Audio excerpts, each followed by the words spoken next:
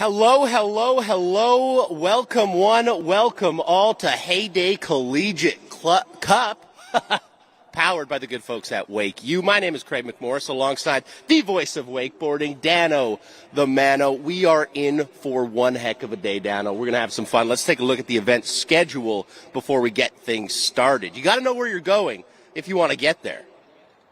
9 a.m. Women's Beginner Division, followed by Women's Open, Men's Beginner, Men's Intermediate, and Men's Open. Remember, this is a team event, and this has me extremely fired up. Not only on the event, Dano, but on the boat that these riders will be behind. The H20 launched yesterday. I had the pleasure of riding behind this thing. It was absolutely amazing. A lot of really cool new features. My favorite, Dano? The power platform. That thing folds up. Storage is not an issue with this beautiful, beautiful machine. We also have a lot of other sponsors, Dano, do we not? Yeah, absolutely. Well, Craig, let me start off by saying what an honor it is to be here with you, just bringing that much more legitimacy. Now, I know a lot of folks probably recognize and know you more from the frozen H2O from the snowboard industry, but actually you and I have quite the history going back over a decade. Last time I saw you, we were out in Wasaga Beach. It was for the Byerly Toe Jam, and you and your brother were out there doing a little bit of competing on the wake skate, man. So absolutely, just trying to survive at that point. We're just trying to survive at the Barley Toe Jam. But yes, we have some rapport, we have some history, and we have some chemistry. Absolutely. Well, I'm excited about that, but let's talk about some of the folks behind the scenes here. Of course, today's event is powered by WakeU in partnership with Heyday ambassador and pro wakeboard athlete, the one and only Dirty Mike Dowdy. We are here at one of the most legendary sites of all time in the world of towed water sports action. Now, believe it or not, at one point, and it wasn't too long ago, this lake right here, Lake David at Lake David Park, it held more world records in the world of water skiing than any other lake in the entire world. We are here just outside of the mecca of all towed water sports action, just outside of Orlando, Groveland, Florida, right here on Lake David Park. Of course, here this weekend, sanctioned by the World Wake Association, the WWA, all competing riders are official members of the WWA. Some of our great sponsors out here, Mercury is our engine partner, our friends over at Simrad, the marine electronics partner, Rockford Fosgate is the audio partner. We're going to be hearing them jam out all throughout the day. Relion's taking care of us as far as the marine battery side of things go. The crew from Red Bull is in the house. We've got Liquid Planet Marine. That's the local Heyday dealership. So we're excited to have those great sponsors. Without amazing sponsors like that, events like this just don't happen. We've got 7 collegiate teams representing at this year's Heyday Collegiate Cup. I'll go over those crews real fast for you. We've got the team from Michigan State University out here. ASU, the returning champions, the Wake Devils, are in the house. Indiana University, they brought over 16 of their team members out here with us. They took that long haul, that 15-hour drive south here to Central Florida. University of Tennessee, Texas A&M University. We got the hometown heroes. That's right, University of Central Florida, a.k.a. UCF, and Mississippi State University. We have a full roster, and that's what I'm very, very excited about. A team sport just brings something out of you. You're doing it for the bigger picture, and that bigger picture could lead you leaving here with $15,000. This is a massive cash purse. $7,000 for second and $3,000 for third. So these athletes could be walking away with some very nice cash. You know what also is very nice, Dano? The H20. The Heyday H20. I believe that we do have a little video explaining more of it. You'll get to see Dylan Miller and Dirty Mike Dowdy be scientists. Should we take a look at that?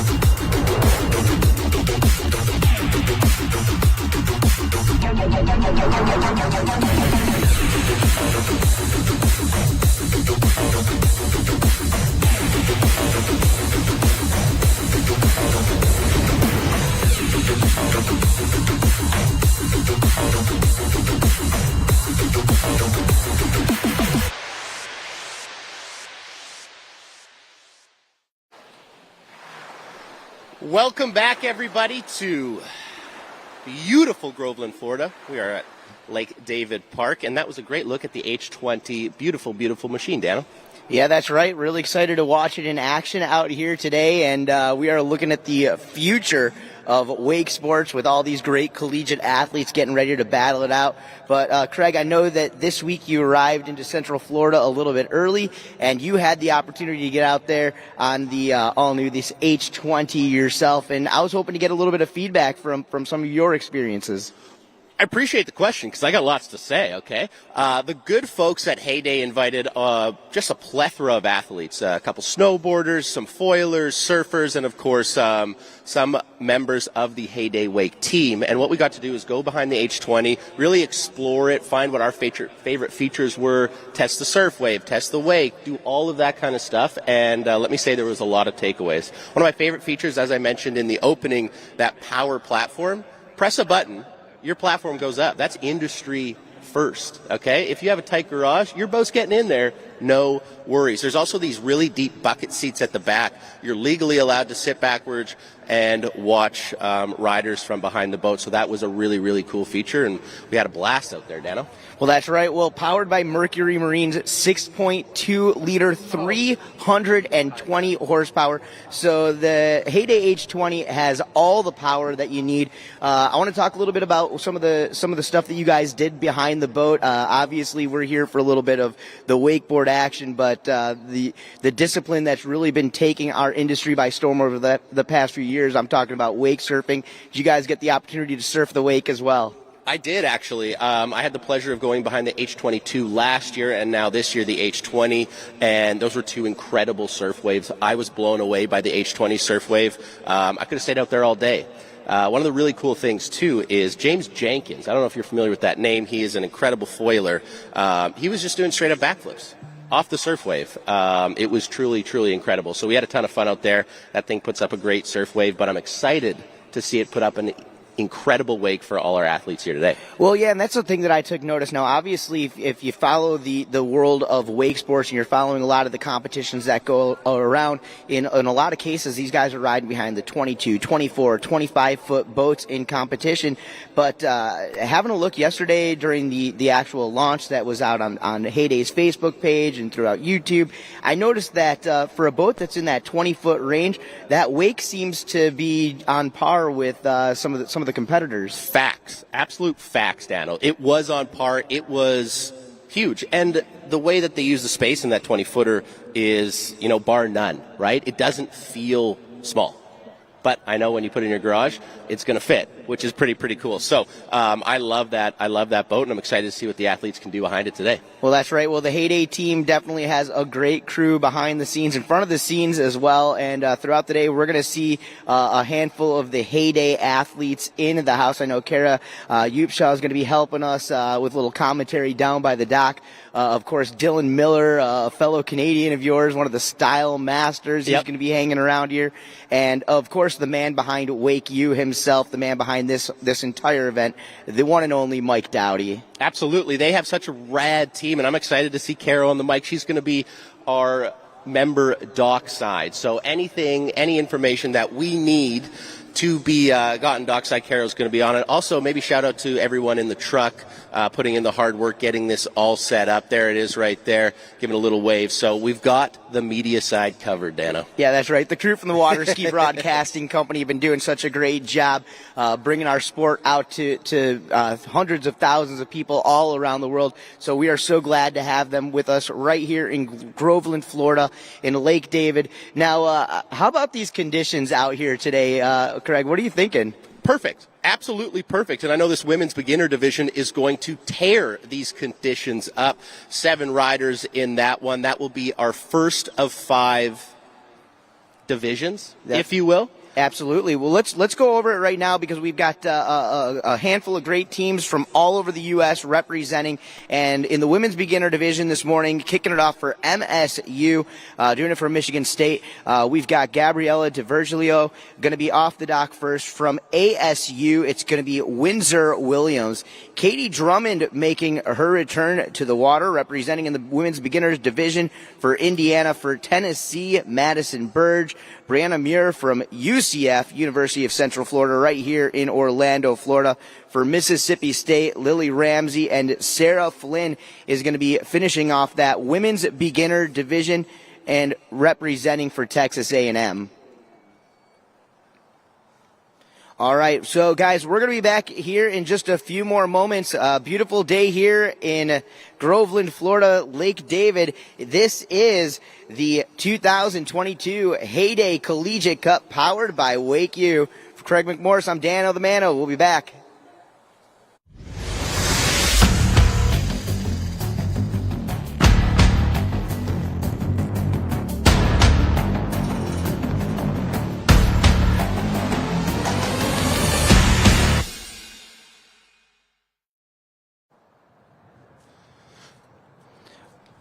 All right. Well, it looks like we are set to hit the water, and our first athlete of the day is getting ready to rip rally and ride it down the line. 18 years young, doing it from Bloomfield Hills, Michigan.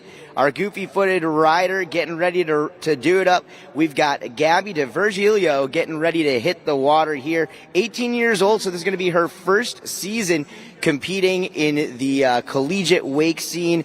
I'm sure that she's got a little bit of experience behind the boat, but the one thing I love about the collegiate wake sports is it's a great opportunity to get even new students, when they find out about some of these wakeboard clubs, it gets them out there on the water for the first time. And that's Heyday's mission. Get as many people behind the boat. Water sports are incredible. Let's get more people doing it here. Gabby starting things off, right foot forward, that goofy-footed stance. All right, so here in this women's beginners division, the judges are going to be looking for a lot of things. They're going to be looking for control. They're going to be looking for the basic fundamentals out there on the water. And as you can see it right there, Gabby getting way outside the lake, getting nice and low. Touching the water right there, she cuts back in, doing a couple of surfs, a couple of slashes into that single wake jump off the toe side edge.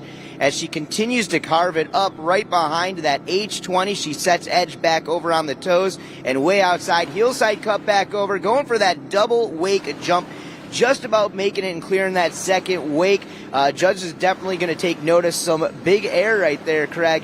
And as she finishes it off, a big old turn outside that edge, outside that wake, back over, toe side wake jump. Going to be happy with that run. Stand up pass to open things up for us this morning. Absolutely. I like what you said there. I call them fundies. Gabby's got them. She went off the toe, she went off the heels, getting some air, maybe getting acquainted to this monster of a wake behind this H20. Let's see what she's got for her second pass. Remember, folks, if you're new to wakeboarding, 2 falls, you're done. 1 fall, you're still in it. You got to get there and back. And as you mentioned, the judge is looking for control. All right, well, here we go. Pass number 2, the Heyday H20 coming back in our direction. And Abby DeVirgilio out there, and it looks like she may have had a little bit of a crash there as they were coming around the turn. And, hey, that'll happen. But right now it looks like we're going to go down to the dock with Caro. Hey, guys, this is Kara standing in the hype zone with Katie from Indiana. And Katie, how have you prepared for this event? I've really just prepared by practicing. I feel like I haven't gotten as much practice this year as I would like to, but just getting mentally prepared and figuring out what I can do to try to get as many points as possible. Awesome. Yeah, I just heard you talking to, was that your coach just here? He's VP for Indiana University. Do you think they all have your back in this event? Oh, for sure. That's awesome. Yeah, we can't wait to see what you do out there. Katie's up 3rd in this division. Now back to you guys. Indiana University was looking, they came in numbers today. They were not messing around. So I think that their entire team definitely has her back right there. Yeah, absolutely. 16 riders all coming out here. Obviously, only room for 5 to battle it out, but definitely a great crew behind them. But right now, we are back at it. We are back on the water, and Gabby representing for MSU coming down the line. I'm hoping that's going to be considered an out-of-course fall. There's a surface 180 right there, and Craig, unfortunately, taking the fall. We're going to find out if that's it, that's all, or if that was actually an out-of-course fall. Let's take another look here right there. of weight on that back foot, unable to butter it around there, so she goes down. But what kind of tricks are we looking at in the women's beginner division here? Yeah, I think as we progress through this division, what you're going to see is you're going to see a lot of surface 180s, a lot of cuts, a lot of slashes at the wake. Again, here in the beginner divisions, the judges aren't necessarily looking for those super technical tricks. They're looking for the basics. They're looking for the fundamentals. They want to see strong, solid riding out there on the water. And I'll tell you what, we definitely got that out of pass number 1 from Gabby, and coming back into pass number 2, you saw her going for it. She wanted to add the surface 180 out there. Unfortunately, that handle getting a little bit high, a little bit too much weight on that back foot. She fell over, she went down, and luckily for her, she's going to be able to get some points up on the board for MSU, but it looks like we are going to be heading back down to the dock here. Heading back to the dock with Kara. Kara, what do you got? Hey guys, I'm standing here with Brianna from UCF. How are you feeling about this Florida weather? I mean, it's absolutely gorgeous. I'm from Canberra, Australia, where the weather's like not so great, so I've been loving it. Oh, that's so cool. How long have you been living here for? Since September last year, so about a year now. Oh, and you've been practicing for this event hard with your teammates, I'm guessing? As hard as I can, yeah. How many events like this have you done before? This is actually my first event, so I'm super excited to be here. Your first wakeboard contest. How about that? That's awesome. How do you feel? A little nervous, but really excited to be here and give it my absolute best. That's so rad. Well, we can't wait to see what you do out there. You're 4th up, I think, so I'm going to let you go get ready. All right, everybody. Oh, no, and as we come back in, Gabby going for that big wake jump there and just getting eaten up, Craig. Let's take a look at this instant replay. What happened? A little bit too much weight on that front foot when she takes off, and nose goes in first. And you know what they say, if your nose goes in first, you're going to have a bad time. Oh, yeah. Well, all good for her. I'm sure there's plenty of good times still ahead of them, but we're going to go ahead and give it up for those of you guys hanging out with us here on site. Make sure you give it up for that first rider today. Doing it for MSU. Get loud, get proud for Gabriella DiVergilio. Nicely done, and we are going to head back down dockside here in just a moment. 19 years young. Our next rider just started wakeboarding last season, doing it for the ASU, the defending champions, the Wake Devils themselves. Up next is Windsor Williams. And you can see him down there, down by the dockside area. What do you think's going through their heads down at the dock right now, Craig, as a competitor yourself for many years? It's terrifying being one of the first people of an event. You know, you kind of show up, you don't know how you're really feeling, so it's tough to go first. But Gabby and Windsor doing a great job of trying to get into that headspace. We saw that weather graphic there. There could not be a better day for this Collegiate Cup. Well, absolutely. You know, here down in Central Florida, we're definitely known for those super humid, those super hot days. But anybody who's down here this week has picked the perfect Florida week. We've been getting some chillier nights, some cool mornings. And again, you talk about the perfect conditions out here. Right now, we're at about 68 degrees or so in Central Florida. I'm guessing it's going to bump up to another 15 or so degrees today. Not much wind at the moment. They are calling for a little bit of wind a little bit later on in the day. We do have some good protection here at Lake David, but we'll have to continue to watch throughout the rest of the day. There's a look at Gabby's score, our first rider in the women's division, women's beginner division, 30 points there. So looking to climb up from that. But remember, it's a team event. Everybody's got to do their part. If you win your division, that's 100 points for your team, and so on and so forth as it goes down. Good look at the Heyday H20. Yeah, that's right. The boat cam right there. And since we've got a good look inside the boat, we can talk a little bit about the crew at the helm. One of the style masters, a former West Coast rider, bring that West Coast style to the East Coast tech.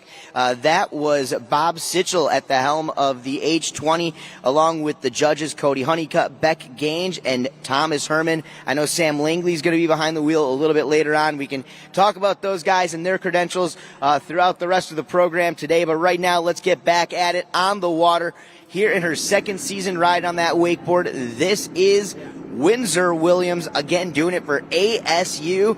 She's a Wake Devil. Let's go. Oh, man. Going for that double Wake Coming jump. out the gate swinging, Dano. Going full Wake jump. First hit. We'll take a look at this here on the instant replay, just burying that heel side edge as she takes the big cut in. Nice progressive edge up that wake, maybe slowing things down a little bit at the top there. Didn't quite make it over to that second wake, and that's what ended up taking her down. Let's head down to Carol. Carol? All right, Madison from Tennessee. How are you doing? I'm doing pretty well. I saw you standing over here, like checking the course out. Are you well prepared for your run? Oh, yeah, I'm well prepared. How much have you been practicing? Quite a bit. I go once a week usually, not too much. Does your teammates help you out with planning your run and everything? Oh, yeah, they're a huge help. That's awesome. I can't wait to watch you ride. You're up pretty soon, right? Yeah, I'm going fourth. Cool. Well, we'll see you out there. Back to you guys. Madison in the zone right now. Few words because she's thinking about what she will do behind that H20. Oh yeah, a lot of pressure on this morning. We are back here. It is the Heyday Collegiate Cup. It is powered by WakeU on the water. ASU's Windsor-Williams getting back up. She has one fall under her belt, but hopefully that's just going to drive her to stand it up all the way through.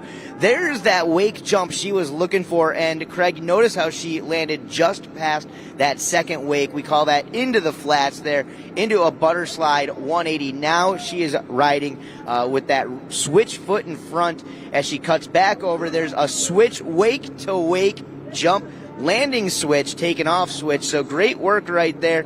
And the boat's going to turn around, bring her back through for pass number 2. Thoughts on that? I don't think we talk about how technical that switch wake jump is, right? Your natural direction when you're doing a switch wake jump is to open up the shoulders, do that cab 180. Windsor says no. Says I'm in control and I'm doing a switch wake jump. So she's got a regular wake jump. She's got a switch wake jump. We know one of her favorite tricks is that heel side 180. Will she bring that out in the second pass, Dano? Yeah, well, we're going to have to wait and find out, but you talked about those basic fundamentals these judges are looking for. Solidifying a regular and switch heel side jump, definitely going to impress them. And opening up on pass number 2, going wake to wake, that was the half cab 180. That puts her into that regular heel side position. She comes back. There's a style trick, another maneuver. That's the tail grab. That's going to get those judges smiling, and that is for sure. She cuts back in. Toe side, going toe side, wake to wake jump. I definitely like how she is composing this pass so far. Feet taped to the pedals on this one. She says, I am not going down unless it's a backside 180, Dano. Oh, yeah. Well, you talk about high risk, high reward. That backside 180 taking her in that unnatural direction. What a crash right there from our rider, Windsor-Williams. But here on instant replay, just take a look at the switch 180 going half cab back to regular as she puts herself into position. This is a style trick, and like I said before, judges are definitely going to be into this. Take a look as she takes off that wake. She's going to let go with that backhand, grab that back edge, and just bone out that front leg. That's the highlight for me. I'm going to be honest with you, Dano. That was the highlight for me, that tail grab. Showing control, showing style. Absolutely. That's what it's all about, right? No doubt about that. Well, you take a look here as she cuts back in on the instant replay for this toe side wake jump. She just makes it over to the top knuckle, almost gets thrown off a little bit, but she's able to compose herself and get right back into it. And then it's right here on this backside 180, going for the high risk, high reward. She gets the pop, she gets the grab, she just doesn't quite get the rotation and landing. Hey, it was a great effort out there nonetheless. Let's give it up for Windsor-Williams. I'm standing here with Gabriella from Michigan, who just rode her first ever wakeboard contest. Now she's done. How did it go? According to plan? Not according to plan, but it's okay. It was the first run, so pretty nerve-wracking, but it was fine. You still accomplished a huge goal of yours to compete in your first ever wakeboard event, so you should be pretty proud of that.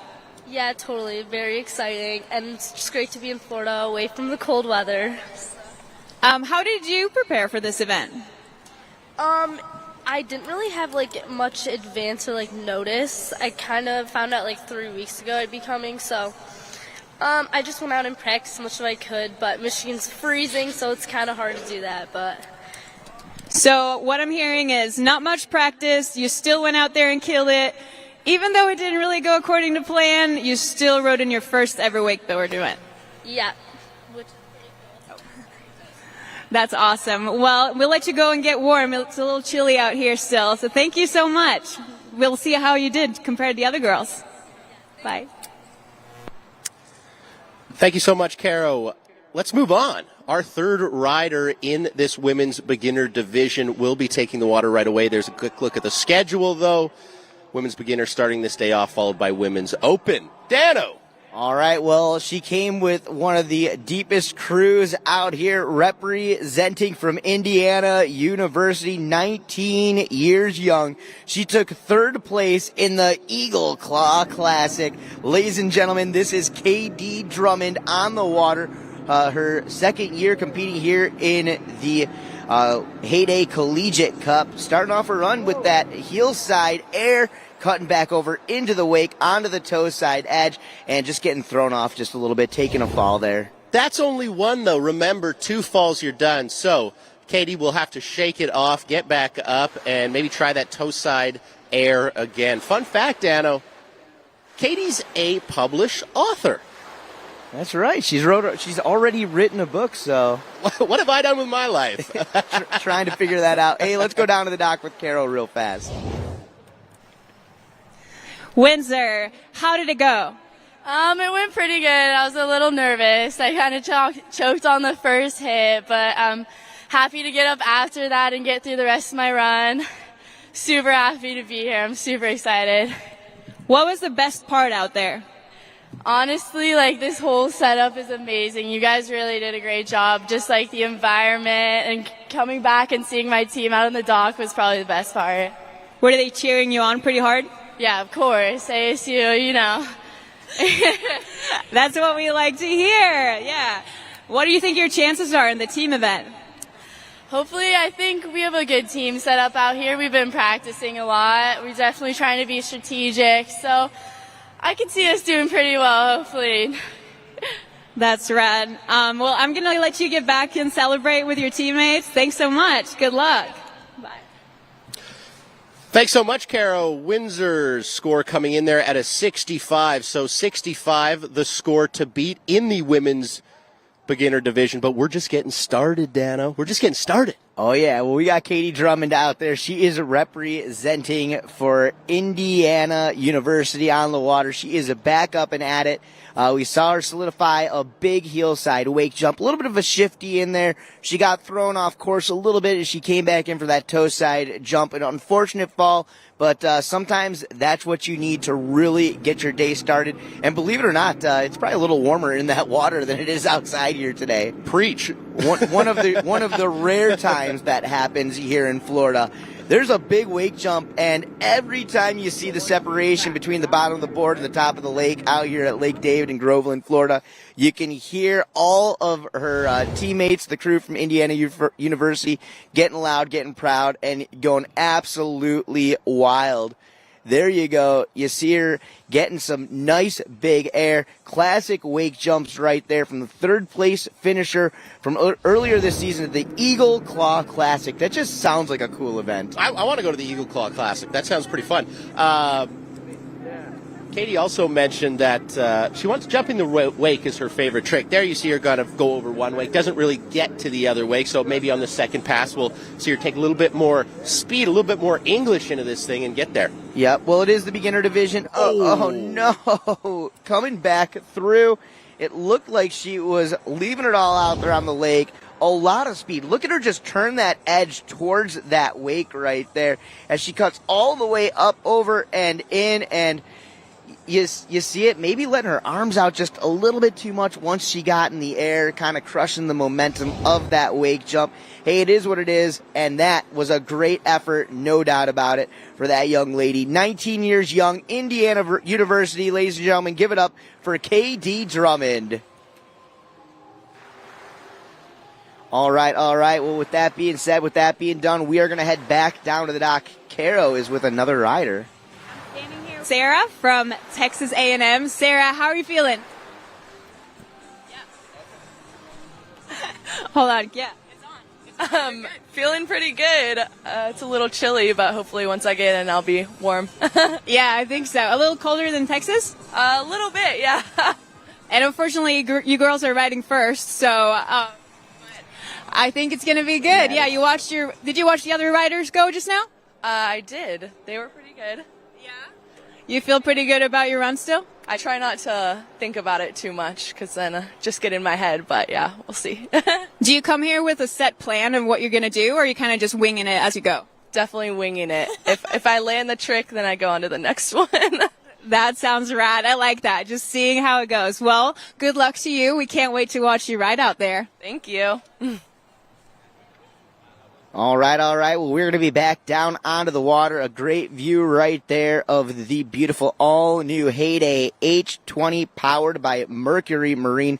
Hey, a big shout-out to our engine partner, Mercury, here in the house. You can stop over at the Mercury booth and talk to factory representatives and find out the latest and greatest from those guys, along with our friends, the Marine Electronics partner here of Heyday, Simrad, Rockford Fosgate, Relion, Red Bull, Liquid Planet Marine. They are all in the house. Hey, I'm Dan Lamano. He's Craig McMorris, and we are getting back down to the water here at the Heyday Collegiate Cup, powered by WakeU. We are moving on to Tennessee, and our next rider, 19 years old, Madison Burge, is coming up next, Craig. Well, we've seen, half the field thus far, and we kind of know where the bar is set right now. Madison with that score of 65 in that number one spot. Not Madison, Windsor that was, with a score of 65 in that number one spot. Can Madison match that?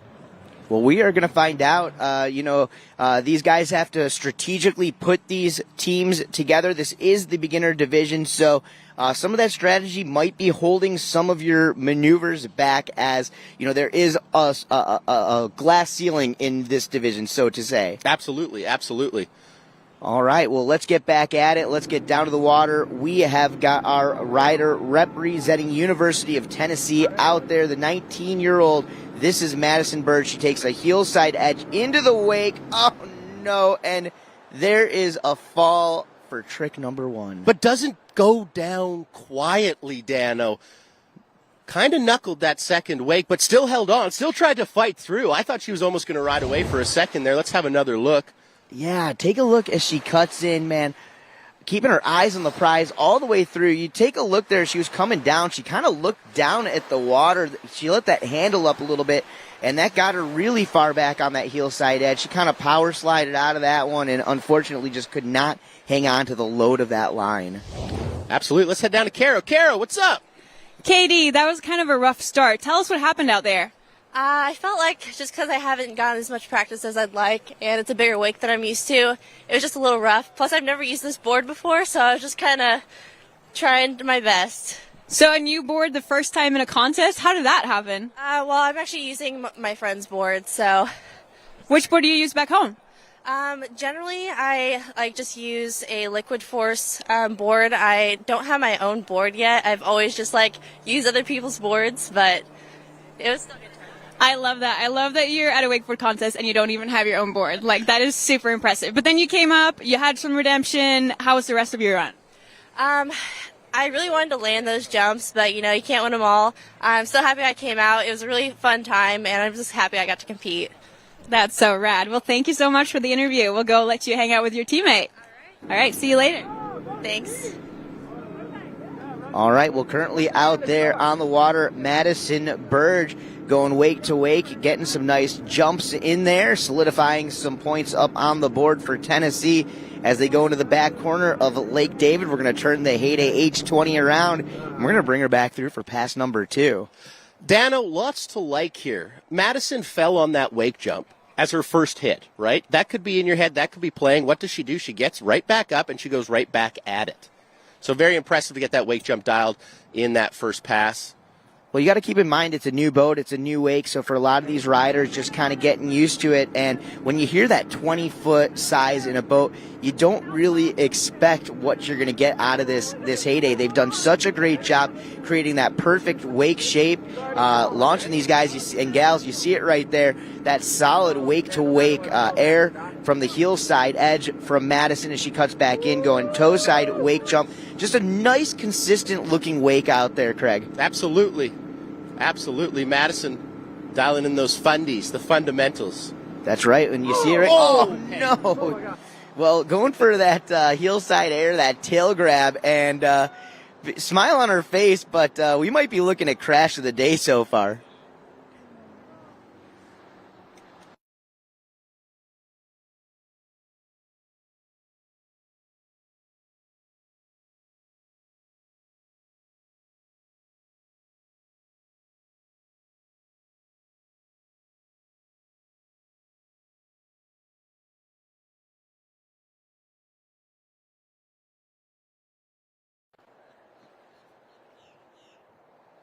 All right. Well, we are back, and man, what a crash. Craig McMorris, we just saw Madison Burge go for that tail grab, and talk a little bit about some of the devastation we saw out of that trick. Well, I like how she was upping it, right? She went for that wake jump on the first pass and had it to add a little bit of spice to it, if you will, on that second, so the tail grab attempt was very, very good, but a violent fall nonetheless, so that's one way to wake up in the morning. All right, well, we are rocking it out here, Groveland, Florida. That is right here on the legendary, the beautiful Lake David for the 2022 Heyday Collegiate Cup, powered by WakeU. Of course, Heyday ambassador and pro ride athlete. I'm talking about Mike Dowdy. He's had this great event. You know, last year we did it in his own backyard, and they've definitely come back for this season and truly stepped it up, man. What a beautiful spectacle we've got going on so far. Bigger and better. That's what you love to see. Heyday's mission. Let's get more people into water sports, and this is how you do it with these events right here. Everybody's having a blast, and I know that Brianna Murr is going to be having a blast. That's right, and you know, you talk about coming from a long ways away. You heard her with Caro just a few minutes ago, coming to us all the way from Canberra, Australia. So a young lady who's been down here at the University of Central Florida for a couple of years now, and loving the wakeboarding, loving the weather out here in Florida. We're going to get back to Brianna Muir in just a moment. Right now, let's go down to the dock with Caro Dupshaw. I'm standing here with Lily from Mississippi. Lily, tell us about this clock you have here. Oh, this is a cowbell. It's what we ring at Mississippi State. And I see it has your name on it, so I'm guessing you're ready to roll. Yeah, I'm ready. Well, you're the next rider up here after Brianna, so I'm going to let you get ready. We'll talk to you after. Sounds good. Thanks. Good luck. All right. 25 years old. Brianna Muir is on the water. Well, now she's in the water, but going out there and really going for it, representing for the University of Central Florida. And actually, just about 10 days ago, I was with Brianna and the rest of her team, UCF. We were down here at the Orlando Watersports Complex along with Red Bull for the Red Bull Rivals Collegiate Cable Wakeboard Contest. And Brianna was out there representing with the crew. And you always got to watch out for the UCF. They kind of have that hometown advantage down here. Absolutely. The dark horse, if you will, of the Heyday Collegiate Cup 2022. If you're just joining us, we're here in Groveland, Florida. I'm Craig McMorris alongside the voice of wakeboarding, Dan O'Damana. We've seen a little bit of competition thus far. What do you think? Yeah, I think we're in for something really special throughout the rest of the day. I mean, we've got some great divisions here, kicking it off with the women's beginners division. We're going to move into women's open following this, right into the men's beginner division, men's intermediate, and then men's open. So, I mean, we've got riders all the way up into that semi-pro style, and so really looking forward to watching some big stuff go down here today, Craig. Well, speaking of pros, let's head down to the dock with our very own pro, Caro. I'm standing here with Madison, who just rode. Madison, how was it? It was really good. I had a lot of fun. You just told me that you landed a new trick? Yeah, I threw a heel side grab for the first time, so I landed that. It was pretty cool. Were you planning to do that, or you just kind of got feeling? Going into it, I was not, and then I just kind of went for it, and it worked. That's awesome. Well, it looks like Brianna's back on the water, so let's cut back to you guys. All right, and there you go. You got a great shot from inside of that Heyday H20 with Brianna Muir on the water right now. We do have some scores posted. Katie Drummond now with that score of 20, but Windsor Williams is still in that first place spot with 65 points. We are doing live scoring here, so judges keeping it moving and grooving.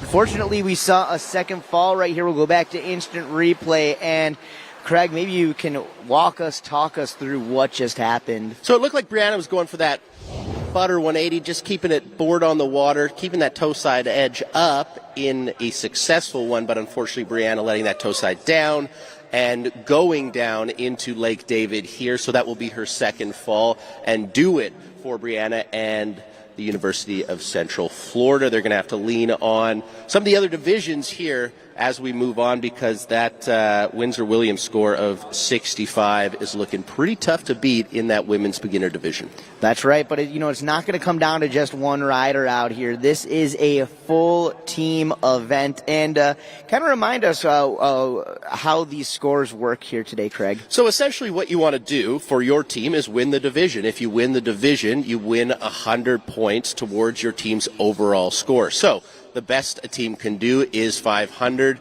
We're probably going to see scores in maybe the 300, 400 range. What are they all competing for, Dano? Great question. I just asked it to myself. $15K. Are you serious? A prize purse of $25,000 here at the Heyday Collegiate Cup. Yeah, and that'll definitely go a long way for these collegiate clubs out here, no doubt. A lot of these guys and gals throughout the season, they've got to afford to pay for new boards, new equipment, new gear, gas, of course, cable park passes. For some of these riders, cable parks aren't too far away, so it gives them a great opportunity advantage to get out there and take well use of those as well. We're going to get back at it and onto the water, and it looks like Brianna had an out-of-course fall, luckily for her. And we're going to get her back on the water, bring her back through, and let her try to get a couple more points up. That surface 180, that's her favorite trick to do out there on the water, and my fingers are crossed. I'm hoping that we get to see her ride away from it, because that would be something special this morning. That'd be incredibly special, because you have to remember this is Brianna's first competition ever. Absolutely wild stuff. Got to be a lot of nerves, but I find when you're competing, you can always start riding and the nerves kind of go away. So hopefully those nerves are gone for Brianna and she can nail that surface 180 on her second pass here. She can, she will, Craig. There we go. It's going to happen. That's right. Positive energy this morning, my friend. Manifest it. That's right.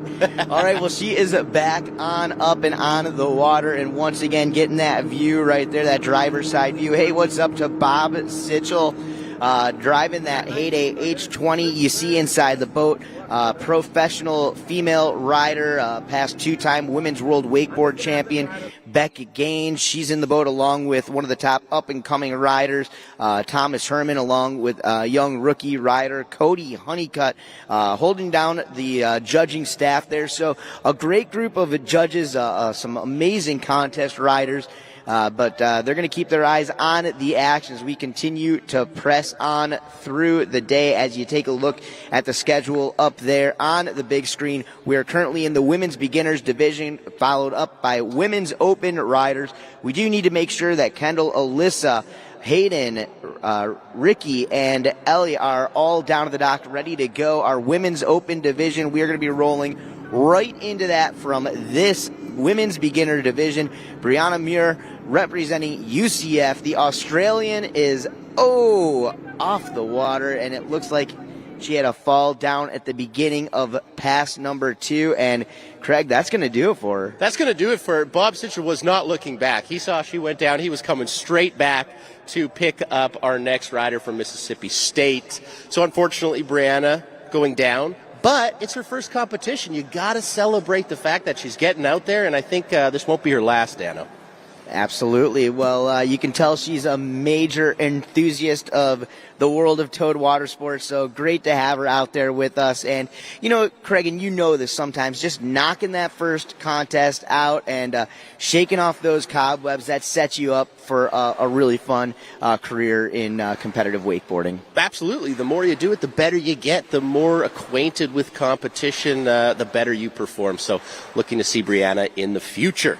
All right. Well, hey, our next rider, we got to meet her just a little bit ago with Caro down on the webcast, but 21 years old, coming to us from Meridian, Mississippi, doing it for Mississippi State University. Now, in her first 2 years of college, she was a softball player.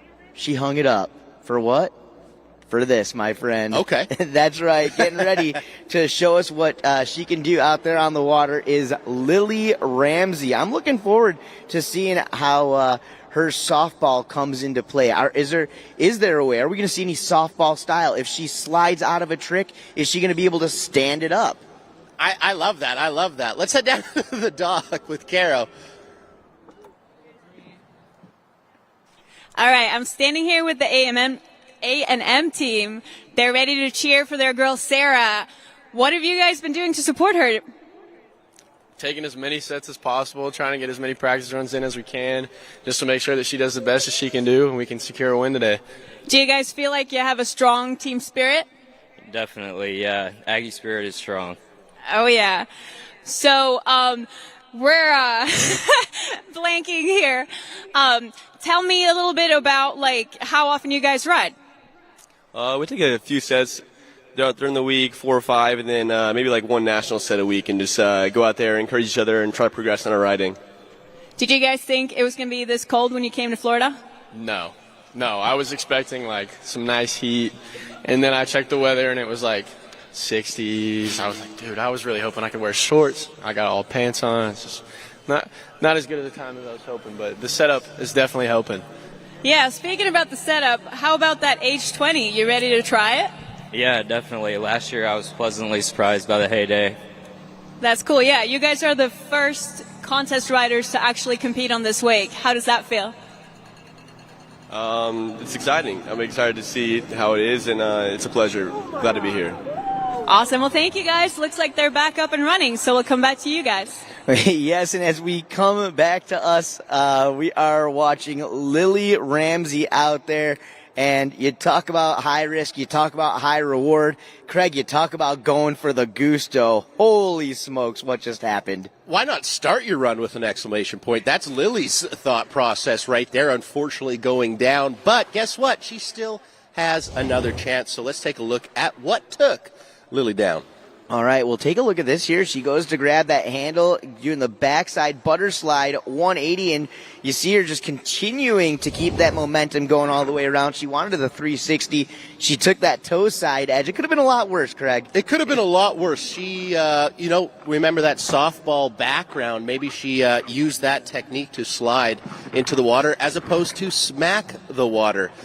There's a look at our final competitor in the women's beginner division, Sarah Flynn. So she will be up after Lily, who is currently in the water right now. But our leaderboard, William, still taking that top spot with 65 points. And our rider just before Lily here, Brianna Muir, coming in with 15. Dano. All right, so things are definitely starting to shape up here, and some points already getting ready to be tallied up and put on the board for these riders here representing for their schools. Like we've talked about, we've got some of the best schools representing the world of wake sports from all around the U.S. nation. Currently on the water, we've got Mississippi State University. Let's take a look at it as she continues to rip rally down the line. Lily Ramsey, heel-side edge over and into that wake. There's a heel-side single wake jump, making it about 3/4 of the way across that wake, just before the knuckle of the wake on that H20 from Heyday Boats. So playing it safe, playing it smart, just doing what she can do to guarantee some solidified points up on the board. You see her absorbing a little bit of the air on that wake jump right there. You know, again, a lot of these riders coming into the event thinking, okay, this is a 20-foot boat. Chances are it's going to have a 20-foot boat sizable wake. I don't think so. That's not what the guys at Heyday designed this thing for. If you came in thinking like that, you are going to be sourly disappointed because this thing is proper. There's lots of Heyday H20s in the water, too. What's your favorite colorway thus far? Yeah, actually, I like that red colorway right there. It's just something about it. It looks like it goes fast, you know? I do. I like that. I like that red colorway.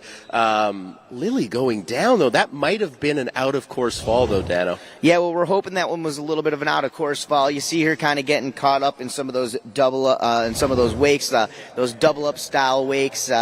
You're talking about the colorways of the Heyday boats, and they've got some really great colors available here on site. Taking a look, not only do we have some H20s in the water, we also have a handful of them here on site. Make sure if you guys haven't already gone to the Heyday website, you go there, you take a look at it. You get the opportunity to pick a main color, all the different accent gel colors, and of course the platform color. I'm really excited to personally get an opportunity to get out there on the boat. Now, yesterday I watched the launch. I was checking it out. I got to see what you guys were talking about. I'm really interested in that new that new swim platform, the power platform. It seems like it should have been on the boat for so long because it's one button flips that platform up and is just great for storage. So that was one of my favorite features too. I absolutely love that, and I absolutely love this lake down. You talked about all the history here in water sports. Very, very lucky to be here today. Well, that's right. And you go back through the annals of time in the world of towed water sports, and one of the all-time greats, her name was Liz Allen, and she ran her water ski school out here and through some of the biggest water ski events out here.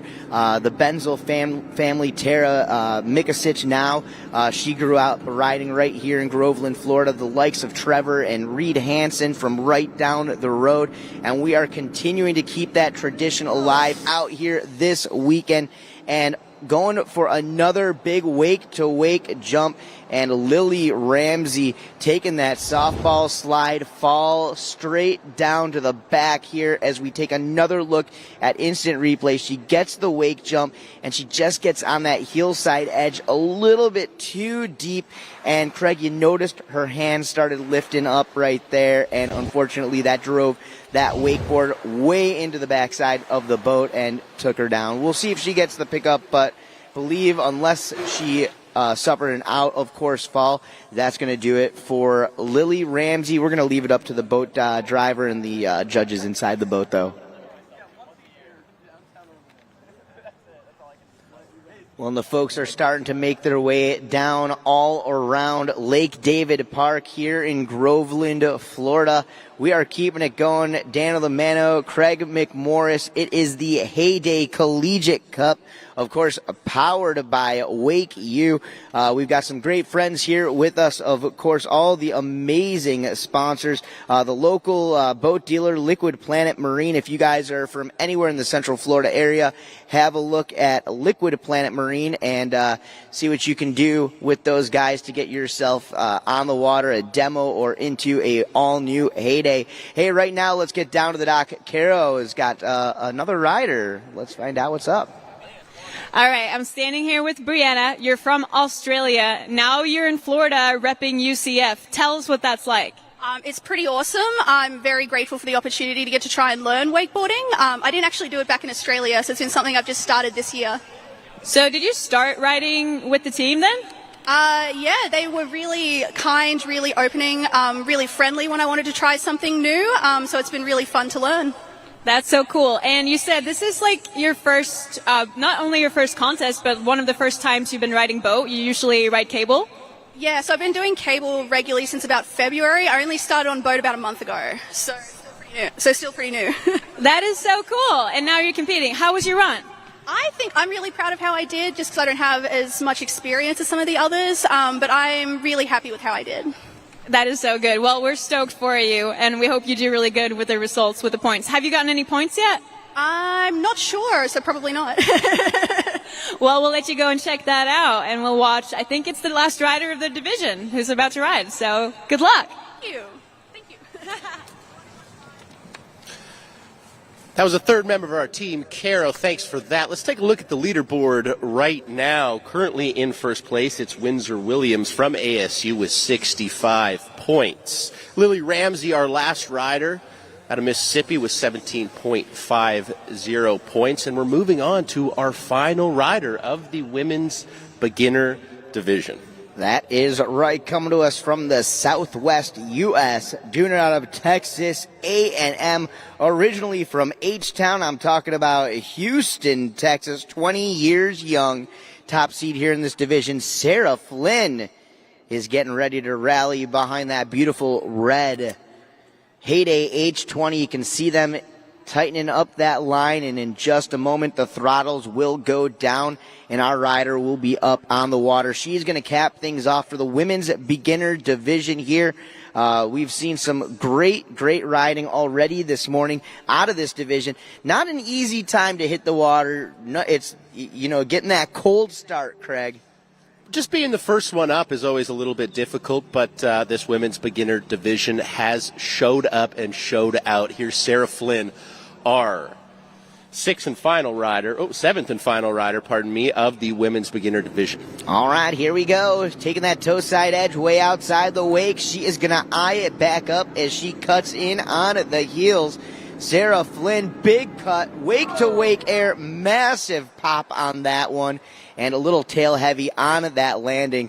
But how about that wake jump, Craig? That was massive. Biggest air we've seen today. Sarah Flynn, you went to the moon. Absolutely. And, these judges, you talk about the fundamentals that these judges are looking for. One other thing you got to keep in mind is the amplitude. Judges love amplitude, and by amplitude, I'm talking about air. I'm talking about big air. You see her clearing that second wake right there, coming down a little heavy on the tail, just kind of miscalculating that landing a little bit. Absolutely, but I do not want to see her take any MPH off that cut in. I like her going for it. That top score of 65 is going to be tough to beat. How do you beat it? Go bigger. Do better tricks. It's just science. Well, and that's that. At the end of the day, when you go home, at least you can say, hey, I went for it and I left it all on the water. I came here for one reason, and that was to shine. That was to show these judges and the rest of my competitors and peers what I can do out there on the water. And Sarah just going for it right there, out of the gates, blasting off, taking that fall, y'all. But, hey, Craig, you know it. Sometimes that one fall, you just need to get that underneath your belt to really drive you into that next mode. Absolutely. Let's see how Sarah Flynn responds. All right, and just like that. And keep your eyes on that wake there of the Heyday H20 and take a look at it. And as quick as that boat gets up and onto plane, that wake already shaped out. Characteristics of a much bigger boat out there, but packed into that beautiful 20-foot package. Unfortunately, going for another jump right there. She ends up taking the fall, y'all. She goes down. We'll go back to instant replay, see exactly what happened right there. It looked like she was going for a bit of a shifty air, trying to add a little bit of style, make that wake jump just that much more unique, give the judges something to work with. Hey, it's an unfortunate fall right there, but we'll give it up for her nonetheless. From Texas A&M, Sarah Flynn, and all together in this women's beginner division, Sarah Flynn, Lily Ramsey, Brianna Muir, Madison Burge, Katie Drummond, Windsor Williams, and Gabby DeVergilio. Let's head down to Caro, the third member of our team. She's at the dock. All right, Lily, how was it out there? It was great. I just came to have a good time, get some riding in, and I'm so happy I got to be here. We got invited. Did it go according to plan? Honestly, I didn't really have a plan. I was just kind of like, I'm going to wing it and see what happens. How did you like the wake? Oh, it was great. I've never ridden behind anything that has a wake like that, so it was a really cool opportunity. That's awesome. Did you hear your cowbell when you were out riding? No, I didn't actually, but I'm sure my teammates rung it loud. And what about you? Can we get you to ring it? Oh, I'll ring it for you. Here we go. That is so loud. I love it. All right. Well, I think we're about to start the next division in women's, and I'm excited to see all your results. So thank you so much. Back to you guys. Thanks so much, Caro. Appreciate that. That is the women's beginner division, all said and done. I'm just guessing, but I think Windsor Williams took it with a score of 65. Before we move on to that women's open category, we have that Collegiate Cup video. There it is, as I mentioned, Windsor Williams in that number one spot. for ASU with 65 big points, earning her team 100 big ones to that overall score. But we've got lots more action, Dano. Let's get a look at this little collegiate hype video, though.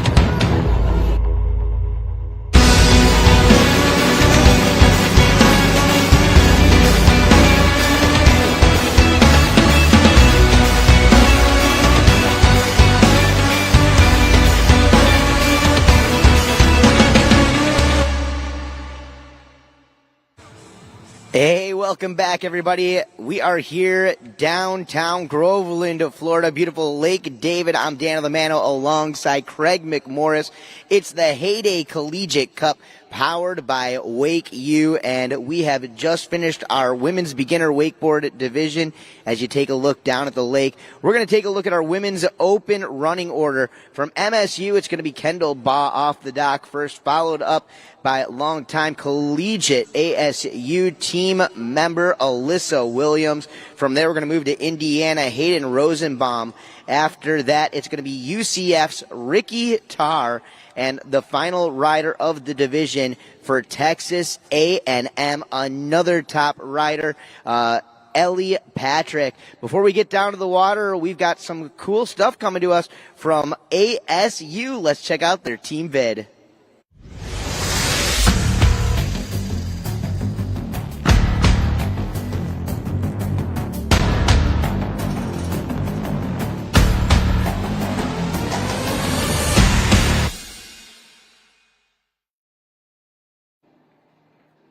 All right. Well, we are back. ASU, over the past decade, they have become one of the most recognizable team in collegiate wake sports. They have been pushing it so hard on the competitive side of things, but you also talk about gaining exposure for the sport and getting participation. ASU has had one of the most well participated on teams in collegiate wake sports. They continue to grow that team. They continue to push the sport, and that's a beautiful thing. You got to have a lot of appreciation for that. That's got to lead. That ultimately leads to success, right? That's how you have your team be at the number one spot so many times in a row. You just got to have the bodies there, get them in the boat, and get people introduced to water sports. I mean, that's what Heyday's mission is, really. Absolutely. Well, you really got to give it up again for the crew from ASU, the continuing not only to build their team, but to help grow the sport of wakeboarding in general. Right now, we're going to go down to the dock. Carol Upshaw's got another athlete. Let's check it out. All right, I'm standing here with Alyssa from the Wake Devils. How are you feeling? I'm feeling a little nervous, but I'm ready and I'm excited for my team as well. You just told me this is not your first contest, but your first interview. So have you been to many events like this before? Yeah, I went to this event last year with my team and then just the other collegiate teams, competitions, yeah.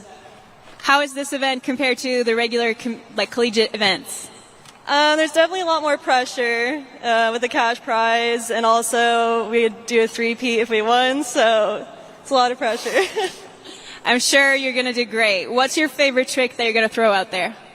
Probably a roast beef grab. Oh, yeah, that is rad. That's a pretty, strange grab. How come that's your favorite trick? I don't know. I just feel like that's my most styly, and I usually go big on those. Oh, yeah. Are you excited to ride the Heyday Wake? I am. In the new boat, I'm really excited. Yeah. Have you ever seen it before in person? I rode the Heyday last year, but not this boat, obviously. Yeah, because you guys are, as you know, the first ones to ever compete on this wake. How does that make you feel? I'm pretty excited. It's cool to be the first ones to ride that. And yeah, I think you're second up in the women's open division. How long have you been competing in open? The last 3 years. Yeah. So you're pretty much a veteran now. Cool. Well, we're going to go let you get ready. Thanks so much and good luck out there.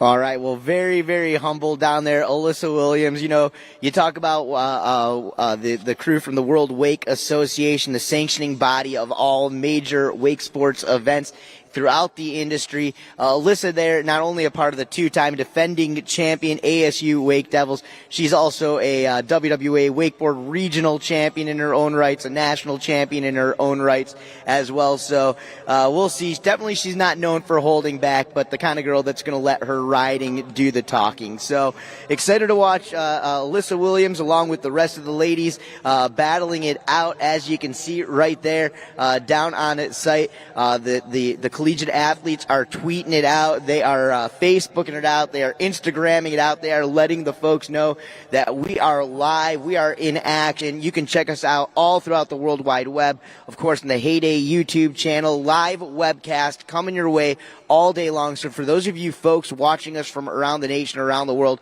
hey, go to the top of your computer screen, copy and paste that link in your Facebook page, on your Twitter, on your Instagram, and let everybody know what we've got going on. We are wakeboarding. We are live. We are in action. It is hot, and it is just heating up here in Central Florida, Groveland, Lake David, and the Heyday Collegiate Cup. Craig? We're kicking off the women's open division. Here is Kendall Baugh of Michigan State, 20 years young. Left foot forward, her natural way of riding, so she's edging out on that toe side there, Dano. And she's going to pick up some MPH into this beautiful H20, brand new boat, brand new wake. All right, well, going straight for it, and there you go. This is the open women's division here. So these young ladies are going to be in that just below or possibly in that semi-pro style status. There was a heel side wake to wake jump. You saw her just blast across that wake into a nice, smooth, perfect landing. Now cutting back across that wake, electing to cut in again on the toe side. That time getting that board back behind her a little bit. It looked like she was swiping for a little bit of a grab, Craig. The fingers were looking to touch some lumber there. I don't know if she really got a good purchase on it, but hey, it's the effort that counts. 2 solid wake jumps from Kendall there on that first pass. Anxiously awaiting the second. Absolutely. Well, once again, giving those judges a little bit of something to work with here. She's going to be setting the tone, setting the bar here in this open women's division. 6 ladies battling it out all together behind that all new, that just released Heyday at H20. Absolutely looking perfect. And, so far so good. We've seen some great performances from the riders. This is its competition debut. And what better of an event to debut this beauty than right here at the Heyday Collegiate Cup. Check this out as we start off pass number 2. She got a piece of that grab that time, Craig. Absolutely. Can confirm. That is a can confirm. There was a grab there. The only thing that I could really take away from Kendall's run is that crossing of the toe edge, opting for only heel side wake jumps, but she's got those heel side wake jumps locked in. It will absolutely, and maybe that goes back to experience on the water there. She could probably play around a little bit more with that toe side jump, but she wanted to guarantee herself an opportunity to throw that last trick right there. That was a heel side back roll, and unfortunately not getting the takeoff that she wanted. You saw her trying to really swing that thing around with a lot of speed, but let's take a look at what actually went down. You see it right there. As she comes in, taking that backhand off that handle, grabbing the back edge of her board. That's the stalefish grab. That's a style trick, and no doubt that the judges are going to take notice on that one. Of course, style, one of the most important aspects in competitive wakeboarding, that's for sure. But she went down for a little bit of a boot adjustment, and hopefully that didn't play into anything but what happened next. But walk us through this, Craig. So, I didn't see this coming. I'm going to be honest with you, Dano. Attempting the back roll right here, and as you said, just didn't get the takeoff. So taking off a little bit early, and when you take off a little bit early on a wake of this size, you just don't get the pop. You don't go up. So great attempt, but unable to put it down. Let's now head down to the third member of our team. Carol, what's up? All right, I'm standing here with Hayden, who just told me this is her first ever wakeboard contest also, and she's riding open. Tell us about that. Yeah, so I am just competing in open kind of for fun and just to help my team out. So I'm super excited to be here today. And my team is very hyped for me to go. We love to hear that. Yeah, taking one for the team, making sure you get the points, trying to get some of that prize money maybe? Maybe. We'd really love to win and get a new boat. Hopefully that's like our goal. So we'll see what happens. That's awesome. And I also saw that you lent your board to your teammate before. Like, so far, this is the most team spirit I think we've seen in the event. Oh, yeah. Our team is very, like, one big family. So we always, like, lend each other our boards and cheer each other on. It's super fun. I love to hear it. Yeah, I know your team's excited to watch you ride, and I am too. So good luck out there. Have fun. Back to you guys. Hey, thanks, Carol. We appreciate it. And, Craig, you know, that's one of the things I love about watching the collegiate wakeboard action is a bit of the looseness out here. You just heard her talking about it, sharing the board, and you see it. Some of these teams, they're sharing a board, and that's what the collegiate style stuff is all about. But it's so funny. You look into a little bit deeper into the industry, and, you know, you almost never find a pro rider using somebody else's board unless they absolutely have to. Hey, on the water for the ASU Wake Devils, this is Alyssa Williams. She's a WWA Wakeboard Regional and National Champion. She's competed on the biggest stages of them all. She comes to us from Henderson, Nevada. Of course, now longtime member of the ASU Wake Devils. There's the first inverted maneuver of the day. That's the heel side back roll. You notice how clean she rode away from that back end with that toe side wake to wake 180. She grew up riding under the tutelage of one of the top riders from the Northeast, a guy by the name of Jimmy Trask. Jimmy now lives and trains out on the West Coast in California, helping Alyssa out. You see her rocking that Conley wakeboard setup. Now, Alyssa was chatting with the third member of our team, Caro, down at the dock. She said her favorite grab is a roast beef, executed perfectly right there. So that was one heck of a first pass from Alyssa here. Great toe side wake jump, so going back and forth on the wake. We talked about it in the women's beginner division, but if you want to go big, if you want to be good, you got to have the fundies, the fundamentals, and Alyssa demonstrating them right there. Well, giving us a little bit of everything, and the judges are going to be excited about that. You saw the grabs. You seen the grab right there. That time going with that arm through the legs onto the back edge of the board, that roast beef grab that she's talking about. We've seen her solidify some grabs. We've seen her solidify big air 180 maneuvers just like that, and we've also seen the invert. So once again, Alyssa right now solidifying that so far today she is putting down the top ride. Alyssa's not messing around today. Nope, and there it is. She's here for what? Yeah, well, there it was. That I was going to say the only thing that maybe she could have added onto that run to add a little bit more for those judges was that spin, that 360. She went for it right there.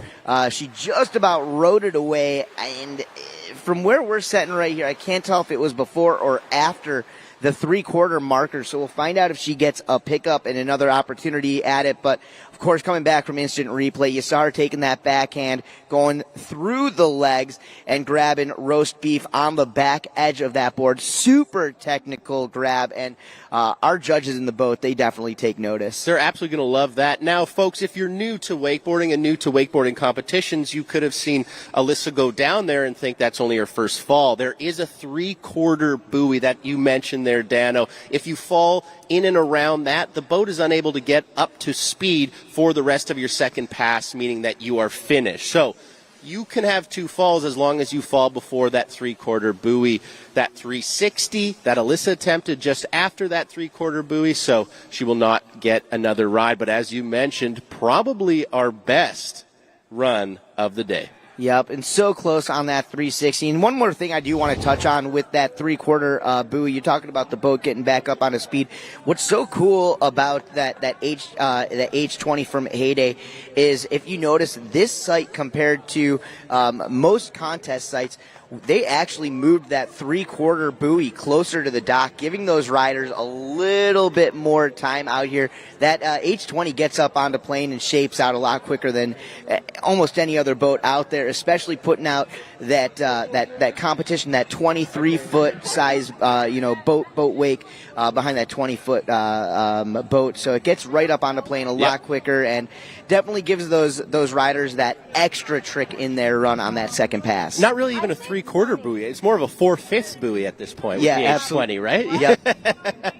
Let's take a look at the score from Alyssa Williams. 85 points. That is an absolute monster of a score from the rider from ASU. What a run, Dano. Absolutely. Well, we are getting right back down and onto the dock, as you can see, from Indiana University, the 19-year-old representing out of Crown Point, Indiana, ready to ride. Ladies and gentlemen, let's give it up, making her collegiate wakeboard Heyday Cup debut. This is Hayden Rosenbaum. All right, and she is a regular foot forward rider, so we're going to get her up and at it and out there in just a moment. There you go. You see them getting that line tightened up, and in just a moment, I'm guessing these judges are probably still tabulating some score of some sort or whatever, but here we go. Here she is. She's on the water once again. This is Hayden Rosenbaum. And I love it, getting some of those specs from that Heyday H20 up on the screen there. So for all the folks watching live through webcast, getting the opportunity to see what this boat is all about. Now, Craig, I know we're going to be talking all about it all throughout the day. I'm a little bit jealous of you. I was watching some of the videos. I know you got out here to Central Florida a few days ago, and you've had multiple opportunities, not just get in the Heyday H20, but get behind it and utilize it for multiple different disciplines. Oh, no. Coming up and going right for it and getting ejected from the boots. Hayden Rosenbaum, take a look at this. She cuts into the wake. She jumps it. She lands that, and you see the nose of it taking a little bit of water over the top of it, and she cuts out, kind of throwing her off kilter just a little bit. She ends up going down. That's a fall. Hey, let's get down to Karo Yupsha down at the dock with another rider. CF. Ricky absolutely kills it on the cable. How do you feel like your cable riding transits into boat riding? It's totally different. I have to rewire my brain every time I go to ride boats. So, would you say cable is harder or easier? I came from boats, so it's getting used to it was weird, but once I got cable down, I thought it was easier. What about contests? I know you're a very experienced cable competitor, but you've done 3 boat events so far. How does that differ? Yeah, this is my 3rd boat event, and I'm pretty nervous for it. I don't cable, I'm pretty calm, but now I'm like, woo. You're ready. Well, I guess you're next, so we're going to let you go get ready. Good luck out there, girl. Back to you guys. All right. Well, Ricky Tarr hanging out down dockside with Karo Yupsha. Ricky, of course, is one to watch out for. Craig, if you haven't seen what Ricky is doing on the cable, man, oh man, you are missing out. That girl crushes it. She also had a great performance along with the rest of the UCF team just a couple of weeks ago at the Red Bull Rivals event, that collegiate wake park competition put on by Gunther Oka.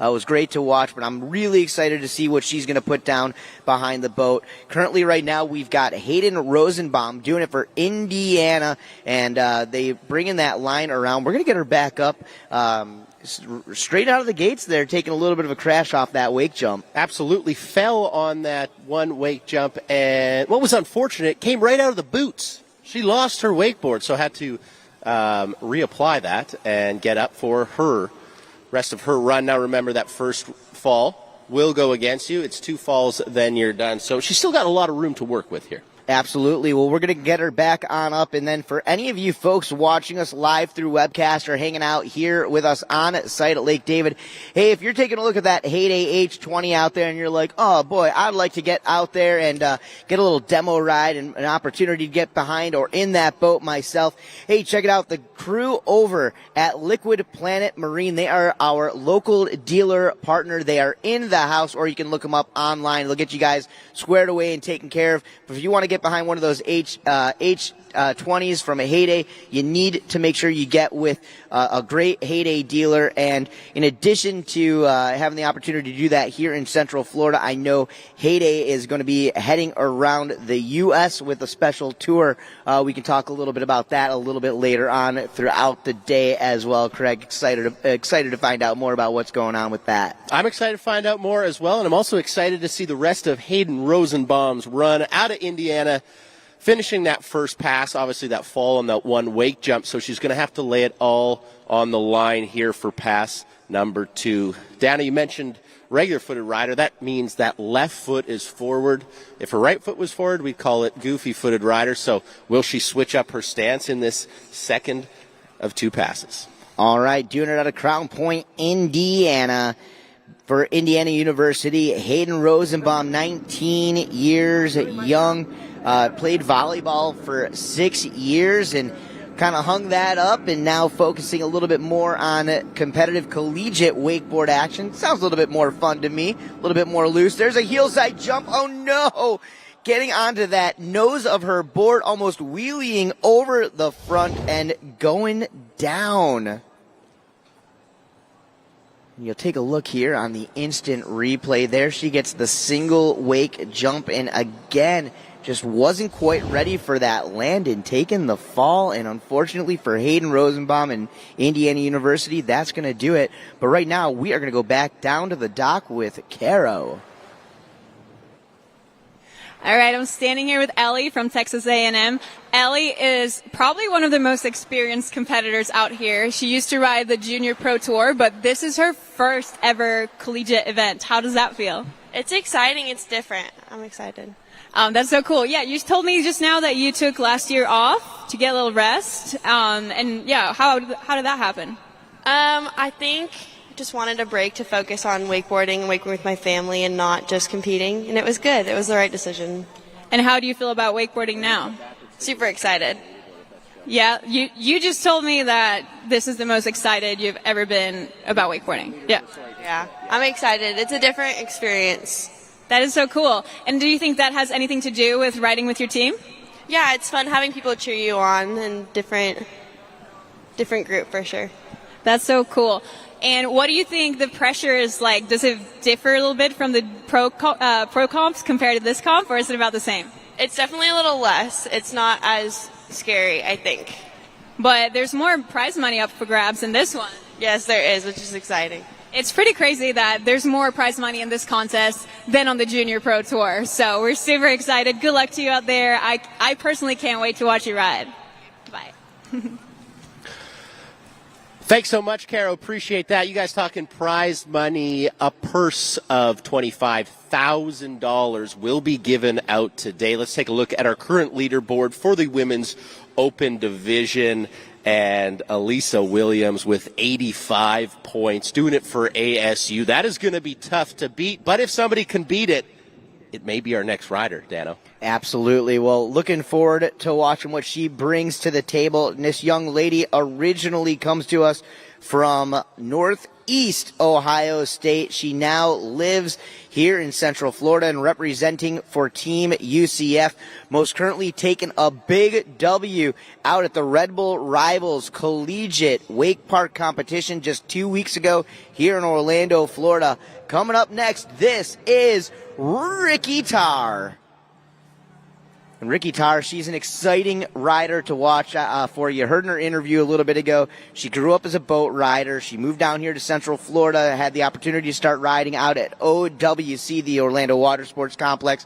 And, man, her skills on the cable have really risen a ton as of late. And she has definitely put herself on the map and one of the cable wake park riders to watch out for these days with big tricks like that, starting things off, going nose grab wake to wake. We saw Ricky have a conversation with Caro down in the dock, and you mentioned that cable prowess, spending so much time on the cable, saying that she almost has to rewire her brain for this boat contest. And I think she's done it correctly, because the start of this first pass is on point. There's a look at a tantrum, her favorite trick. That was incredible. I didn't think she was going to do it, then she did. No, really mixing it up right there with the grab, the 180 into the tantrum. They're going back at it, that time doing a toe side wake to wake indie grab, grabbing that front edge of the board with her backhand. As we come back to instant replay, you take a look here, Ricky Tarr just boosts off the wake and goes heel side wake to wake indie. Classic maneuver right there, but it's going to put her into position to take that cut out, turn her board into that switch stance position, come back through and go for that half cab 180. Take a look though right here as she sets it up for that switch approach into the wake. She's going to take that nice progressive edge all the way up over into the wake. She's going to pop that 180. She's going to get the grab. And, of course, coming back through, she got the tantrum, that toe side indie grab. She starts off pass number 2, again with that tantrum, that time taking it up a little bit higher up and into the air, and following it up again with that toe side wake to wake indie grab. Now, I had a chance to chat it up with Ricky Tarr a little bit earlier today. Believe it or not, this young lady grew up actually water skiing a little bit before she got into wakeboarding. She did a little amateur ski show action when she was a kid, and that hits close to my heart, as that's what I did growing up as well. That time right there, it looked like she was going for some sort of possibly boned out indie or mute grab of some sort, and unfortunately taking her down, giving her a chance to catch her breath there at the end of the pass. Unfortunately, I believe she went down just at that 3/4 mark. So that's going to do it. But, hey, I'll tell you what, another great run. That's going to be pretty close up there to Alyssa Williams and her big scoring point run from earlier in this program. Absolutely. Alyssa Williams from ASU with a score of 85 points, currently in that top spot. I think Ricky here will definitely rival it. I love that approach of, hey, I did my tantrum in the first pass. Wasn't great, I'm going to be honest with you. It was a little bit low. Then comes back on the second pass and just goes yard on that same trick, showing the judges, yeah, I can do it, and I can do it infinitely better than I did it on the first pass. All right, well, a great instant replay. Big shout out to our friends from the Water Ski Broadcasting Company behind the scenes here in today's live webcast, and they're doing a fantastic job on that. If you guys are just joining us, welcome out to the Heyday Collegiate Cup, powered by WakeU. I'm Dano the Mano alongside Craig McMorris. We have got the top collegiate wake sports athletes from all around the U.S. battling it out here on the waters of Lake David in Groveland, Florida, literally 35 minutes from the city center of Orlando, Florida, otherwise known as the Mecca of all wake sports action. Now, Dana, what I love about this event so very much is it's a team event. Wakeboarding usually is a very solo sport. It's a team right here. So you can see at the bottom of your screen, 7 universities are competing. After one discipline thus far, ASU is out ahead with 100 points, and they're looking poised to add to that as Alyssa Williams in this women's open division sitting with 85 in that current top spot. All right, well, let's get right down to the water. Let's get down to our next rider. She comes to us from Granbury, Texas, originally from Bend, Oregon. She is a WWA Wakeboard Regional Champion. She is a top 3 podium finisher out of the WWA Wakeboard Nationals and Wakeboard World Championships. This is Ellie Patrick on the water. 18 years young. I've been watching this young lady ride for the last half a decade. You heard in her interview moments ago with Caro, she took last season off. This is a rider who goes for the gusto. You like amplitude, you like style, well, she's going to bring it all to the table. Let's take a look here as she starts off her run with that perfectly executed, that stalefish grab, taking that backhand, grabbing the back edge of her board. Now into the switch stance position, going switch heel side, front side, 180. Perfect execution, solid landing on that maneuver. Right back in on the heels. Upside down, there's the heel side back roll. Going into that butter slide, but knowing exactly where she was at the Never entire give time. up. Never give up. Can't give up, won't give up. Let's see if she's got one more for us. Toe side wake jump. feeling out the wake on that age 20. She's got that toe side front roll that she's going to want to add into her run. Ellie Patrick, top seed here in this division, and you can see the power and the poise behind all of those tricks. A perfectly executed stalefish grab. But take a look. You know, she turns that board around. She gets to the 180. She's got the roll in there. And another great run. It all comes down to what she's going to do in pass number 2. Will she rival ASU's Alyssa Williams' 85-point score? And, of course, as we wait for Ricky Tarr's score to come through, I believe we just saw a score of an 80 from Ricky Tarr. Take a look. We're back underway past number 2 from this young lady, Ellie Patrick. Starting off with a big style trick, going a couple of style tricks, matching them up, mixing it up. She's mixing and matching. You can also see the graphic there. It was saying Riley Simpson there, but Riley unfortunately had to drop out, so this will be the last competitor of our women's open division. This is Ellie Patrick, and Ellie Patrick is putting on a clinic, Dano, with the front roll, as you mentioned, but I spoke too soon. Oh, yeah, going for that front roll right there. And front roll's one of those really tricky maneuvers, as you almost have to over-rotate that trick to execute the landing on it. If you undercook it even by a little bit, you're going to land on your heels. You're going to load that line up way too much, and it's just going to pop right out of your fingertips, which is what we've seen out of Ellie right there. Here in pass number 2, you see mixing it back up with the airs, with the grabs, with the 180s. She puts herself back into position. She definitely wants to get that toe side front roll. Let's see if we can run it all the way through here and see exactly what happened on that front roll, because up until that landing, everything looked perfect. As she eyes it up, she takes that front side approach over and into the wake, and you see it right there, just slightly, literally an eighth of a second too short on that takeoff, Craig, and that's what happens. That's one of those tricks. You really, really got to get up and over those toes if you want to ride it away. Absolutely. I think Ellie puts that front roll down. She is in contention with that number 1 spot, as you mentioned, held by Alyssa Williams of ASU with 85 points. And in our overall team competition, ASU is in that number 1 spot with 100 points.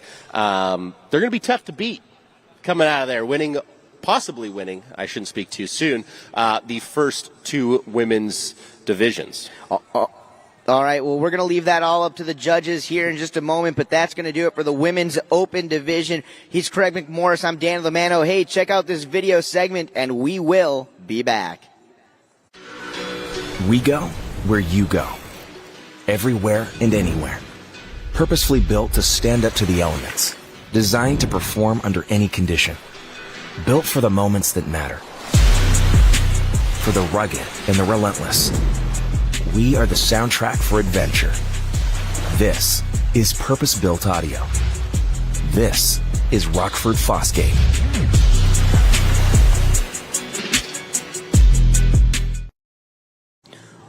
All right, everybody, and we are back. Welcome to the Heyday Collegiate Cup, powered by WakeU. I'm Dan Lamano along with Craig McMorris. Craig, we have got some standings up on the board. It says women's beginner, but that's the women's open division. Walk us through it. Extremely hotly contested women's open division. Alyssa Williams of ASU taking that number 1 spot, however, with 85 points. But Ellie Patrick and Ricky Tarr were on her heels. It really could have been anyone's game out there. Ellie Patrick landing that front roll, I think would have been an absolute game changer. And Ricky Tarr, unfortunately, just going down right at the end of her run, kind of got a little sucked into the wake there and unable to perform that last trick. So it could have been very, very different if those 2 riders were able to put it down. But I digress. We move on. Men's beginner division, Dano. That's right. Well, it's going to be Charles Epink off the dock first for MSU, followed up by Veji Milanishki from ASU, Alfredo Perez from Indiana, Spencer Cahoon out of Tennessee, from Texas A&M. It's going to be Brett Redmond, Tyler Carson doing it for UCF, and for Mississippi State, we've got Brooks Hull. So a great lineup of riders coming up in the beginners division. Following the beginners division, we'll go into intermediate wakeboard, and we will cap it off with the main event today, which will be the men's open wakeboard division. We're going to get back at it and onto the water here in just a moment. But first things first, let's take a look at some action from our friends from Indiana.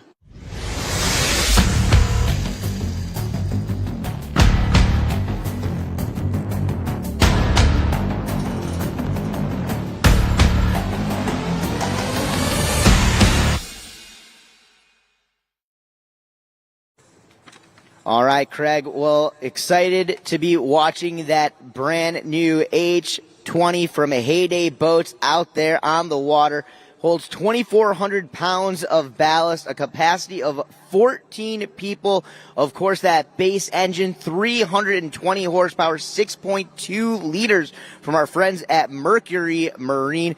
So all the power you need to do what you need to do to enjoy your time out and on the water. But right now, we've got Charles Epping kicking it off here for MSU in this men's beginner division. That was a great looking hillside wake jump going nose grab to front side 180 from Charles Epping. Charles going to get right back in on the toe side edge.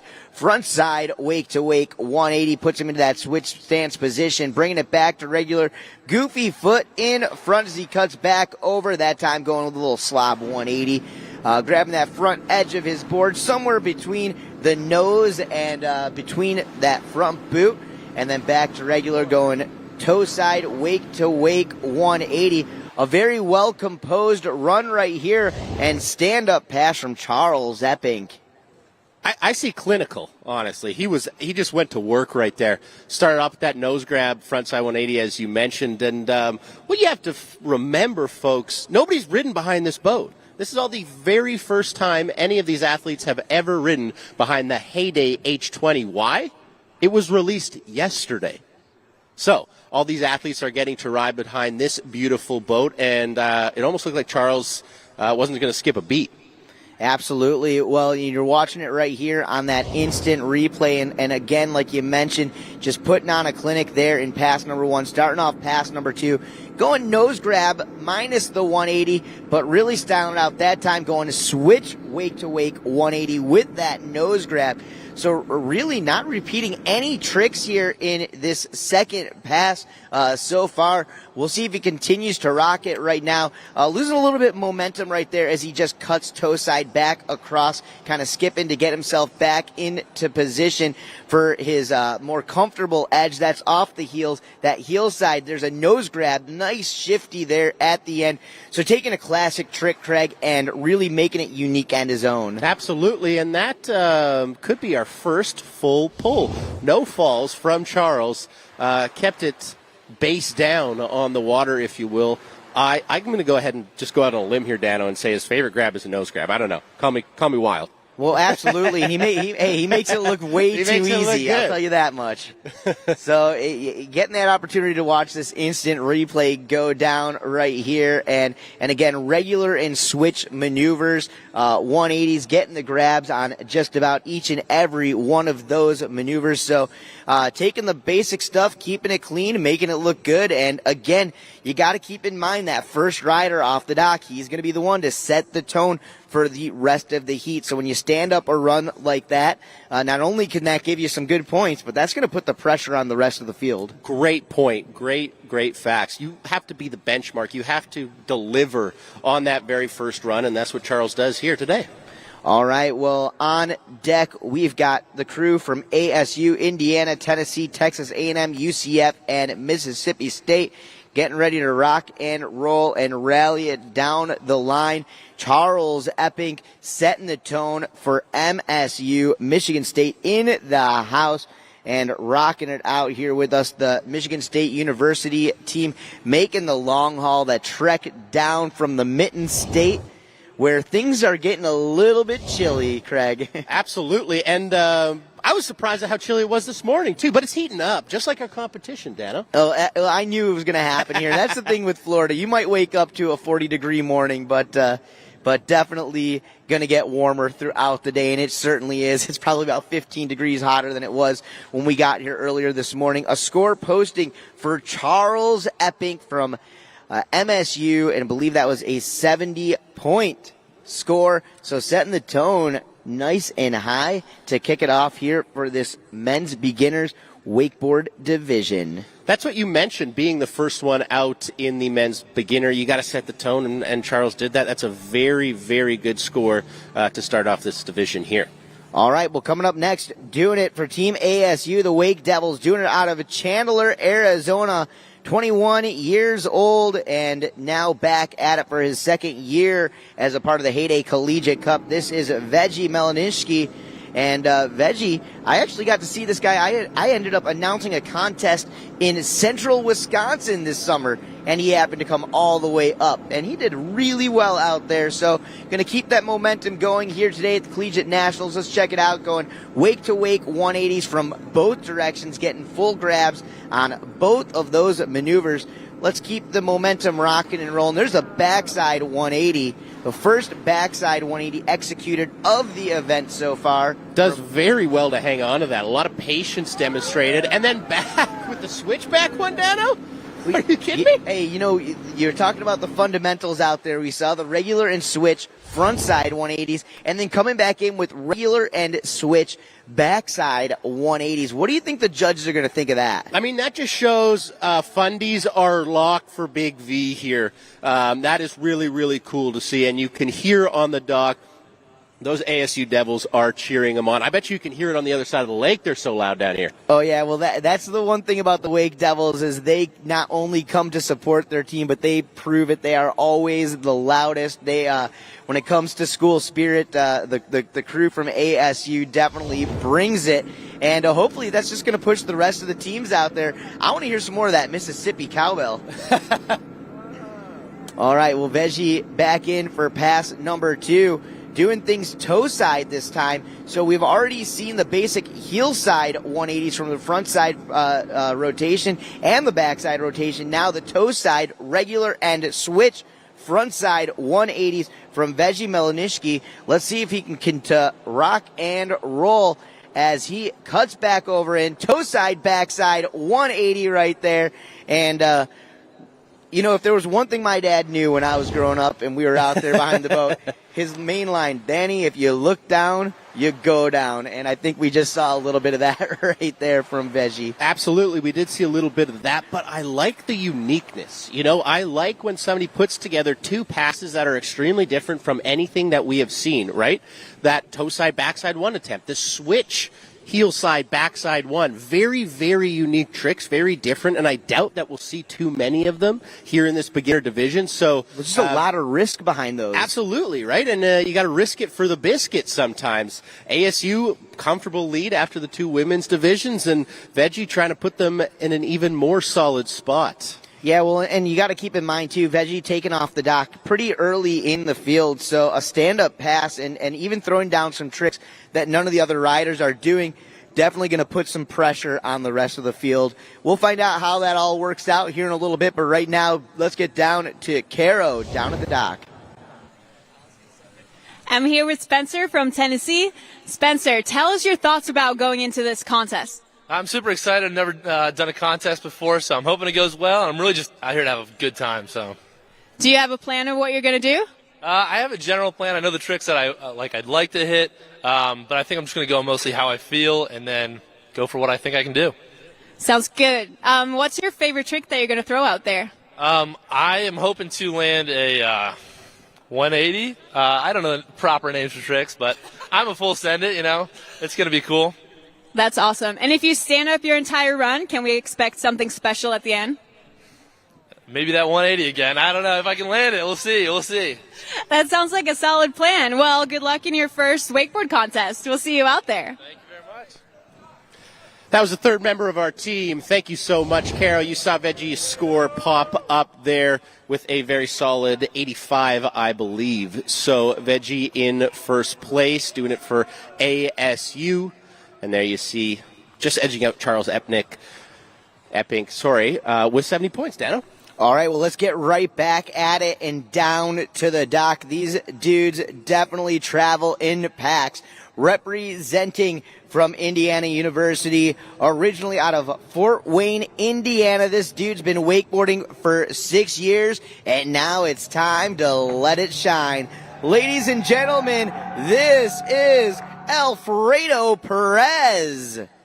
Loudest start thus far. Indiana is showing up and showing out, Dano. Yeah, well, I met at least 16 students from Indiana early this morning, and they said the rest of the team was resting up because they wanted to come out and get loud this morning. You can hear them down there at the dock, but let's take a look at this. Here we are, and here we go. Alfredo Perez starting things off. A little wake-to-wake air, getting the grab back in, coming back through with that switch 180, putting himself back into regular position. Hillside approach, nose grab, front side 180. A favorite trick of this division, no doubt about that. As he cuts back up and over, that time going melon grab, switch front side 180. What is it about the nose grab 180 that you think is just shining in this men's beginner division? Yeah, I think that naturally you're going to, when you let go with that front hand there, you're going to naturally do that 180. So it just makes it a little bit easier to use that front hand for that grab. Now, in most cases, you're going to see those guys grab their boards kind of sloppy a little bit. But in this case right here, Alfredo getting a picture-perfect nose grab on that takeoff there. So really solidifying it. And that's what the judges are going to be looking for. And Craig, you know this coming out of the snowboard world. Definitely looking for those specific zones on the board. And that's what's going to set each rider apart from one another. Absolutely. That last replay showing that nose grab 180 done correctly. If you're going to do it right. And that's what Alfredo Perez is doing here on his second of 2 passes. Back in that time, going a little bit Indy stiffy on that one, boning out both legs out to the front, back through right there, getting a little tap right in front of the boot, but making it work. That last trick, that switch wake jump, almost switch Indy, was very, very technical. Alfredo, you can't get him off the rope. He's tenacious. Oh no, never give up. That is for sure. I don't think his team would have let him live that one down. You can hear him cheering it up, cheering him all the way down the lake. Putting together a great second pass, filled with some nice 180s, regular switch, and a whole lot of stylish grabs. Hey, let's keep it going. Come on, make some noise for him one more time. Ladies and gentlemen, Alfredo Perez. And they go wild down there at the dock, and that's a beautiful thing.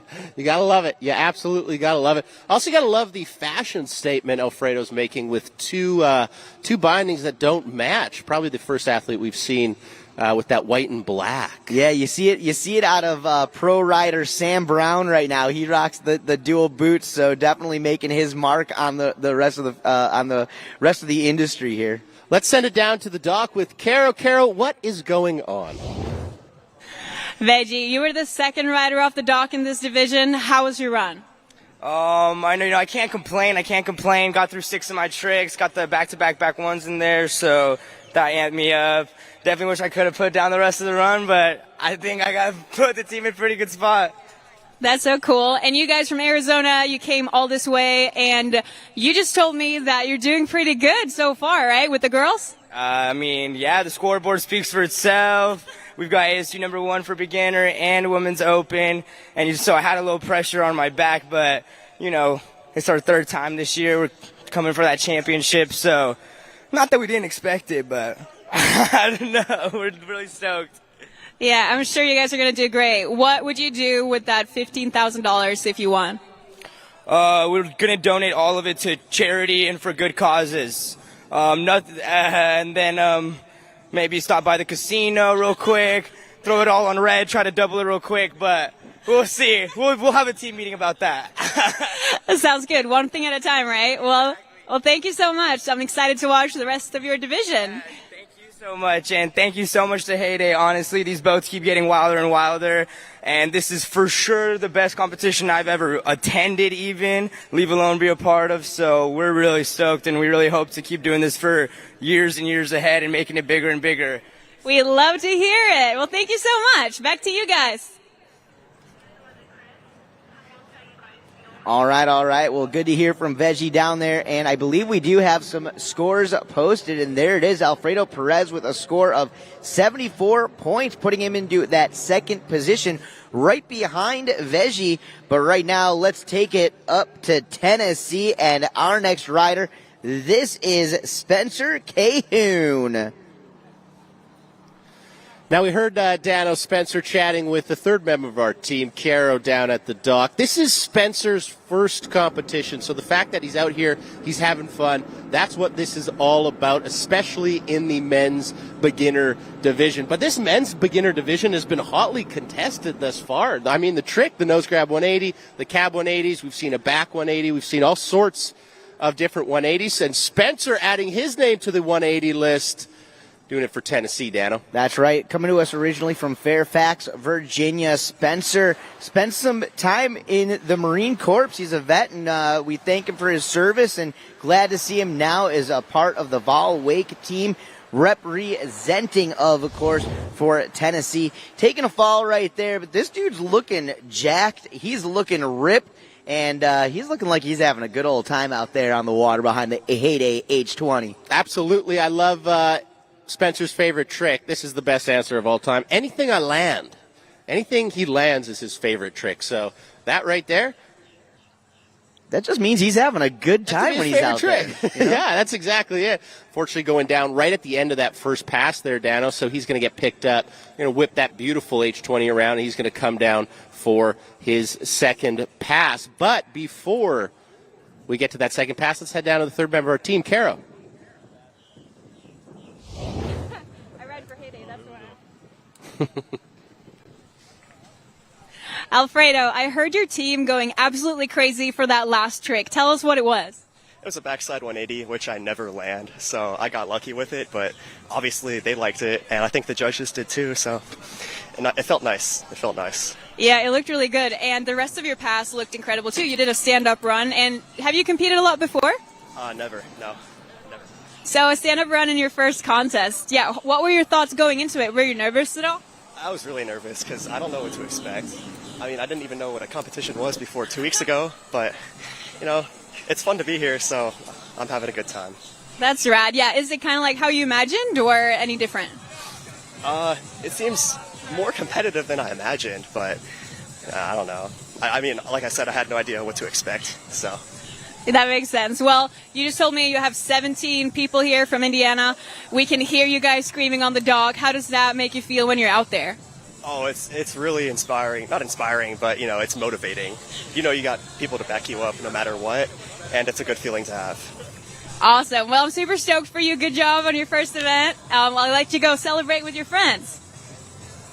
All right, good to hear from Alfredo Perez.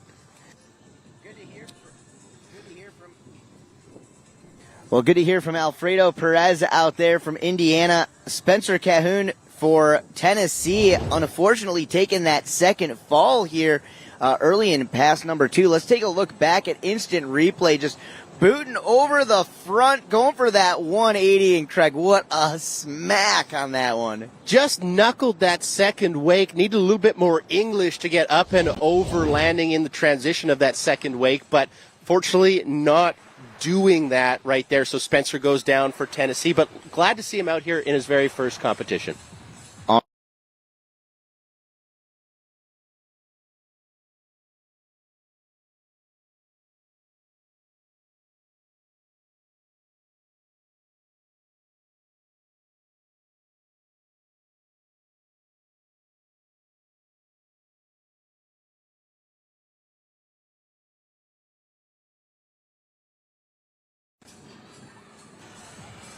All right. Well, we are back in action, and we are rocking it out here. We have just seen Spencer Cahoon from Tennessee out on the water. Of course, Alfredo Perez, Veggie Malinsky, and Charles Epping. We have 3 more riders left to go in this men's beginners division. For those of you just joining us, welcome out. We are here at the Heyday Collegiate Cup, powered by WakeU. Want to send a big shout out to our sponsors. Mercury is our engine partner. Simrad, the marine electronics partner. Our friends from Rockford Fosgate, the audio partner Relion Marine Batteries, Red Bull, Liquid Planet Marine. They are the local dealer. Of course, a big thank you to our friends here in Groveland, Florida, the entire city of Groveland, along with the folks here down at Lake David Park, welcoming us out here. A warm welcome, no doubt about it. And of course, the World Wake Association, the WWA, the sanctioning body of all major wake sports events, not just in the U.S., but from around the world. Make sure if you guys are not already tapped in to the WWA's Ride Line app on your smartphone device, you do that to find out news, check out videos and updates from riders, pros, events, and many updates throughout the season on just about anything going on throughout the year. Hey, a big shout out to all of our Heyday Pro Wake Team riders in the house. Of course, Mike Dowdy, the man behind WakeU himself. Carol Yupshaw, she's been down on the dock. Dylan Miller been rocking around the site as well. So glad to see them all out here. Hey, let's find out what's going on down at the dock. Let's get down to Carol. She's got another rider to chat with. All right, Tyler, you just told me this is your first comp on the boat, but you did one contest on cable before. Tell us about that. Yeah, I did Red Bull Rivals a few weeks ago. It was a super fun event that we had at OWC, and I'd say I'm more comfortable riding cable, but I'm pretty excited to get out on boat and see what tricks I can do. Yeah, how do you feel about your contest run today? I think I have a game plan going into it, but you never know. We'll see what happens when I get out there, but I'm excited. It should be a lot of fun. Have you ever ridden behind a Heyday boat before? No, I have not. I'm actually super excited. I normally ride behind ski boats, so I'm excited to ride behind a nice wake. Well, that sounds awesome. Well, it looks like they're out there, so I'll let you go get ready. Good luck out there. All right, on the water right now, folks, doing it out of Katy, Texas, doing it for Texas A&M. That's Brett Redmond, and his pass is underway. Craig, what are we watching? We're watching Brett Redmond, the goofy-footed rider with that right foot forward, going back and forth, starting things off, staying upright. Here's a toe side edge, big front side 180. We just saw Spencer out of Tennessee go down on that. Here, Brett Redmond doing it for Texas A&M, looking correct on that toe side 180, and that's going to cap off his first pass. Dano? Yeah, well, definitely looking really comfortable out there considering this is his first competition out on the water. You see it right there on that first trick, taking that backhand, grabbing that back edge of the board, going stalefish on that maneuver, and again, making it unique to his own, popping some nice looking air on that trick. Here on instant replay, you see him cut back in onto the toe side. And that's the beautiful thing about instant replay for us is that we can call it correct. It's extremely unforgiving, though, to the riders there. That toe side edge, you could see him reaching for that indie grab, unfortunately not getting it. But Dano getting that nose grab front side 180. That's right, coming out of the gates with that regular 180, getting the nose grab. That's this time cutting back in on the toes. That toe side wake jump, maybe overthinking it just a little bit, throwing him out the back and having a fall. So we're going to set him down. We're going to let the water mellow out just a little bit. We're going to turn that Heyday H20 around, and we'll get Brett Redmond back up on the water here momentarily. Absolutely. I don't know. I mean, the water's pretty slippery sometimes, but he just really slips out on this toe side edge. Let's take a look at it from that beautiful drone angle right there. And you can see, yep, he loses it. All right, we're going to take it back down to the dock. Carol Yupshaw with our next rider. We have so many first-time competitors out here today, or first-time boat competitors. Brooks, how are you feeling? I'm a little bit nervous, but I'm excited. It's going to be fun. Have you ridden a wake like this before? No, not really. I've only ridden boat a handful of times, so it'll be interesting. Would you say that you were kind of forced to get here from your teammates, or were you super excited to join? I'm pumped. I'm ready to do it. You ready to take home that prize money? Do my best. We'll see. That sounds good. You just told me that you've been struggling a little bit to find enough riders to fit all divisions. You're probably the smallest team out here. How does that feel? Well, I'm just glad to be out here, and I know everybody else is too from our team, so we'll take as many people as we can get. Do you think you still have the same team spirit as the big teams? Oh, yeah, it's there. Yeah. That's awesome. Well, good luck to you. We can't wait to watch you ride. Back to you guys.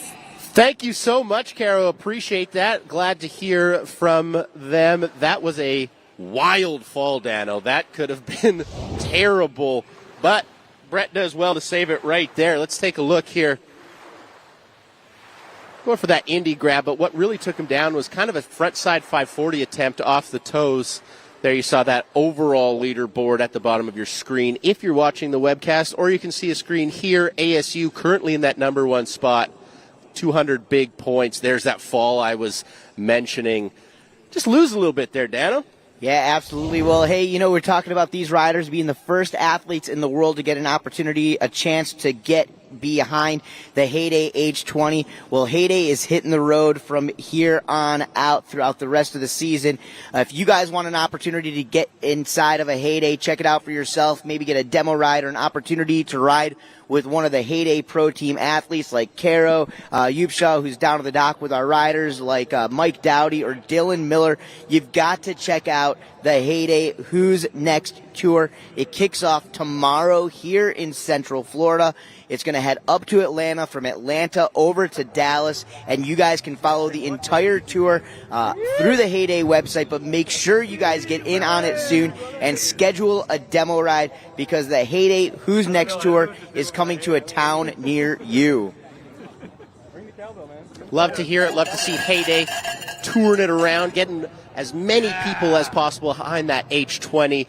You saw a score from Brett Redmond right there, 68 points. He's currently in fourth place, but Veggie with that score of 85 points out of ASU. They're looking extremely, extremely good right there. The judges, you know, they're pretty see-through. They want to see something unique. They want to see something technical, and that's what Veggie brought with that switch backside 180 and attempting that toe side backside 180. So it's no secret here today. 7 colleges, 34 riders, all competing for that total purse of $25,000. $15K of that going to that first place team, then $7,000 for the second, and $3,000 for that third and final team, Dano. All right, let's get back at it. He comes to us from Tampa, Florida. He is representing for UCF. On the water, the 19-year-old, this is Tyler Carson. TC, baby, this guy's got a water sports background. He's actually a professional water skier down at Legoland, not too far down south from here in Polk County. Actually, this weekend down there, they've got the Show Ski World Championships happening. So, you know, a fun little fact happening here in the world of Toad Water Sports. But you're seeing him right there throwing it down. Tyler Carson going trick to trick, making it stick, and wasting absolutely no time at all, stacking those points up on the board. I got to ask you, Craig, what do you think the judges are going to think on that first pass? I think they're going to like it a lot. You know, there is lots to like. Kept it upright. I like that show of style, that ollie, that control. We've said it once. I'm going to say it a million times. Fundies, ladies and gentlemen. You need to have those fundamentals, and Tyler's showing it on that ollie right there. Very, very well done. Well, absolutely, and he continues to just show you guys fundamental maneuvers. He started off with wake jumps from both ways and then into the basic 180s. That time, cutting in, going regular front side 180, and then that switch stance, heel side approach into the wake, and grabbing that board on that melon grab right there, that front hand on the back edge of the board. So great work adding that in with the 180. He's going to keep it going. Tyler Carson, TC, baby, making magic and making moves all the way down Lake David. We'll see if he can keep the momentum going. He probably holding back just a little bit, doing what he can do to solidify some points up on the board here in the beginner division, and going down on the backside 180. That's what happens when you let that handle get that far away from the small of your back. I think he heard you, Dano. You said maybe holding back and trying to keep it upright till that final probably hit. That's where you see a lot of the riders try the trick that they are most uncomfortable with, the one that they think they might go down on, and that for Tyler right there was that backside 180, so unfortunately going down on that. But lots to like from Tyler, kept it upright for almost the majority of his run right there. Yeah, a lot of reward behind that backside 180. Keep in mind, not only does that trick have an unnatural rotation, but you can't spot your landing unless you got a Gumby head, you know? Absolutely, absolutely. Tyler was looking back at it, and I think that's what may have took him out right here. Taking a look as he comes up into the wake, eyeing it up, and again, just getting that handle into the fingertips, can't quite ride it away. Hey, we'll get another pickup from him. We'll see him finish things off. But hey, let's give it up down to the dock here with Caro. I'm here with Brett from Texas A&M. Brett, tell us about your ride. It was awesome. I got to go out there, throw some few tricks. Not all the ones I wanted, but had a great time, and it was just cool to be here. You had a little bit of a technical difficulty on your first trick. What happened? My contact fell out, so the rest of the ride, I was half blind. How was that? Was that scary? Coming into it, I was kind of prepared for that. So I've done it before, but definitely not ideal. Well, you absolutely killed it all the way up till the end. What happened on the last trick? Just got a little antsy towards the end, didn't know what I was doing, and went for it big. Well, good job. Good luck to you guys.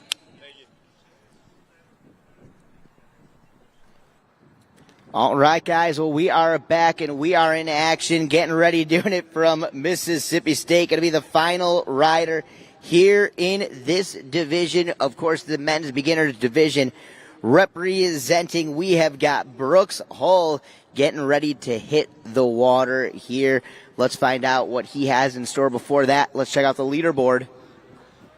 ASU comfortably in that number one spot with 85 points. That was Veggie. Remember that run, very creative, that switch back one, and that toe side, backside 180 attempt. Let's see what Brooks Hull can do from Mississippi State here.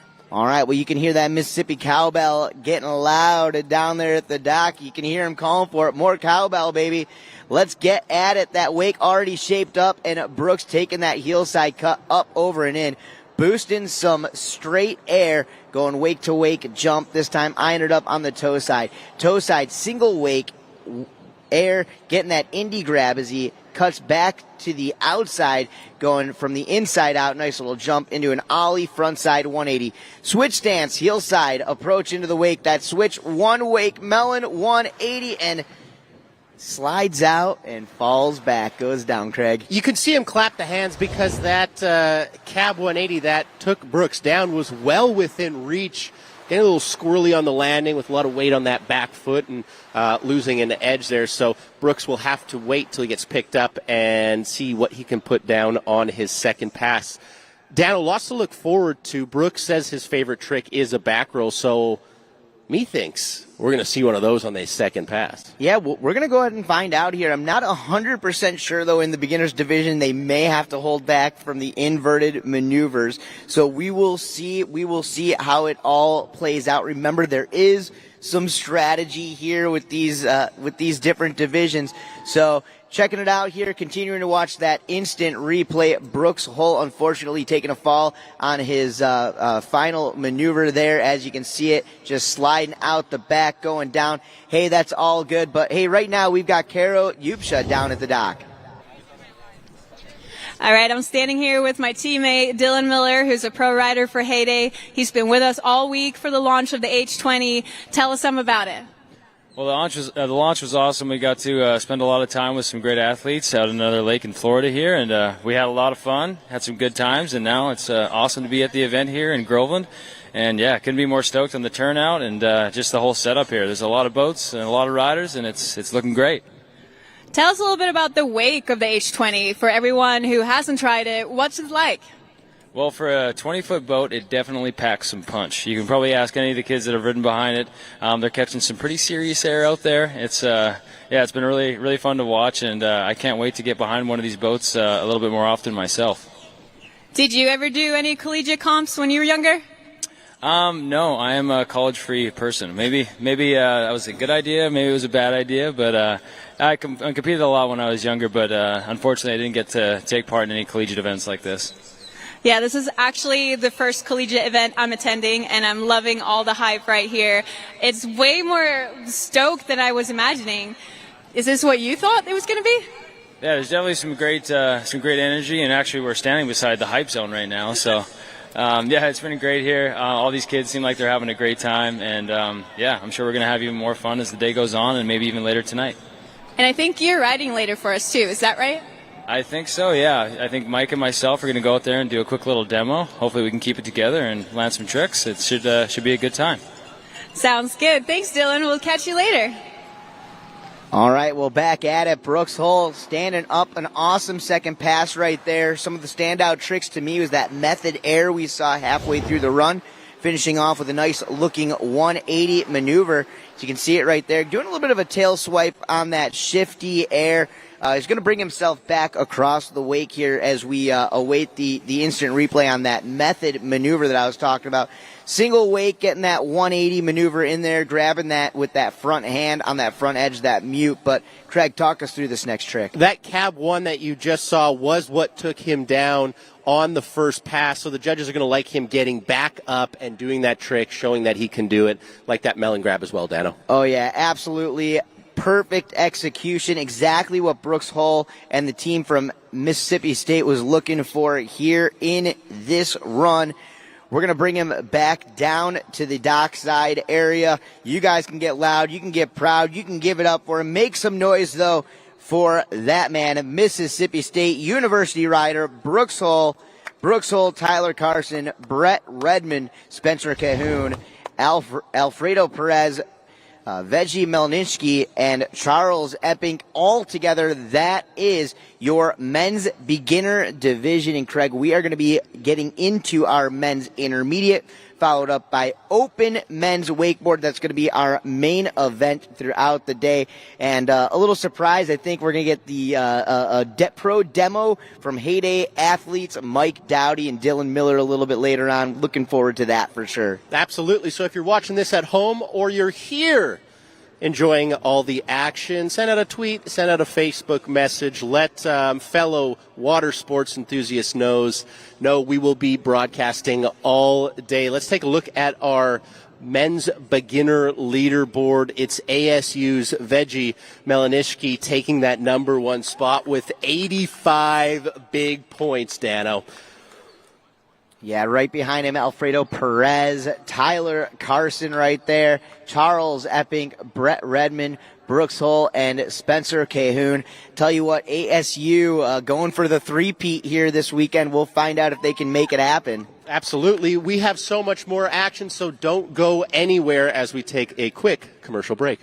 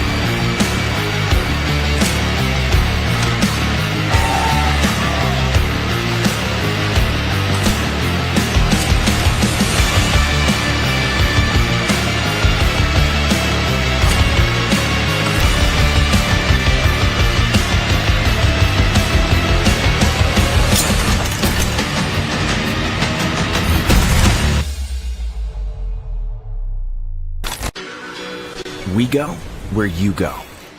Everywhere and anywhere. Purposefully built to stand up to the elements. Designed to perform under any condition. Built for the moments that matter. For the rugged and the relentless. We are the soundtrack for adventure. This is purpose-built audio. This is Rockford Fosgate.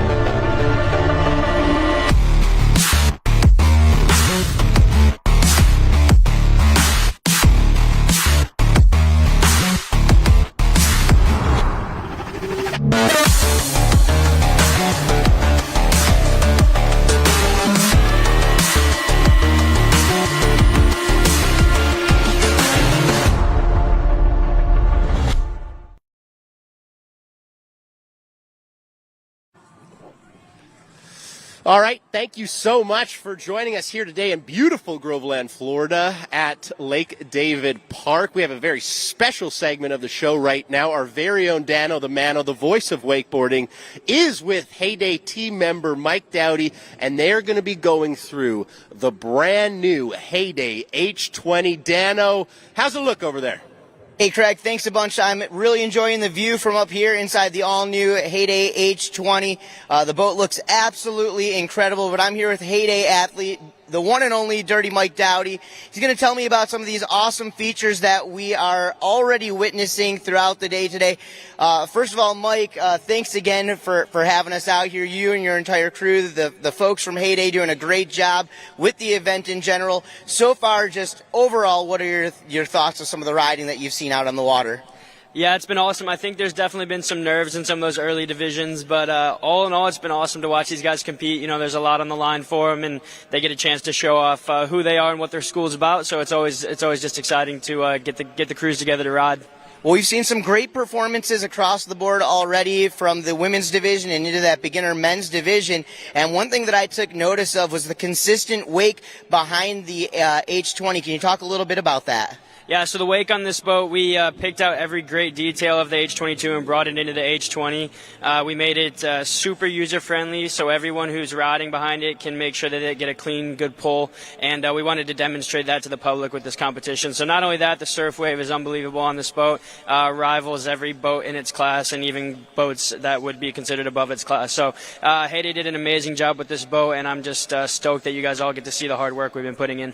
Well, it's 2022, and by this time you'd think that every innovation in the world of water sports and boating in general have already been done. But you guys have an industry first here, and it's the swim platform. Talk a little bit about the swim platform and a little bit of what that's all about.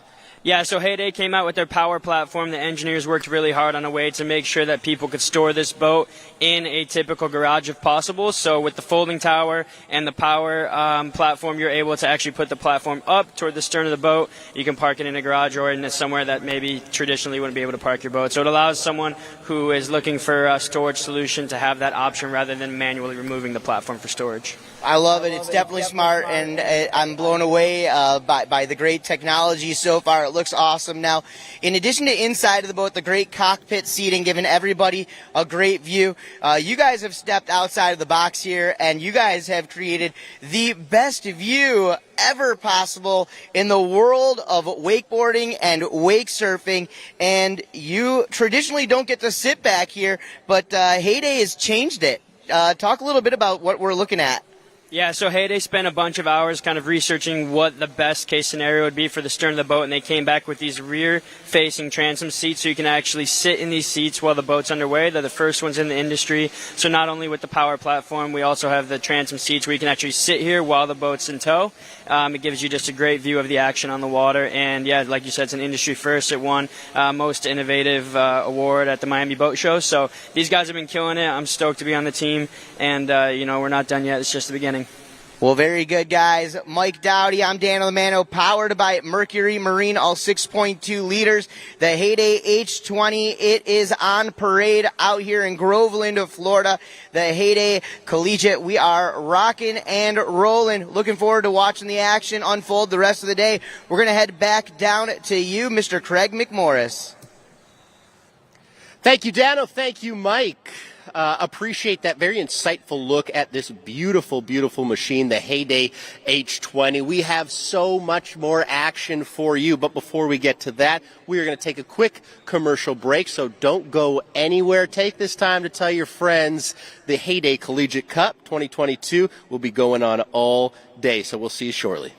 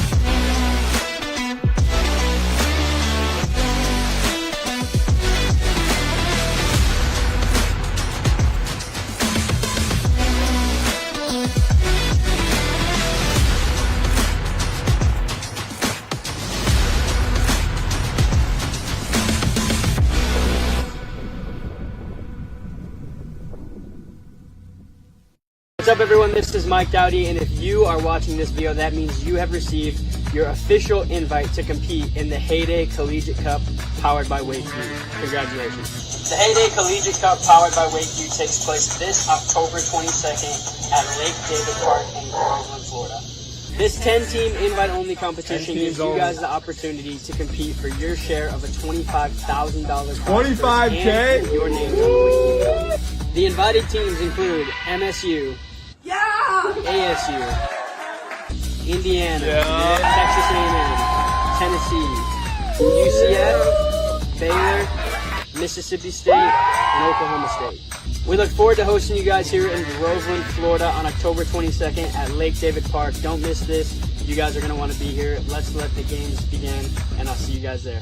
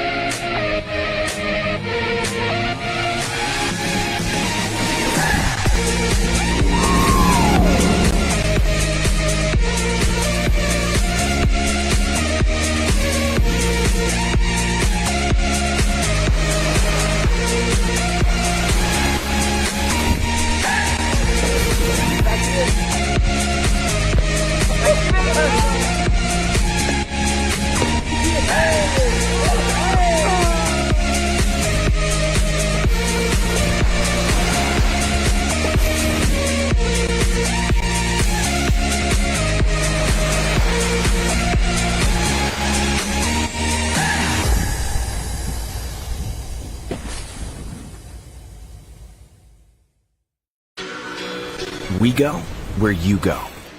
Everywhere and anywhere. Purposefully built to stand up to the elements. Designed to perform under any condition. Built for the moments that matter. For the rugged and the relentless. We are the soundtrack for adventure. This is purpose-built audio. This is Rockford Fosgate.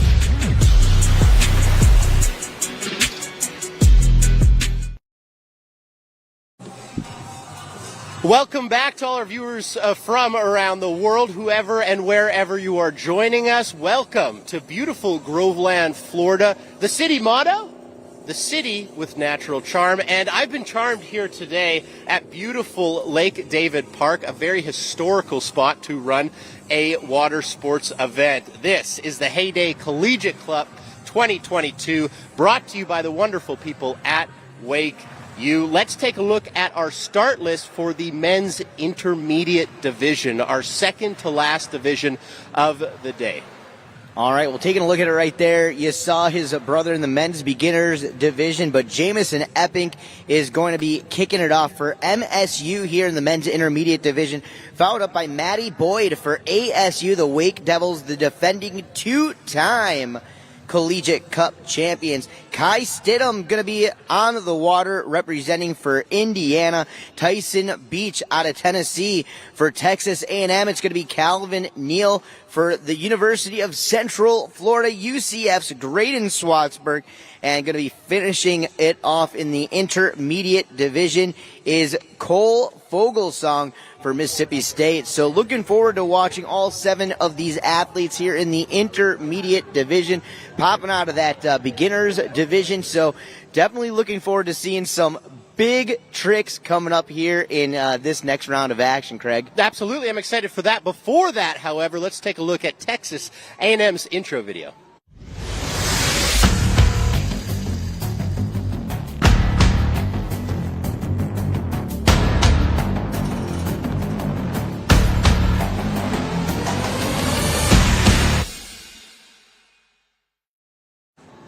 All right, well, looking good and looking forward to watching the rest of the crew from Texas A&M out there on the water, battling it out here in the Heyday Collegiate Cup, presented by WakeU.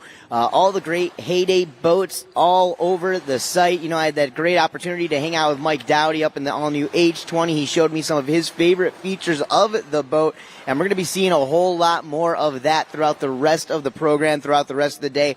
Right now, I know our media partner, Kara Yupshaw, is down at the dock with our next collegiate riders. Oh, okay. I didn't use stride for that. All right, I'm standing here with Royce and Tyler, and I just heard there's an inside scoop going on here. Tell me about that. Yeah, so last year I competed for Indiana in the Open division, and this year now I'm at MSU, so they're not too happy about that. Yeah, how does that feel? Stings a little bit. I'm not going to lie. We were very excited to hear that Tyler was riding for us last year, and then to find out he's going to be at MSU. But seems that he's happy, but still kind of stings a bit. Did you guys, what do you think of your chances with your new team? No, I like my chances a lot. Our new team is awesome. MSU's great. We got a good team here, and I don't know. Hopefully we can beat IU. Maybe have a little friendly rivalry. I know Indiana is definitely the loudest team here, though. You guys have a huge support crew, but you miss one of your riders. How does that feel? I mean, I'm pretty confident in the people that we brought here today. We always want to bring the energy. Vibes are very high, very good. We're all very excited. I've enjoyed watching all the riders today, but I think it's going to be a good day. Tell me about your hat. I actually just bought it, or not bought it, but I grabbed it from one of our riders, Kai. It's a good luck charm, so I'm hoping to bring some luck to the team. Go Big Red. Sounds good. Well, thank you guys. Back to you guys in the studio. All right, well, hey, thanks a bunch to all of you guys down there. But, hey, if the crew from MSU or Indiana want to get jealous, I actually live on the same lake that Ty trains on up in Illinois, so you guys can be jealous of me. I get to watch that dude ride every single morning just outside of the Chicagoland area. So, what can we expect from Ty then? If you're seeing him, you're behind the curtain. Oh yeah. Just trust me. He's got the tricks. The guy, he's got the work ethic in it all. So watch out for it. He'd be a great addition to any team out there. We're gonna get at it here in just a few moments. We've got the men's intermediate division gonna be coming up next. A great week so far down here in Central Florida. The debut of the Heyday H20. Craig McMorris, I know you had an opportunity to not just be a part of the debut, the launch of this boat, but you had many opportunities over the past 4 or 5 days to actually get behind the boat. Would love to hear what you thought. I wakeboarded, I wake surfed, and I drove the boat. All three of those things, highlights for me. They were all amazing. Boat was running really well. Wake is big. It's simple. You know, we got off the dock and we were riding within minutes as opposed to really doing all the stuff that some of the other boats take. This is simple. This is easy. This is a fantastic product, that Heyday H20, and our athletes here today, the very first competitors to ever get to ride behind this thing. So a very, very special day for collegiate wakeboarding and for Heyday. We're having a lot of fun here at the Collegiate Cup, brought to you by the good folks at WakeU. But I think it's time to start this men's intermediate division, Dano. All right, well, let's get down to the dock and let's get at it. Our next rider from Clarkston, Michigan, doing it for MSU, 20 years young. He's the cooler twin. That's what he says. Ladies and gentlemen, Jamison Epping is on the water. You saw his brother Charles Epping kick off the men's beginner division a little bit ago. Something you're going to take notice, and I know we can feel it. Yes, it is heated up. The air temperature has definitely jumped up quite a bit since this morning, but we are also getting a little bit of a wind shift today and this afternoon. Absolutely, and that wind is shifting in the direction. Oh, that is what happens when you're thinking too far ahead. Okay? Jamison, absolutely wonderful back roll. Stomps it here and then edges out, and a relatively simple trick for Jamison, just that little ollie frontside 180. He's thinking too far ahead, and I'm thinking ahead about going to the third member of our team, Caro. Caro, what are you thinking about? I'm standing here with Jacob Torres, the previous president of Indiana. Jacob, you're not competing today, but you're still here. Yes, that is correct. I'm still here to hang out, have a good time, support my team. I'm not competing anymore, but I'm still happy to be here. But you were on the previous events, right? Yes, yeah. So I was at Mike Dowdy's house 3 years ago when we first started doing the collegiate competitions, and then I was also competing last year when it was the first in person. So I've been part of this competition since its inception in 2020 or whatever that is, and it's super cool to kind of see how it's progressed like through the couple years. So yeah, what do you think about the progression from Dowdy's backyard to now we're here?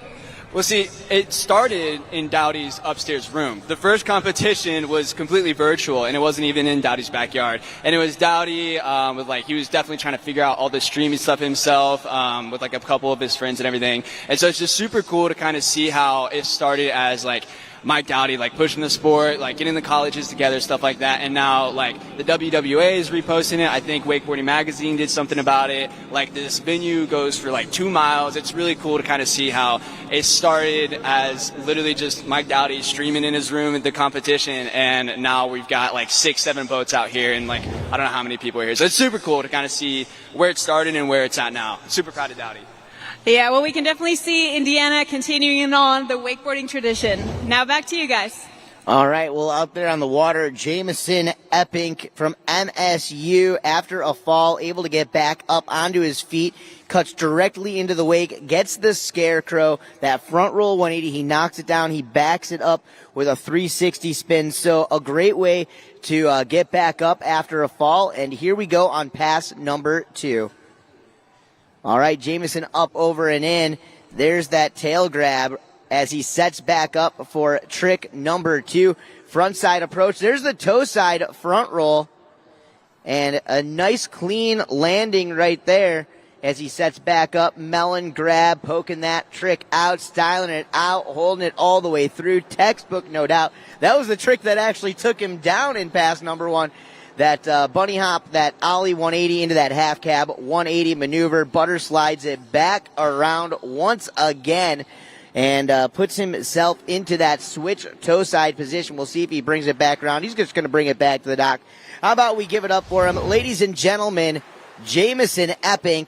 And we're going to go back to some instant replay. And, Craig, I'm going to let you call it out. I like that tail grab to start his second pass. Sometimes when you fall on, kind of a setup trick or something like that, it can weigh on your head. So Jamison does well to get into the right headspace and really finish up that second pass. Love the front roll there. Kind of knuckles the second wake, but he's strong. He's a powerful athlete, able to ride out that second wake knuckle there.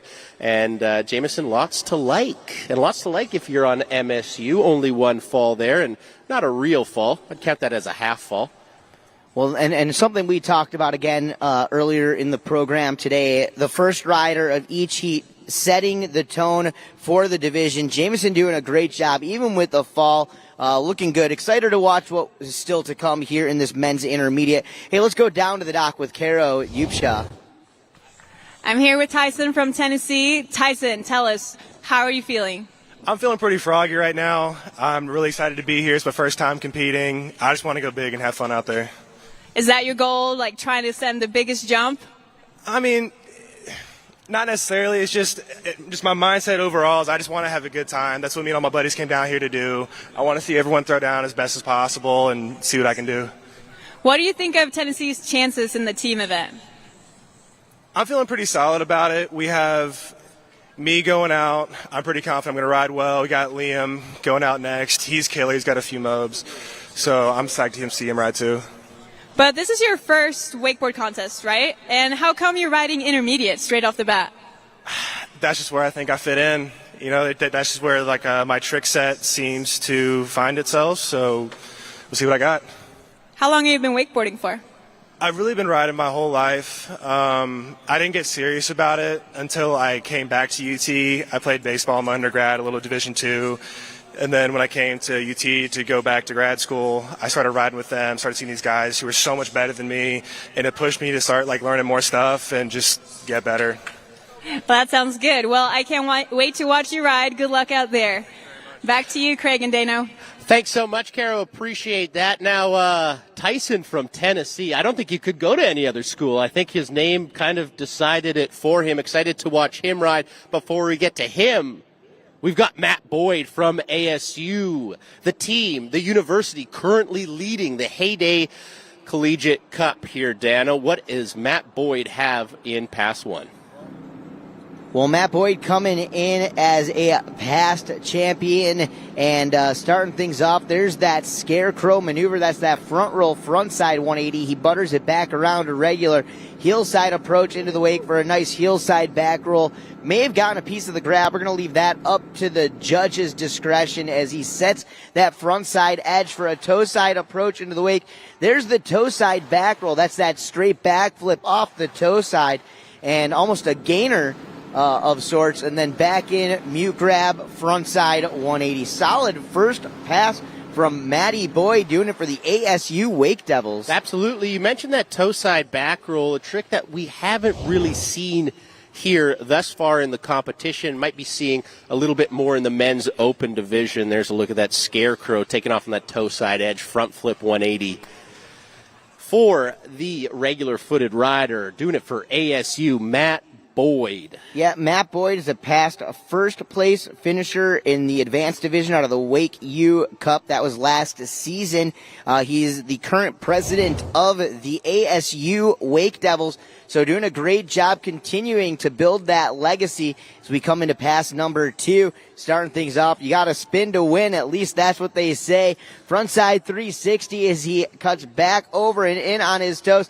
That's his favorite trick. That's the toe side front roll 180 rewind back to regular. That's called the elephant, and it was made famous by Greg Nekrasin more than 25 years ago. Unfortunately, taking a fall right there, somewhere around the 3/4 mark of the run, and hopefully he'll get the pickup. Let's go back to instant replay, see how he kicks off this run here. There's that stalefish grab, that backhand on the back edge, poking out that back foot, textbook picture-esque style, and right here lining it back up over and in on that toe side approach. There's that front roll, and then rewinding it back over. So nicely done maneuver from the president of the ASU Wake Devils. Going to set back up over and in, heel side approach, and we'll see exactly what happens. Goes for that nose grab 360. He unfortunately goes down there, but still getting an invert, still getting an air trick, and giving those judges quite a bit to work with. Looks like he is going to get a pickup here in a moment. We'll wait for that. Before that, let's get back down to the dock with Caro. All right, I'm here with Jameson, the first rider out in men's intermediate. How was your run? It was good. Not what I wanted. Did a little silly fall, but still did pretty good. What went through your head after you fell? I was like, shoot, I did something wrong. I like the non-cuss word there. Very nice. Well, how do you feel about your team overall, what you guys have done today? I think we did really good. We're having a lot of fun here, and I think it's a great time. That's awesome. Well, thank you so much. It looks like they're back on the water, so back to you guys. All right, one more trick from Matt Boyd as he sets it up way outside the wake. We'll see if he goes for that nose 360 again. No, he's going for the straight back flip off the heel side edge. That's the tantrum. You can hear him scream. He rode it away. How about it? Give it up for ASU, the Wake Devils, and Matty Boyd. And back to instant replay. He knew he had to put something big on the board, and there it is, that straight backflip, doing it on that Ronix Supreme wakeboard, the pro model of Tyler Hyam. Great ride, great run right there from the ASU president, Matt Boyd. Now, Dano, from a strategy standpoint, what would you have rather seen him do? Get back up and do that 360 he fell on, or the tantrum like we just saw there? You know, and obviously it all depends on which judges you get on that day. But I'm a spin guy. I'm a style guy. I would have liked to see him get back up and go for that nose grab 360. But I will say that that tantrum, he probably felt a little bit more comfortable. And after having a fall, sometimes, you know, you get those cobwebs in your brain and jumbled up a little bit. You know you can land the trick, but at the same time, pressure is on. I think it was a smart strategy and a good move. Absolutely. Love to see it there from Matt Boyd of ASU. We will move on and continue our men's intermediate division right here coming up.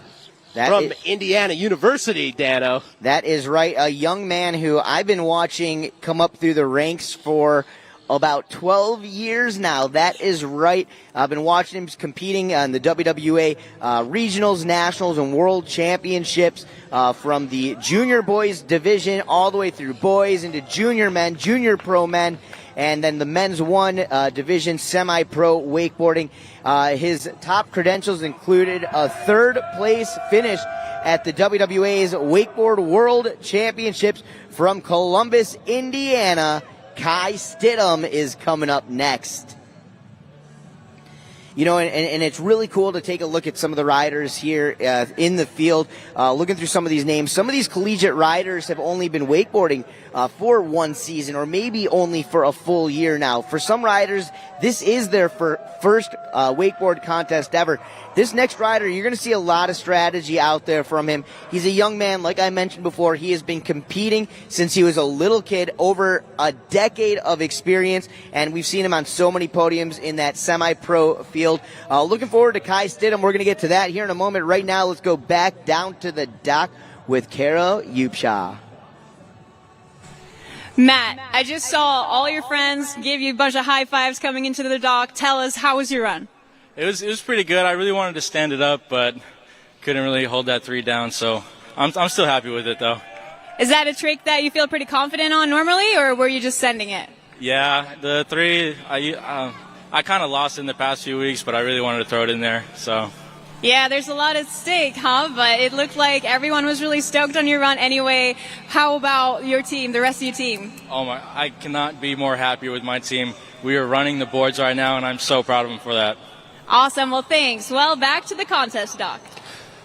Thank you so much, Carol. You saw Matt Boyd's score of 80 right there, so he's helping out ASU, and Kai is helping out Big his air team with Rayleigh. that Rayleigh right there, Dano. Oh, what a classic maneuver on the wakeboard. The Superman air, that air Rayleigh, and then going right back over into the wake, the toe side front roll. You're going to see this guy put together a solid competition pass with a little bit of everything. He's already gotten the air. He's already gotten the invert. He got that 180 maneuver. Going to be looking for a spin in his run, and there it is. You talk about a well-composed run, giving these judges a little bit of everything: style, air, tech, and spins. Absolutely, Dana. You mentioned he's got everything, and he's got pop. That's what we love to see here. Explosive off that Heyday H20 wake, riding all the way to the top of it and using all that energy to get as much amplitude or airtime on all of his tricks. But you mentioned he was a savvy, smart rider, and shows that here. He's got flips, he's got the Rayleigh, he's got the spins. I'm excited to see what he's got in in set 2. Pardon me. Hey, well, that's the experience showing right there. This guy has competed in WWA events, from the regionals to the nationals to the world championships, for over a decade, and bringing it out here to the water of Lake David. An unfortunate fall there on his first maneuver in pass number 2. We'll take a look at exactly what happened, and Kai taking off from the bottom of the wake, still with that great air sense, was able to get that board all the way around, got the full rotation, including the 180 on that toe side roll to revert. The problem I saw there, didn't quite have the distance to get to the downside of the wake. And you know, when it comes to wakeboarding, it's all about that transition. Absolutely. I kind of gave him the commentator's curse, possibly, talking about how much pop he had on that first pass, and then obviously lacking said pop on that toe side roll to fakie. But hey, that's just fall 1, right at the start of the second pass. If you're going to have a fall, that's probably the place you want to put it. Well, absolutely. That leaves him the entire field, the entire pass. There's so much real estate left out there on the water in pass number 2. And again, a guy like Kai Stidham should easily be able to throw that away, forget about that fall, get right back up onto his feet, onto that board, and finish off this run in the fashion that he came here to do it in, and that's stand up. Well, as you can see right there, throttles go down. Our rider is back up on his feet right now.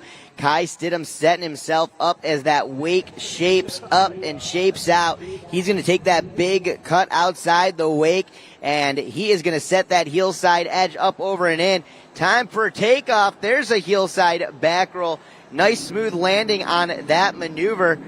Playing it smart, playing it safe. Back in on the toe side. This time toe side roll to revert. Gets that 180, and May have been able to pull through from that one, but didn't want to go into that yard sale ragdoll situation. Takes a fall. That's fall number 2. Still a solid run from Kai Stidham. I'm going to have you walk us through this instant replay here, though. Absolutely love the back roll there from Kai Stidham, and that toe side roll to fake. He just had Kai's number today here. We mentioned that first fall at the start of his second pass was on this trick right here, and it's what is his demise on his second pass as well. Unfortunately, unable to put it down. Yes, base lands. That's great. But you can see there gets caught up a little bit. Too much tension on the fingers, and the handle goes bye-bye. We're going to say hello to the third member of our team, though. I'm here. What do you think he's going to think about this run? You know, it was a very solid run. Kai went out there, stuck the rally right away, and 360s and back rolls. Overall, it was really good. I think he should be stoked about it. What else you got to say about it, Torres?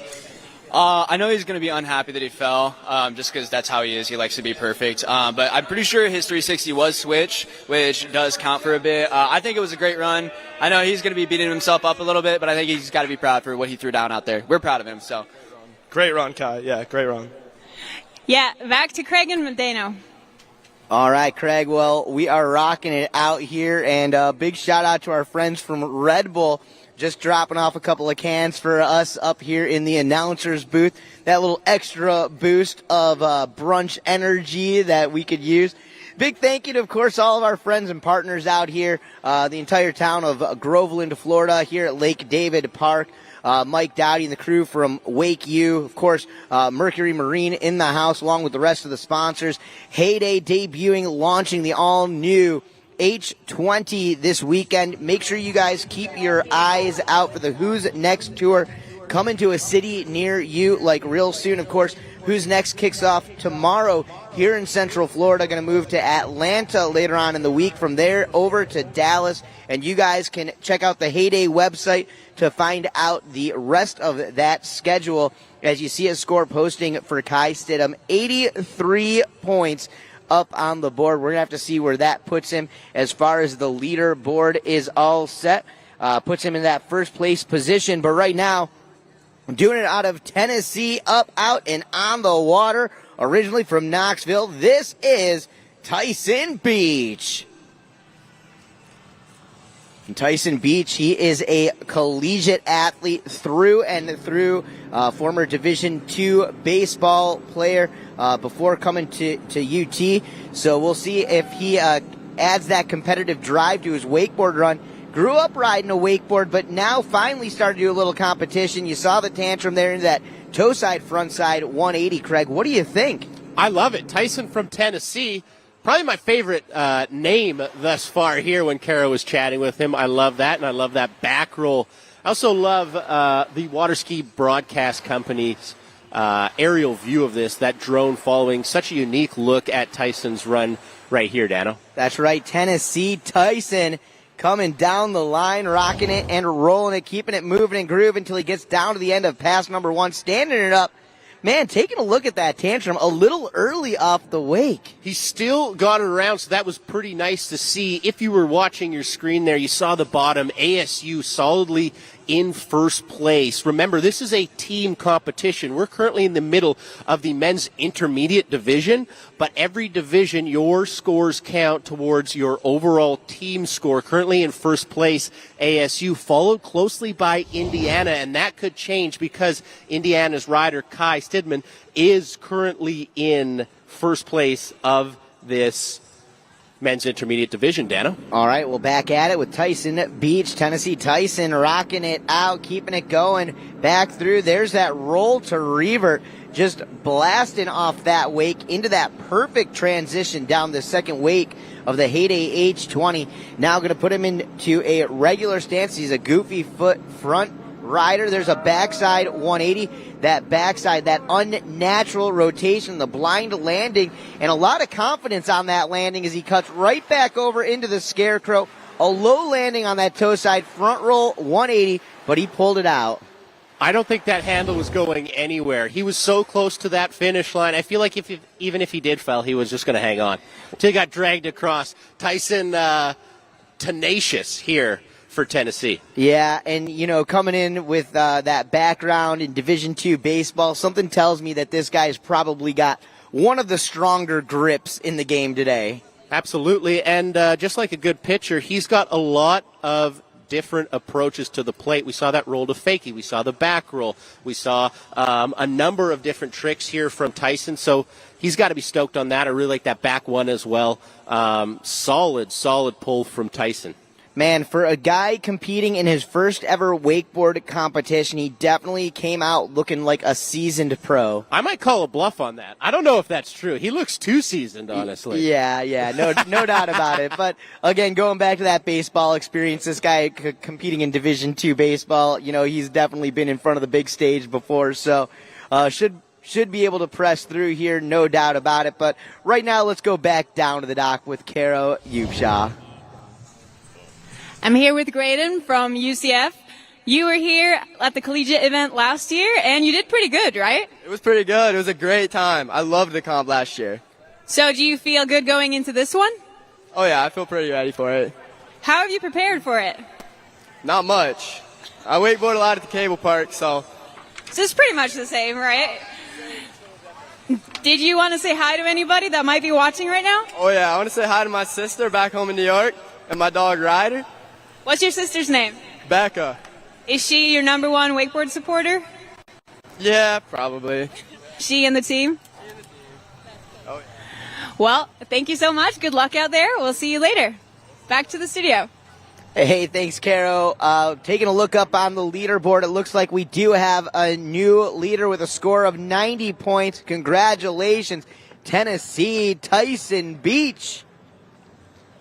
That's a big 90 points for Tennessee. Currently, you were looking at the men's intermediate leaderboard, but on the overall leaderboard, they're a little bit closer to the bottom, so that 90 is going to change their fate. Remember, $25,000 prize purse. So the winning team is going to walk away with $15K. You want to be in that number one spot, and that number one spot currently held by ASU. But I think this next gentleman from Texas A&M will want to change that. Well, and you're taking a look at it right there with that score of 90.00.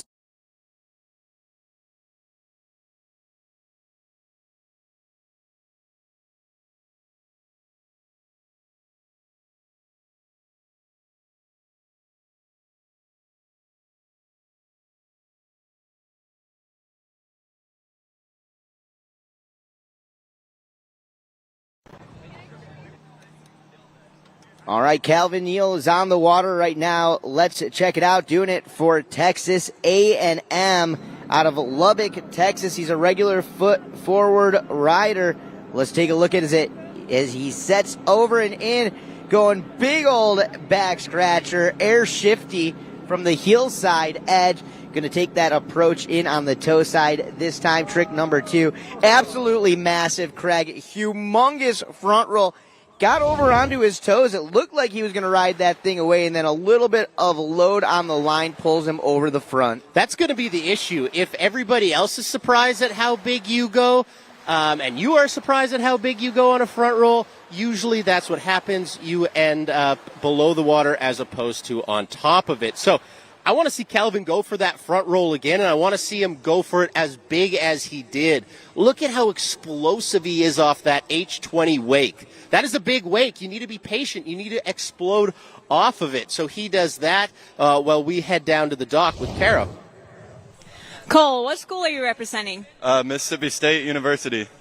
And you're last out in this division. Have you been watching the other riders go? Yeah, I've been looking. We're, I don't know. What did you watching them change your plan of your run at all, or are you sticking to the same plan? I think I'm just going to stick to the same plan, throw what I can do, and see what happens. Have you practiced a lot for this? No, not really. But what is your favorite trick that you're going to throw out there? Probably some grabs and hopefully get some 180s. What's your favorite trick? Probably indie grab. That's cool. Well, good luck to you. We hope that you have a good ride, and we can't wait to see what you do out there. Back to you guys. All right, Calvin Neal back in, straight at it. There's a tantrum with that indie grab. It was that toe side front roll that took him down in pass number 1. And, going back to that toe side front roll, man, I would have to say out of the basic inverts, the toe side front roll probably the most difficult of them. Absolutely, and when you take it over that second wake like Calvin did, landing in the flats there a little bit, that makes it infinitely harder to ride away from. So understandable he went down on that, but Calvin doesn't like to land in transition. We saw him go big on that front roll and that tantrum he took to the flats as well almost. So high-impact rider. Absolutely. Well, let's take a look as we cut back into pass number 2. Going for that toe 360 in that front side rotational direction. He unfortunately goes down, and that is going to be fall number 2. That's going to do it for Calvin Neal. Hopefully he still puts some big points up on the board for his team. But as you see right there, it almost was as if he was questioning, do I stop at 360 or do I want the 540? Off the wake, it looked like he wanted the 540. A tale as old as time. The second that you hesitate on a rotation and you kind of have to make a decision of, am I going for it, am I not? You're already gone. It's too late. So when you're mid-spin, remember that. Go for the 540. Don't try and stop it because it's extremely difficult, as Calvin did there. So he goes down. That is his second fall. And we move on in our men's intermediate division. All right, well, looking forward to watching our next rider. Graydon Swatsburg from UCF is going to be out here in just one moment.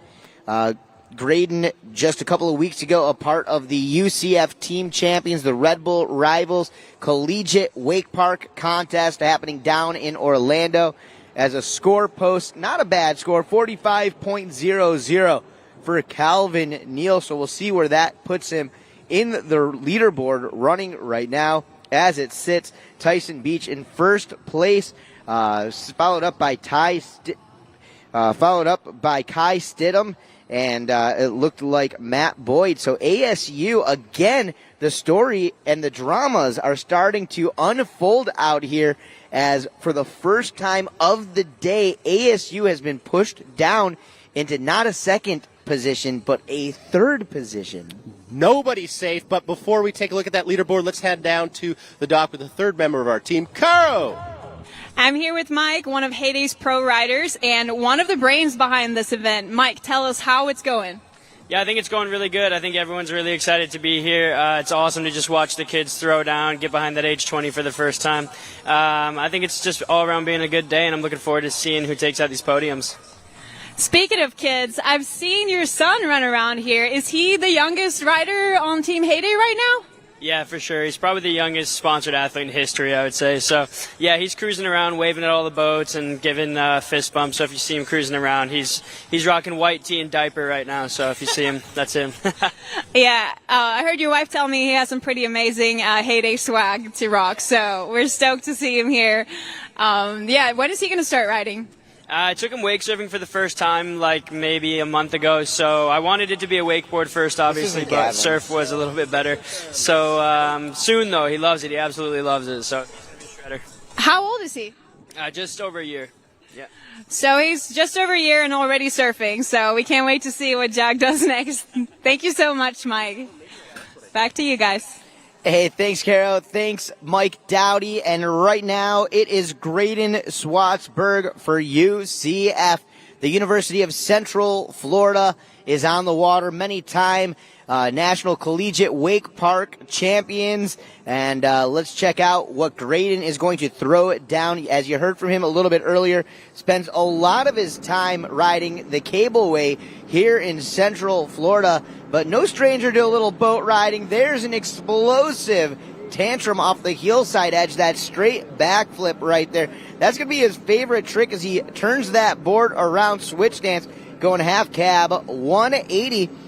Gentleman from Pennsylvania State, now living down here in Central Florida, Orlando, UCF. To be specific, there was a stalefish grab, that backhand of the back edge of the board into the toe side front roll. And that one, he had the pop. He didn't quite have the rotation on that and just undercooked it a little rare on that maneuver. Absolutely, extremely rare a little bit, but I do love, the go for it, the go get it attitude on that toe side edge in. Said, I'm going to go big, and hopefully I bring it around to my feet. Unfortunately, not doing that there, but guess what? That's just even better for us because we get to see Graydon go for that front roll again. I'm really excited. I hope he takes as much speed and gets as much amplitude as he did on that one, Dano. All right, well, we're going to go down to the dock right now. Caro is with our next rider.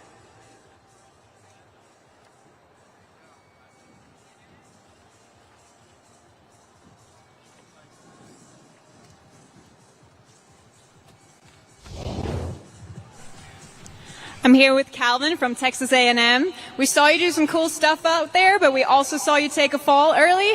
What went through your head right after that fall? Just what do I need to do next? But when I was coming down on that front roll, definitely got a little bit more booted than I was expecting. How was the wake? Was it a little bit bigger than you thought? The pop was really nice. Yeah, that's why you got some extra flip on that front roll. But you got up, you kept going. Did you change the plan at all? Yeah, after I fell on that front roll, I was planning on doing toe 5 on my first hit coming back, but I felt like I needed to just get something solid. When I tried the toe 5, thought I was going to come up short, tried to pull it back to 3, just didn't work out. That happens. And it is a contest, so it's way harder than just riding at home. Well, thank you so much for the interview, and I'll let you go back to your team. Thanks. All right, out on the water right now, we have got Graydon Swatsburg for UCF as the boat turns around that Heyday H20, making its debut here this weekend in Groveland, Florida. Beautiful Lake David. Check it out, though, as we come into pass number 2. That time, a little mix of a tantrum and a front flip. We'll call that the frantrum. We're going to set him back up with that opposite foot forward. There's a switch 180. So borderline the same start that we saw out of pass number 1. He's going to keep it going. There's a grab for Graydon Swatsburg, trying to continue to add the points for UCF up on the board. We're going to see how he finishes off this run. It looks like it's going to be a frontside approach. Will it be that toe side front roll? There's that front roll, giving it a little bit less pepper on the takeoff and under rotating it once again. Ends up going down. Hey, that's it. That's all. That's going to do it for Graydon Swatsburg. Let's take a look, though, at the instant replay here. As you can see, it almost looked like he wanted to take off for that front flip and then his head kind of going backwards there, pushing him into that back flip maneuver as he pops the board around, just like we saw in pass number 1, that switch stance approach into the wake with the switch 180 back to regular, getting a piece of the grab right there, giving, again, the judges a little bit more to work with here. And as he cuts back at the wake, this trick is going to get him over to the opposite side. Now, we've seen other riders just scoot across the wake, just cut back over to put themselves into position. In most cases, it's to put themselves in a heel side position. But for Graydon, he sets himself up for this last maneuver. This is the toe side front roll. And in pass number 1, although he didn't land the trick, he did get a little bit of a better takeoff. That time, not the takeoff he was looking for. A little bit early on that one. Unfortunate fall. That'll happen. He can hear you, Graydon Swatsburg, but right now let's go back down to the dock with Caro. I'm here with Keisha Spicer, the director of Heyday. Keisha, how do you feel about the Heyday Collegiate Cup? We are so honored to be out here with these incredible athletes today, having fun behind the brand new H20. We're having a blast in the city of Groveland. It's been incredible. So excited to get this boat out into the world and actually just use it. Yeah, I know you've had a big play in the development of the H20. How is it hearing all this amazing feedback from the riders today? Oh my goodness, it feels amazing. We've been working on this boat for a couple of years now, and so to release it and see everyone having fun is the biggest reward we could ask for. It's been a big secret. Has it been hard to not tell everybody? It is extremely hard to not tell people when you're so excited about something the way we are. So we've kept a secret for a while. Now it's out there. Now we get to talk about it nonstop. That's awesome. And this is a great way to launch a new product. I'm so hyped. But now we got to get back to the water. Thanks so much, Caro. Let's do exactly what you say. Get back to the water. There's a quick look at the men's intermediate leaderboard. Tyson Beach of Tennessee currently in that number 1 spot of 90. We just saw Swartzberg go. He was sitting there in the mid-50s. Now, however, our final rider of this men's intermediate division, Dano, your fan. That's right. Cole Fogelsong is on the water. Unfortunately, out of the gates, taking a fall, but going for the gusto on this one.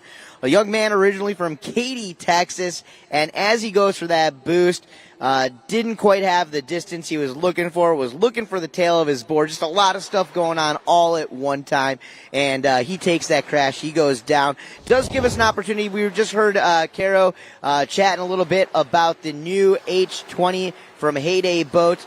A beautiful boat and a great debut, no doubt. But you got to talk about some of the amazing partners along with Heyday. Our friends from Mercury Marine. Mercury is the engine partner, 6.2 liters, 320 horsepower, more than you need. And we've been watching it all across the morning here today.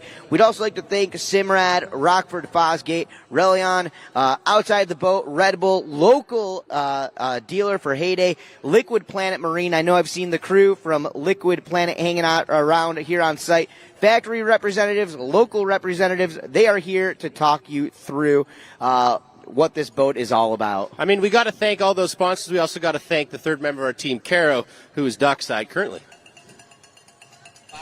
I'm back with the Indiana crew. We're all watching their rider in the opens division, getting ready over here. What do you feel like about his opening technique? He's just rebooting pretty much. Just laying down, sleep. He's waking up. He was just down in the zone. Is that how you guys get ready too?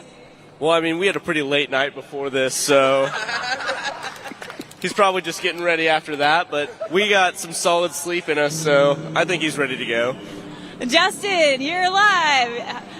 That's a pretty good technique you had there. Yeah, I was just recharging, getting ready to get out on the water. We're all good, though. Stoked to ride on the new Heyday boat. Was on it last year. Really great wake, so really, really excited.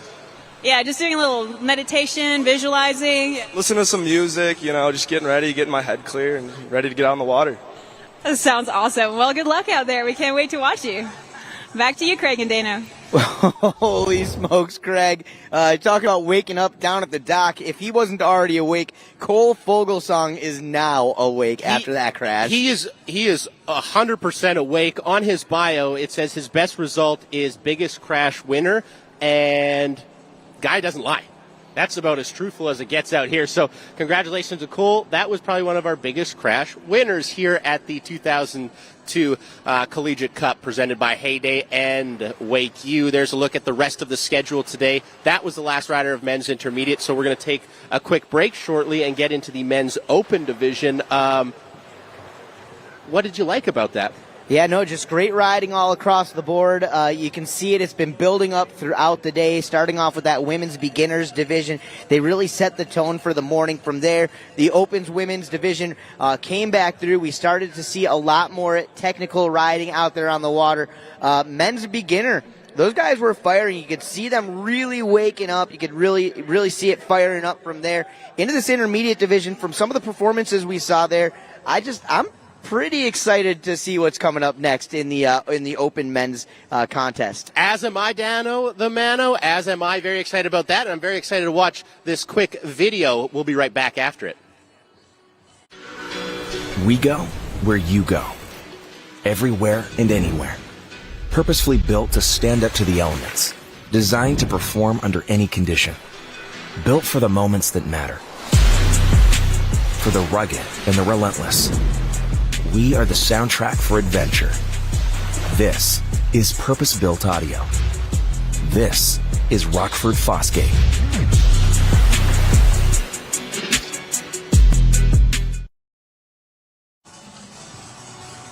All right, well, welcome back, ladies and gentlemen, to the Heyday Collegiate Cup, brought to you by WakeU.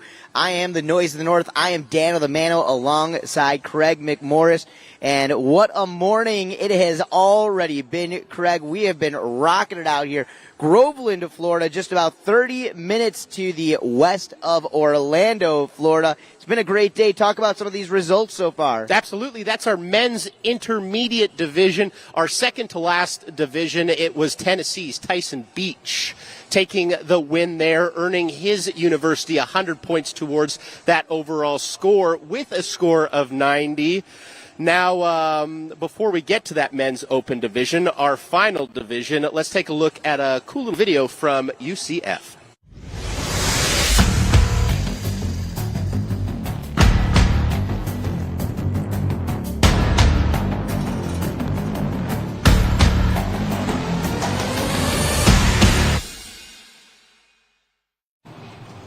All right, well, great to see the crew at UCF. Definitely a club to watch out for. But right now, let's go back down to the dock with Heyday team rider Oh, Carol what happened Upshaw. out there?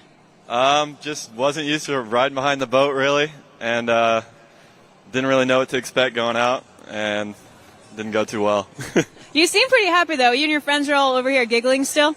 Oh, yeah, we're really just here to have fun at the end of it all, so as long as you're having fun, it's all right. That's cool. Yeah, you haven't been riding much boat lately, only on the cable, right? So you were a little surprised by that Heyday wake, maybe? Yeah, a little bit. It's pretty big. It's got some pop on it. Awesome. Well, thank you so much. It looks like they're back on the water. Oh, yeah, watch out for this guy. Comes from Mundelein, Illinois. I got the same zip code as this dude. We live on the same lake. Off Diamond Lake, this is Ty Dickey making his debut with MSU. You heard it earlier today. Rode with IU last year. Ty Dickey, one of those top young up-and-coming semi-pro riders, rocking and rolling here and really making waves, as they say, in the collegiate scene. And you see it right there, Craig. What a pass. What a run to kick things off. Clinical, surgical, if you will, from Ty Dickey here in that first pass. No mistakes, no bobbles, just came correct. So this men's open division is going to be hotly contested. Excited to see what Ty's got on that second of two passes. Well, that's right. Well, Ty now in his second freshman year of college, coming back through in his second appearance here at the Collegiate Cup, brought to you guys, of course, by Heyday and Mike Dowdy's WakeU. Getting some interesting shots there. Getting that heel side corked out 540. Landing on the knuckle, but showing you guys that control, that strength to ride away from it. Back up and over. There's a straight tantrum. That's that backflip. And once again, textbook, picturesque toe side approach into the wake. Toe side roll to revert, and taking a little bit of a conservative cut into it, not really taking as much of an edge as he probably needed, taking it a little bit easy, but hey, the rest of that run looked so good. Here, take a look at that. Corked out 540. I'm just blown away, able to ride that one away, Craig. Absolutely, the leg power that you have to possess to land on that uphill second wake and still stay upright. I want to talk about that toe side roll to revert attempt. Can we get a pulse check on Ty first? Because that was one of the most violent falls we have seen today. You said he kind of came in nonchalant. I didn't think he was going to do a toe side roll to revert, but he goes for it anyways. Respect through the roof. Here's a great look at it. If you can see a screen right here, if you're at the venue, gets stuck upside down, and that hurts. From experience, that hurts. So we'll see how Ty bounces back for that second of two passes here. Let's take a look at the start list right now. As we can see, Ty Dickey is in the water. But as you look down that list of names, Dan, who are you excited about? Yeah, well, Cam Winter, Justin Lublow out of Indiana, another name that you definitely want to watch out for. Liam Jeske from Tennessee, Jacob Keeper from Texas A&M, Gavin Giglio out of UCF. This guy is known as a cableway rider, but I've had the chance to watch him ride behind the boat at least a half dozen times in the last couple of seasons, and you better watch out, because if Gavin is firing on all cylinders, he might be the guy to watch out for in this open men's division. And Doc Bransom, another cable rider from Mississippi State. I saw him ride cable just a couple of weeks ago. a lot of style, and last off the dock, so he gets the opportunity to sit back, watch what everybody else does in the field. This could go any which way. Remember seeing ASU taking that third place finish in that last division, still keeping them in the lead, but opening that door just a little bit for the rest of the teams. Ever so slightly. The window is cracked ever so slightly. So can somebody in this men's open division blast that thing open? Let's send it down to Caro, who's at the dock right now. Caro, what's up? I'm here with Gavin, representing UCF. Gavin, tell me how the hurricane has affected your training for this event. Yeah, so about a month ago, Florida got hit by a hurricane, and so since then, all the lakes have been so flooded that they've been closed, so haven't gotten much practice, but we've been at the cable, so hopefully it translates a little bit. Well, that sounds good. I'm sure it will. Is your goal to take first place in your division? I mean, I hope to throw what I can and, let the judges do their thing. If it works out, I'll be stoked, but here to have a good time. Sounds good. Well, good luck, Gavin. Looks like they're back again. Craig and Dano, take it away. All right, doing it for the ASU Wake Devils, coming to us from Livermore, California. He is the Cactus Classic champion. This is Cam Winter on the water. And take a look at this. Would you look at that? Already underway with some fantastic maneuvers. There's that toe side back roll, that drone shot right above as he cranks back in on the heel side edge. That's the tantrum. So 2 backflips just coming in from different directions as Cam Winter continues to press down the line in on the toe side edge and just getting thrown off on that last trick, that last maneuver. That's a fall. All good. We're going to go back to instant replay. What are you seeing, Craig? I'm seeing a lot of talent. That 360 was very well done from Cam. A little style on the ride out there, so lots to like there. That toe side 540 that took him down, though, he kind of got stuck in what I like to call a constant cork. When you do a cork on a wakeboard, you got to come out of it. It's where your body goes off axis, and then you have to get out of that. Cam, unfortunately, does not get out of that, but still lots to like in this first pass. As you mentioned, those 2 unique backflips, toe side back roll, and the tantrum there. Here's a great look at the tantrum. Patience and lands a little bit far down there, but still hangs on to it, Dano. That's right. Wait, we're looking for Jacob Kiefer down at the dockside area. Hey, Jacob Kiefer, if you are in the house, please go check in down at the dock.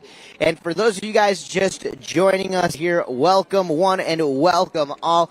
We are hanging out at the Heyday Collegiate Cup, brought to you guys by Mike Dowdy's WakeU. If you have not had an opportunity to stop up at the top of the hill and take a look at some of the beautiful boats by Heyday, please make your way on up here and check it out. We've got factory and local representatives to talk you through the latest and greatest from the Heyday brand. Of course, Heyday boats powered by Mercury Marine, that 6.2 liter engine.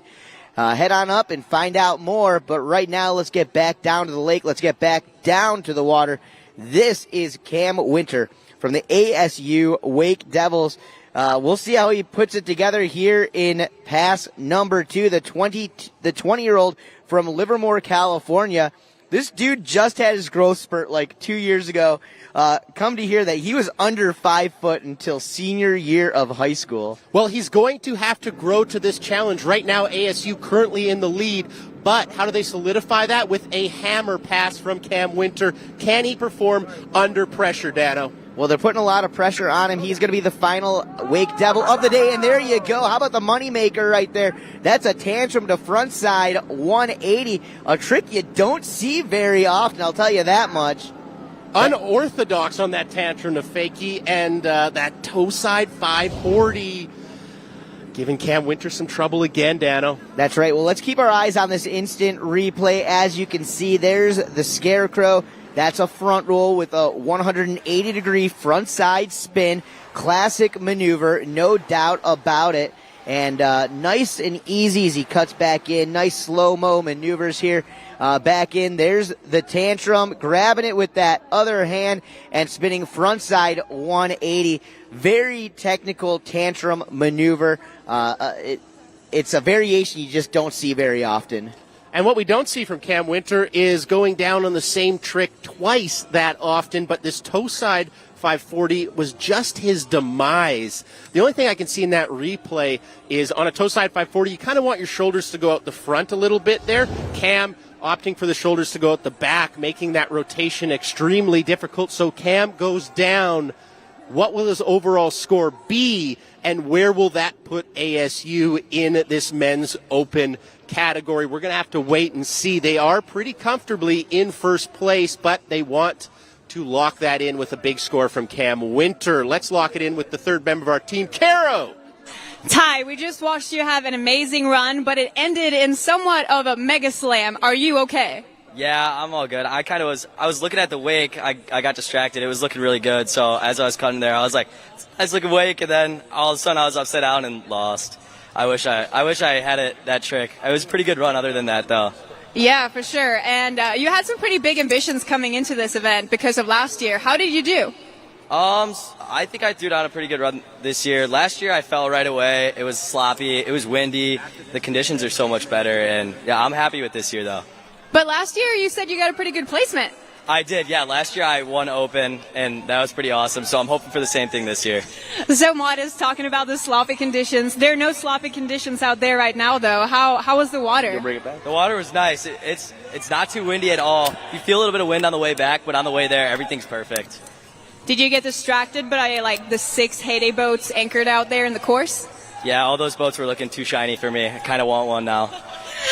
My parents. Maybe you guys will have to steal one back to the school. Yeah, if one goes missing, don't come to MSU looking. Sounds good. Well, thank you so much. Good luck to you. I see you watching everybody else. Yeah. Back to you guys. Thank you so much, Caro. That was Cam Winter in the water. Previous to that interview right there, Cam Winter representing ASU, who is currently in the overall lead of our team competition. Cam with a score of 75, so that will help their cause to get that 15 grand in the water. However, right now, from Indiana University, it's Justin Lublow. And Danny, you got lots of good things to say about this young man. Oh, yeah. I've been watching Justin Lublow for many, many years, whether it's behind the boat or under the cable. A second-place finisher at the WWA Wakeboard National Championships. If this guy's not riding behind the boat, you can find him up in Michigan, riding out at the Action Wake Park down there. There's that toe side back roll to revert, and representing for Indiana University, you can hear the crew from IU getting loud, getting proud, getting wild down there at the dock. But hey, that's what happens when you roll 17 strong to this event. That's what happens when you roll 17 strong to this event, and your boy goes top to bottom on that first pass. A little nuclear grab on that tantrum there. Very, very well executed by Justin. Dano, so much to love here. Backside 360, we haven't seen that yet in the competition today. So the judges have been rewarding uniqueness and creativity, and I think Justin has that.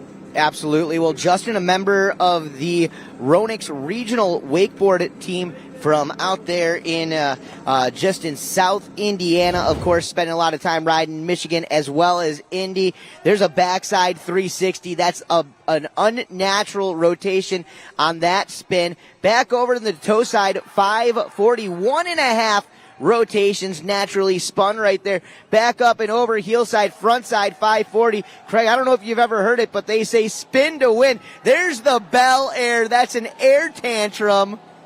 With no wake. No wake at all. Made famous by Sean Murray, and then the Pete Rose. That's a toe side back roll into a front side handle pass 360. I will say it right here, after almost 20 years behind the microphone announcing these events, that was the heaviest wakeboard pass that we have seen of the entire day.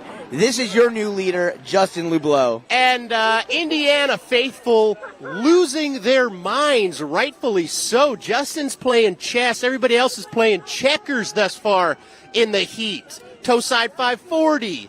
How you doing? Then he drops a Pete Rose and a Bel Air. Doesn't even need this beautiful H20 wake to do a tantrum. So that is impressive from Justin. But this is going to be an absolutely monster score.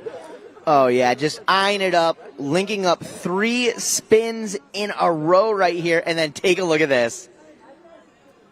There it is. There's that tantrum. He loads the line. No wake needed at all. That's the air tantrum. Super classic trick, of course, made famous by Sean Murray. But here, take a look at this as we slow it down. Toe side throws his head back into the back roll. Front side, full 360, and he lands into that funny wrap right there. Very, very impressive, visibly fired up, and rightfully so. That poor life jacket's taken a beating because Justin just went top to bottom. We are not worthy, says the Indiana faithful. I'm a big fan of that run, and I think the judges will be too. What's interesting here, Dano, in the overall team event, yes, ASU is currently in first place, but guess who's in second? Indiana. And with a monster score like that from Justin, will this leaderboard change? We're going to have to wait and find out. How big will his score be? All right, well, we're going to find out just that here in just a few moments, but right now, let's go back down to the dock with Caro.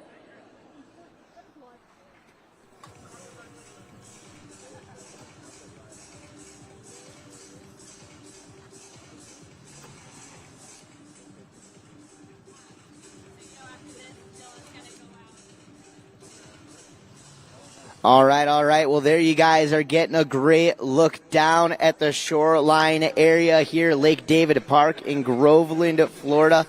We have an awesome day still ahead of us. Not only are we going to finish off this men's open wakeboard division, some of the pro team riders from Heyday are going to be doing a little demonstration coming up later as well. Hey, I hear a lot of stuff going on down by the dock. Let's check out what's happening with Caro. Justin, what a ride. How are you feeling? I'm feeling amazing. You know, shout out to my team for cheering me on. Wouldn't be able to do it without them. Yeah, it seemed like your technique to prep actually worked really well. Yeah, 100%. You know, it's hard to get out and practice at Indiana, but I got a boat set yesterday and was able to put that down, so I'm super stoked about that. You got to tell us about that last trick. Yeah, it's Pete Rose. I was working on it all day yesterday, couldn't land it, and I put everything down, so I'm like, I'll try it. And yeah, stuck on my feet and rode away, so I'm pretty hyped about that. We're going to let you catch your breath and keep watching the action on the water. Thanks, Justin. All right. And here we are. Here we go. Oh, no. Going down Liam Jeski right there on that toe 540. Hey, that'll happen. Liam coming to us from Chicago, Illinois. You taking a look right here at the instant replay. Liam was able to get that scarecrow, that front roll 180. Got a couple of tricks in before the fall, y'all, as he cuts back over. You guys are also getting the opportunity to see some of the scores there on the board. Currently, MSU in that third place position. Indiana in second place. ASU currently in the lead. Correct, but that is before the men's open division, so this matters greatly. Where will Justin's score from Indiana place him? Will he get that number one spot and be able to pass ASU? We're going to have to wait and find out till this thing's all over, so it is all up in the air. That's up in the air. Let's head down dockside with Caro. All right, I'm here with Doc, who is our last rider. He's not going to go just yet. How does it feel to close out this event? I mean, the competition better look out for me. I'm a dog on land, but a shark in the water. Someone threw a Pete Rose. Yeah, big deal. I'm going to throw double backflips, double Pete Rose, maybe a Mick double. I don't know. Look out. Look out. Oh, yeah, that's what we like to hear. So do you have like a solid plan going in, or you just kind of wing it? I don't know. I'm going to get up there, send a postcard from the moon, because I'll be pretty high up there. You know, might see some aliens. Yeah, tell them we say what's up. Yeah, well, we can't wait to watch you ride. I guess we're going back to the water. A lot of confidence down there, a lot of confidence. Here we go, back into replay, uncorking it out. That's a wrap, KGB, as Liam Jeski gets back up and goes back down. Unfortunate second fall right there from Liam. Very unfortunate from Liam, but I do have to say the 19-year-old has the best penmanship that we have seen in the booth thus far. I didn't even know they were teaching cursive in school anymore. I didn't know either, but Liam, you got great penmanship, and it was great to see you out here at the Heyday Collegiate Cup 2022, brought to you by the good folks at WakeU. That's Mike Dowdy's company, and this has been, it started grassroots. We heard a lot of the competitors say it started in his room in that very first ever digital edition, and it's amazing to see what it has become. All that hard work, all the great folks behind it, bringing it to fruition. As you can see, that Heyday H20 coming back into the dock to pick up our next rider in the men's open division. Dano? Yeah, well, we're going to get to our next rider here in a moment, but first I want to talk a little bit about that interview with handsome Doc Bransom a few moments ago. That was a lot of confidence. Yeah, and definitely, hopefully that shines through to the judges in just a little bit, but hopefully Doc is going to be able to back it up out there on the water as well. Great name, handsome Doc Branson. A lot of energy, a lot of focus from that young man. So excited to see if he can live up to that hype. I believe he can. Dano, I believe he can. We're going to find out here in a little bit. We've got two riders before that, so let's get back down to the dock. 19 years young from Texas A&M. This is Jacob Kiefer. Jake Kiefer getting ready to rally down the line. The H20 coming down to the dock, of course, powered by Mercury Marine, 6.2 liter. And, guys, we're going to get back down there with the Jake Kiefer in a moment. First, let's hear what Caro has got to say. I'm here with Zach Gresham, the Director of Marketing for Heyday. Zach, tell us a little bit of what's been going on this week.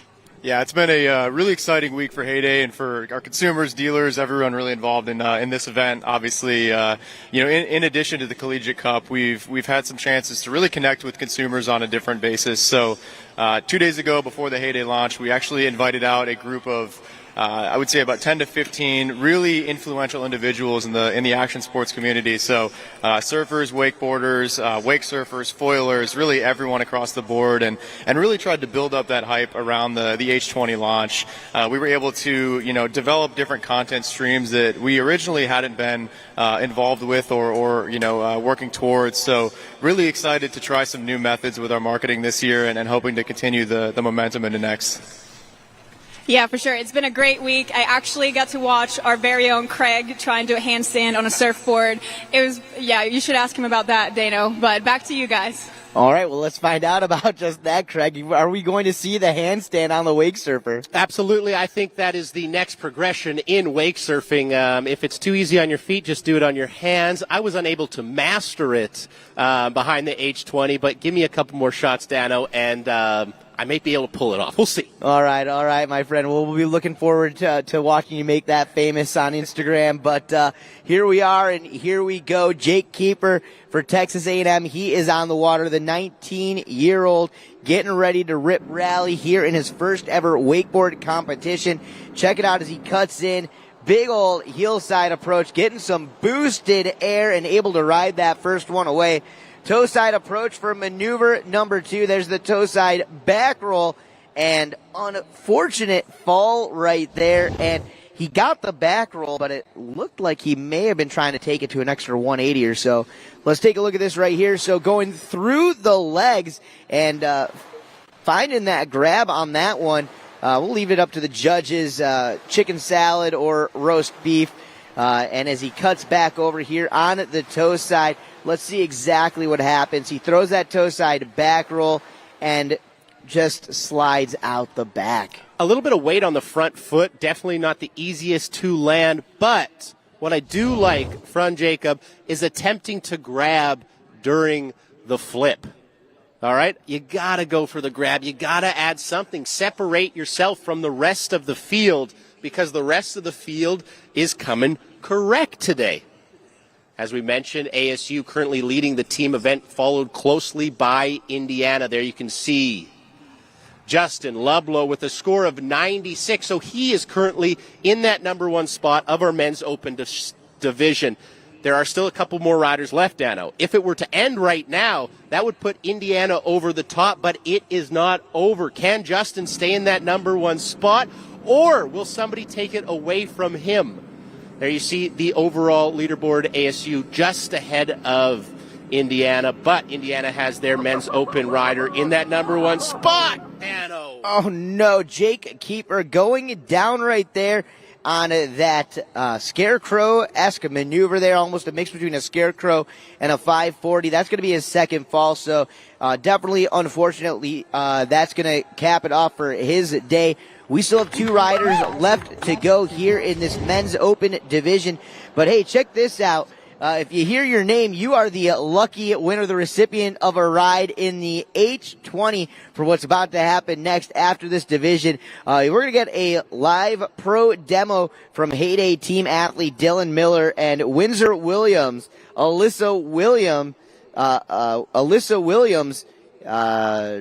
Melnitsky, and Tyson Beach so far. So Tyson Beach, Veji Melnitsky, along with Alyssa Williams and Windsor Williams, please get down to the dock. You have won a ride in the boat for the Dylan Miller demo coming up next. So all of our first place finishers so far in the day, they get a little personal demo here in a few moments. What aren't we giving away here at the Heyday Collegiate Cup? A $25,000 cash purse. And if you win your division, you get to watch Dill Mill, a.k.a. Pickle, ride. That's going to be pretty exciting behind the Heyday H20. I got to see him go a little bit over the past couple days behind this beautiful machine, and he rides it right, Dano. He rides it correctly. Oh, yeah. Well, you had the opportunity to sit there and get to watch Dylan grow up together up in Canada, and I know throughout the grassroots days into his semi-pro, into the full pro days. And the cool thing about a rider like Dylan Miller is that he has pushed all aspects of wakeboarding, whether it's boat riding, whether it's cable riding, whether it's two-tower, whether it's winching. He always has brought his own unique style to it, and just very well diverse across the board. Absolutely. And speaking of board, let's take a look at the leaderboard right now. There you see Indiana University's Justin Ludlow in that number 1 spot. Remember, they are in second place in the overall event. If they finish in second, great. They walk away with $7,000 and silver medals. Great. Happy for you. But if they can leapfrog ASU, they are walking away with $15,000 in cash, the Heyday Cup, and gold medals for everybody on the team. That is a big difference. So can Justin Ludlow stay in that number 1 spot, or will UCF's Gavin take it away from him? He's coming up next. You're a big fan, right, Dano? Well, absolutely. The fact that I've been around for so many years, getting to announce some of the biggest events in wakeboarding, been watching a lot of these riders come up through the ranks from their days as junior athletes into the boys athletes, into junior men athletes, and now into this semi-pro pro field here. And Gavin Giglio, one of those guys to watch out for, represents for Ronix. This guy has traveled the world doing cable wakeboarding last season, spent a bunch of time in South America. If you've never actually watched this guy ride the cable, I definitely recommend you hop on YouTube, you look him up, and you check out some of his past action. This guy, absolutely amazing. I don't think so. He is unbelievable from Belle Isle, Florida. Ladies and gentlemen, give it up. This is Gavin Giglio. The 20-year-old sophomore, born and raised here in Central Florida, Orlando. Definitely been spending a lot more time under the cable over the past few seasons, but this dude knows how to ride a boat, and he knows how to do it with style. Beautiful execution right there on that method air as he pops that board around, setting back up, over and in. Take a look at that 1.5 rotations, the front side 540, regular and switch heel side tricks. Boom, mirrors it right there with that front side 540. So cab 540 into front side 540. Gavin putting on a demo, and then toe side. Down. That toe side 3 ends up taking him down. Take a look at this though right here. There's that method, bringing that board all the way up and nice and proper. Maybe not quite the grab he fully wanted on it, but he knew it. He knew it. But right here, take a look at these spins as he goes back-to-back hillside 540s. Here's the switch 5. Just a little miss on the nose there, but still great execution on the rotation. Absolutely. I like how he mirrors these back-to-back, right? The switch 540 into the regular 540, doing the same grab. So that first one, switch nose, and that second one, regular nose there. So very, very solid from Gavin. Speaking of solid, I think it's time to head down to the third member of our team, who is dockside, with some of Gavin's fellow competitors as we see Gavin go down. All right, I'm here with Jacob representing Texas A&M. Tell us about your ride. I mean, it wasn't what I wanted. I had this whole ride planned out. I think that was my downfall. I was thinking about it too much. But, I mean, I can't be mad. I'm still in Florida. I still might go ride cable later, so it's not a bad day.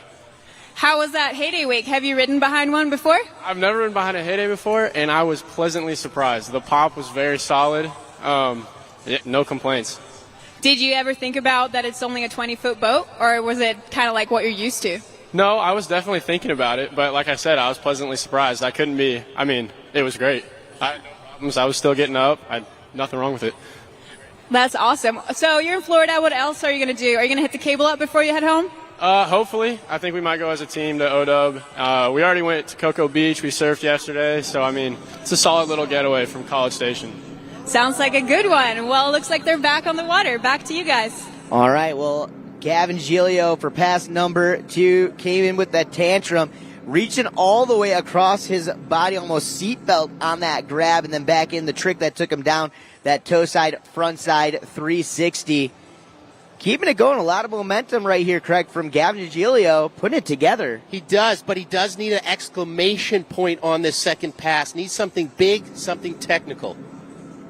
And there's a backside 540. That would have been the exclamation point. You talk about a high-risk, high-reward trick. That maneuver with that backside landing, we'll see exactly what happens. But as we come back to instant replay, you see how he reached all the way across his body and grabbed the nose of his board with his backhand, making that tantrum, that basic backflip, that much more technical.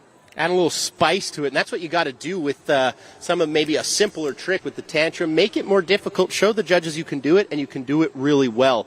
Dana, what I'm excited to talk about is his final trick, Gavin's final trick there. It was a switch backside 540 attempt. In my opinion, probably the most difficult trick, if landed, we will have seen today. What goes wrong for Gavin here, and what is most difficult about this trick is patience. You got to be so patient riding up all the way up the wake and then initiating rotation. You could see there the rotation is what took him down, lack thereof.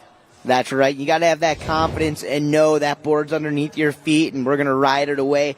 Getting a little bit too much load on that back arm upon landing, just getting snapped out of his fingertips.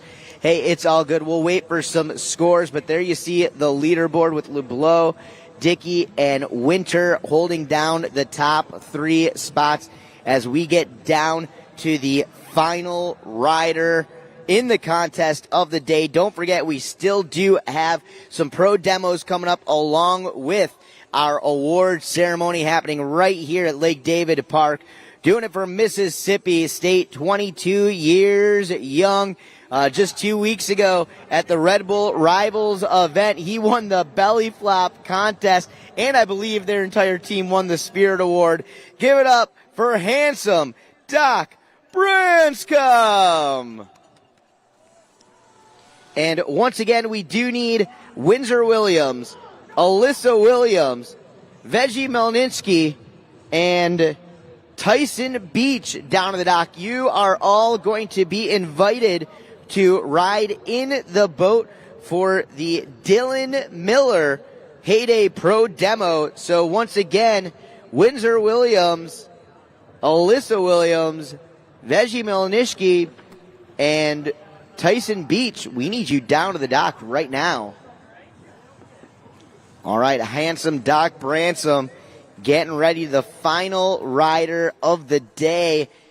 As you see the Heyday H20 heading out towards Lake David. We're going to put the throttles down, and our last contestant getting ready to stack some points up. as we see a score posted from Gavin Giglio of an 83.00. What's really interesting about that score, Dano, is it doesn't affect that number one spot. Justin Ludlow of Indiana still in that number one spot with 96 points. Only one rider left. This is the entire fate of the competition, this team event. If handsome Doc Branson can get into that number one spot, this entire event could be different. It's musical chairs up there. Can he perform, Dano? Well, my guess is yes. We'll find out here and now that Boat Wake has shaped out. The Heyday H20 is on the water in its debut performance here as a part of the Heyday Collegiate Cup, brought to you by WakeU. And here we go. The Doc getting ready to rock it. Here we go. Hillside approach. Oh no! Going for the back roll and taken off slightly early. Craig, I heard you talk about the patience that these riders need to have into the wake, and you see it right there. A little bit different than when going off a kicker there. And again, maybe getting a little excited a little bit early and looking for that pop just a little too soon. Absolutely. You will be burned every single time if you start that rotation at the bottom of this massive H20 wake. Remember, this Heyday H20, brand new, so a lot of these riders have not got to ride behind it yet. That first hit sometimes can be a little bit surprising, so that could have been the issue for Doc right there on that back roll. Remember, he's still got another fall, so he can get back up and really make something happen here once they pick him up. All right, well, they are bringing it around. We're going to get him back up and at it on the water here momentarily. Another beautiful view of that red Heyday H20. And if you guys are just joining us here at the Heyday Collegiate Cup and you want to find out more about these amazing boats, stop on up. We've got Heyday Factory representatives in the house as well as local reps here to answer any questions that you may have. Be sure to check out the Heyday Who's Next tour coming to a town near you, whether it's this fall, this spring, or next summer. I know this week heading to Central Florida, up to Atlanta, over to Dallas. So a great opportunity for you folks throughout the nation to get in and behind one of these great Heyday boats and find out for yourself what they are all about.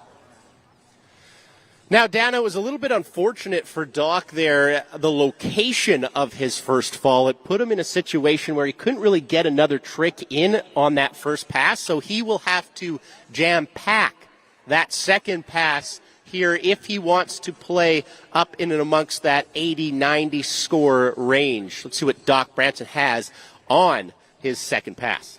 All right, lining it up, eyeing it up. Handsome Doc Branson getting ready to fly. Hillside approach will be the back roll. He goes for it again, and this time he rides it away, just powerhousing through that second wake.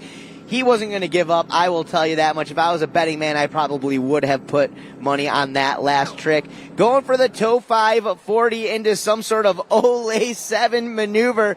Takes him down, and that's going to do it for handsome Doc Branson. Let's take a look right here at this instant replay. Landing on top of that wake, but again, powerhousing and never giving up. But let's take a look and fully see exactly what happened here on this spin. He wanted to throw some extra points up on the board. He knew a nice, perfectly executed spin of some sort would help do just that. As he takes off the wake, he gets thrown off axis just a little bit, and it almost looked like he wanted the 540 and then swung that handle up over his head into an Olay 540, almost a scarecrow-esque maneuver on that trick. And it was a fall, so it is what it is. We'll see how that ends up with the rest of the crew as we wait for some scores to post. But right now, let's take a look at how we set. And you talk about some drama.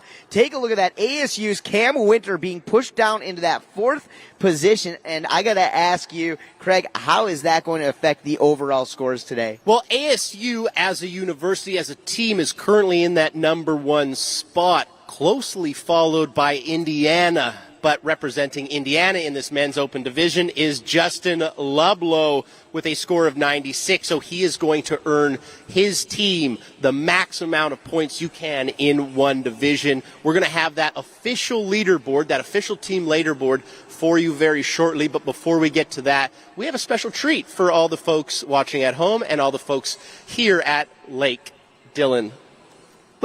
Lake David. I was saying Dylan because guess what? We've got Dylan Miller, pro for Heyday wakeboard boats, coming up right away. But before that, let's go to commercial break and we'll get Dylan at Lake David right away.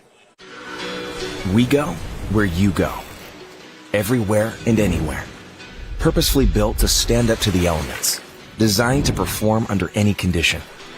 Built for the moments that matter. For the rugged and the relentless. We are the soundtrack for adventure. This is purpose-built audio. This is Rockford Fosgate.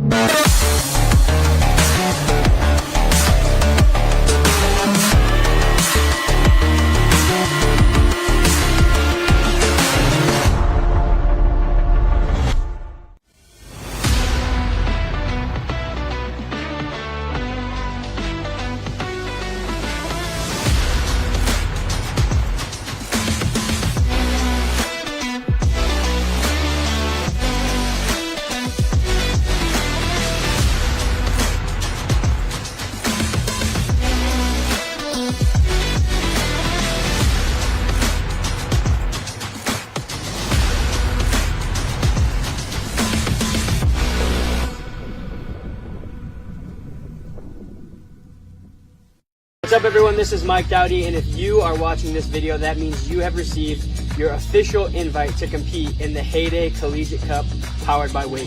Congratulations. The Heyday Collegiate Cup powered by WakeU takes place this October 22nd at Lake David Park in Groveland, Florida. This 10-team invite-only competition gives you guys the opportunity to compete for your share of a $25,000 prize. $25K? And your name on the WakeU Cup. The invited teams include MSU, ASU, Indiana, Texas A&M, Tennessee, UCF, Baylor, Mississippi State, and Oklahoma State. We look forward to hosting you guys here in Groveland, Florida on October 22nd at Lake David Park. Don't miss this. You guys are going to want to be here. Let's let the games begin, and I'll see you guys there. All right. Well, we are back, ladies and gentlemen. It's the Heyday Collegiate Cup brought to you by WakeU. I'm Daniel the Mano, sitting alongside Canadian legend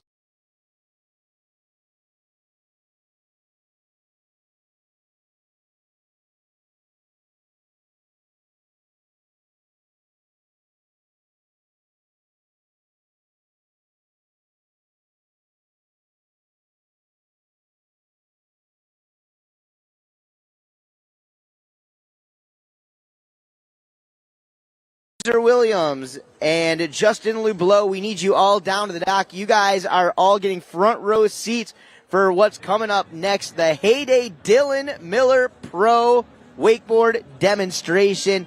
And we're going to go right down to the dock here. Craig McMorris, I got to ask you, so far so good as we get ready to watch Dylan. Some of your highlights from today so far.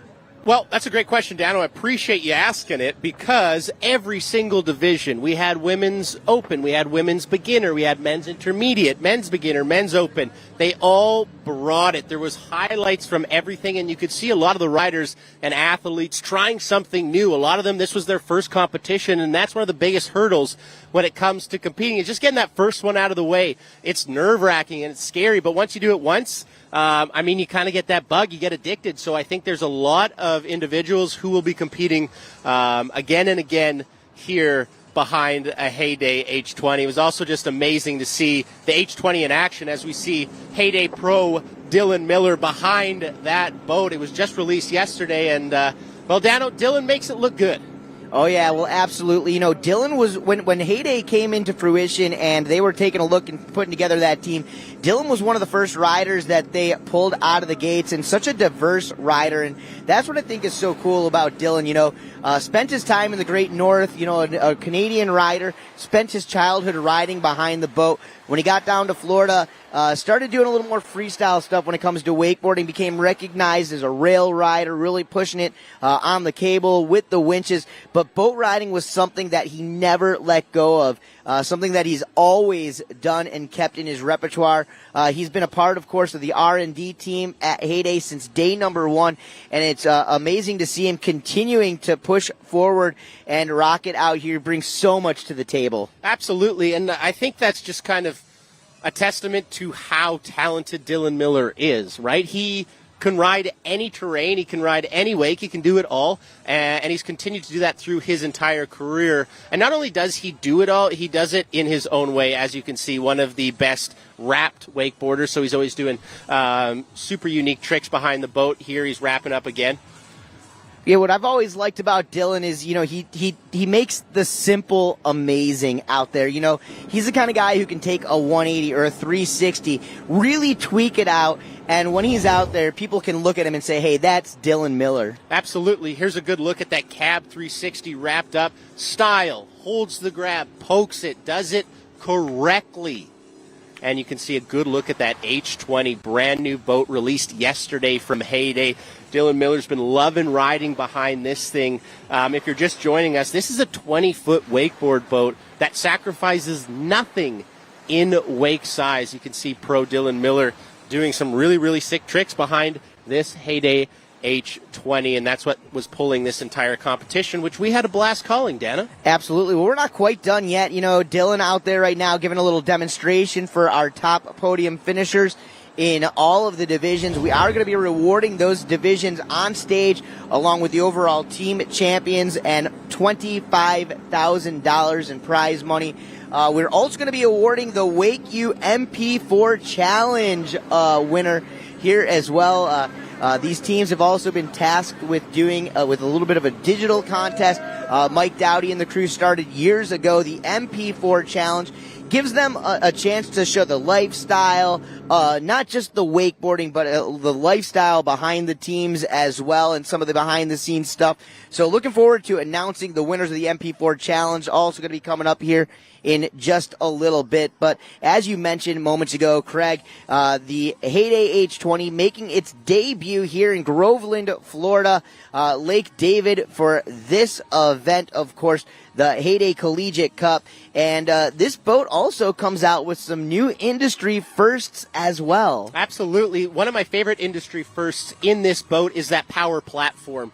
All you have to do, hit a button, and your platform raises up, making it perfect for storage. They have incredible bucket seats right at the back of the boat. That used to be illegal to sit there. Heyday has designed these seats so you can they figured it out, and they made it safe. Yeah, they made it safe, and you're legally allowed to sit right at the back of the boat, so you get the best view of the action. And some of our divisional winners are getting the best view of Dylan Miller, currently on the water here at Lake David, pro for Heyday wakeboard boats. Looks like he's signaling for a double up, so we might get a little exclamation point at the end of this demo here, Dano. Yeah, a little extra treat here from Dylan Miller. And I want to send a big shout out and a thank you to our friends at Red Bull. You know, we had an early call time. We were here at about 6 a.m. this morning.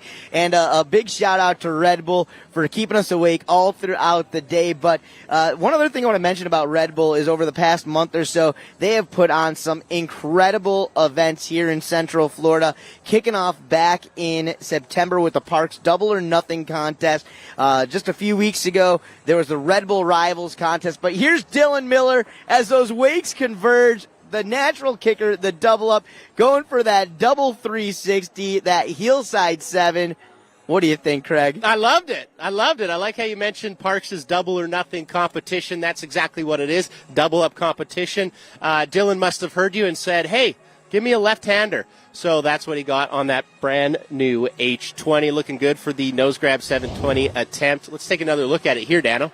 Oh, yeah, as he pops up into the air, he gets that full rotation right there, but maybe just a little bit excited there on the landing. Hey, that'll happen, but always fun nonetheless to watch Dylan Miller out there. And I got to ask you, though, over the years, I know you and your brother did a little bit of wakeboard competition. Did you ever get to compete against some of the Canadian greats, guys like Dylan Miller or Ollie and Raph Jerome, anybody like that? Absolutely, competed against them all, honestly. A lot of worlds, a lot of nationals, and it was a great way to grow up, spending time behind the boat and kind of honing your competitive prowess, if you will. Wakeboarding is very unique. You're very solo. You're very by yourself, and you have to coach yourself when you're out there. So I think it's great for any competitive career, which is pretty amazing. So thanks for that shout out. Great to see Dylan Miller. But we have another surprise for you. A little video from St. Augustine's. Let's take a look at that right now.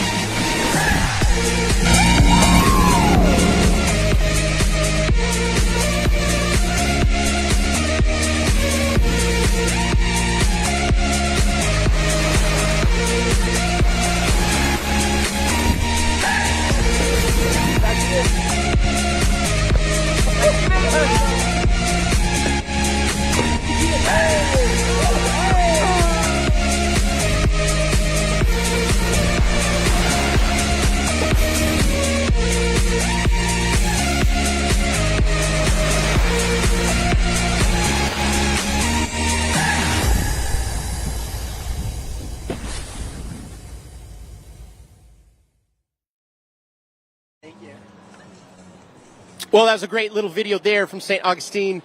A lot of action, a lot of excitement here today. Why? Well, it's the Heyday Collegiate Cup 2022. We have all 5 divisions rode, competed, and judged. I talked about some of my highlights, and before we get to this final podium, Dan, I want to hear some of your highlights.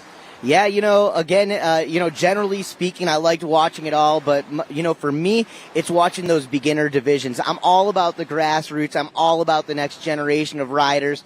I am all about just having fun out there, and I love seeing riders who maybe have never competed in an event before, and we got a great taste of that out here. You see how much fun they're having. You see the camaraderie between the teams out there as well. So definitely a big fan of that, but as we progress throughout the day, I got to say one of the standout riders for me is going to be that Justin Lubleau. We saw him take the W in the Open Men's Wakeboard Division just a little bit ago, and watching Justin grow up riding under the cable for many, many years, but watching him now as a collegiate rider, bringing that prowess to behind the boat, it was just really, really great to see. But again, if you're looking for my overall highlight from the day, again, it's going back to watching all these beginners and the first-timers competing in their first contest ever. Absolutely, and what a first contest to compete in. You're competing with your team. You're competing with your club. There is so much on the line. How much? $25,000 in a total prize purse. That means the winning team will walk away with $15,000, $7,000 to the second place team, and $3,000 to that third and final team. That's a lot of cash, and I think it's time to give it away. So let's, Dano, take a look at the overall podium. Is it ASU? Is it Indiana? Who was able to climb into that number one spot? Let's have a look.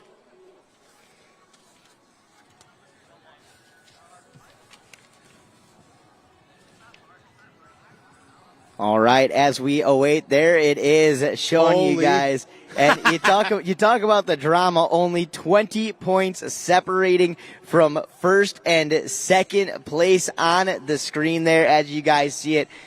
Taking a look at throughout the day, ASU going to take home the overall title. So we are going to be heading down to the podium here shortly to celebrate it. But Michigan State University holding down the number 3 spot, number 2 going to Indiana, and defending their title for the thrice year in a row. Big shout out to the ASU Wake Devils. So we're going to be awarding the overall podiums along with the division podiums as well as the MP4 Challenge Awards.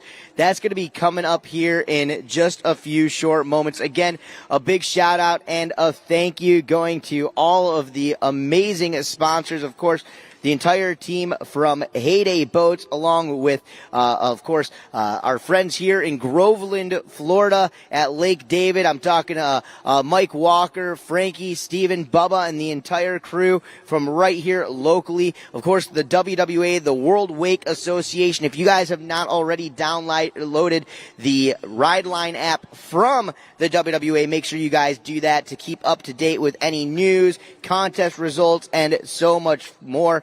Of course, the engine partner of Heyday Boats and a great contributor to this event, Mercury Marine. Keep in mind, inside that boat, 6.2 liters. 320 horsepower. That's the base engine you guys are going to get inside of these Heyday boats. Of course, our friends from Simrad, the marine electronics partner, Rockford Fosgate, the audio partner, Relion, the marine battery partner, Red Bull, the local dealer here in Central Florida, Liquid Planet Marine. We had all 7 teams representing Michigan State, Arizona State, Indiana University, University of Tennessee, Texas A&M, University of Central Florida, and Mississippi State University at this year's Heyday Collegiate Cup, powered by WakeU.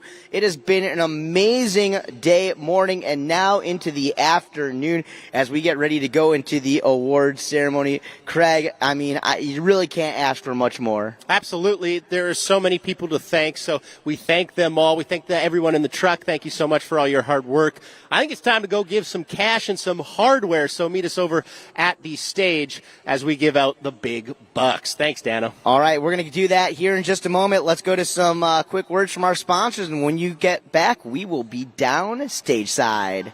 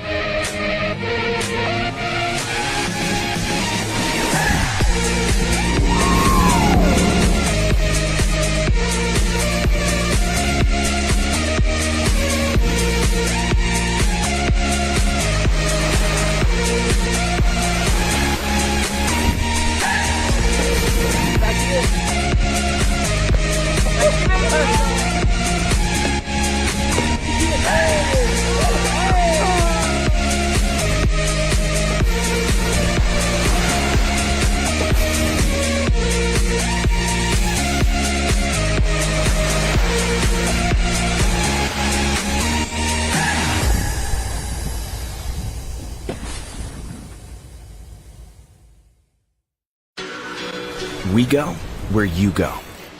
Everywhere and anywhere. Purposefully built to stand up to the elements. Designed to perform under any condition. Built for the moments that matter. For the rugged and the relentless. We are the soundtrack for adventure. This is purpose-built audio. This is Rockford Fosgate.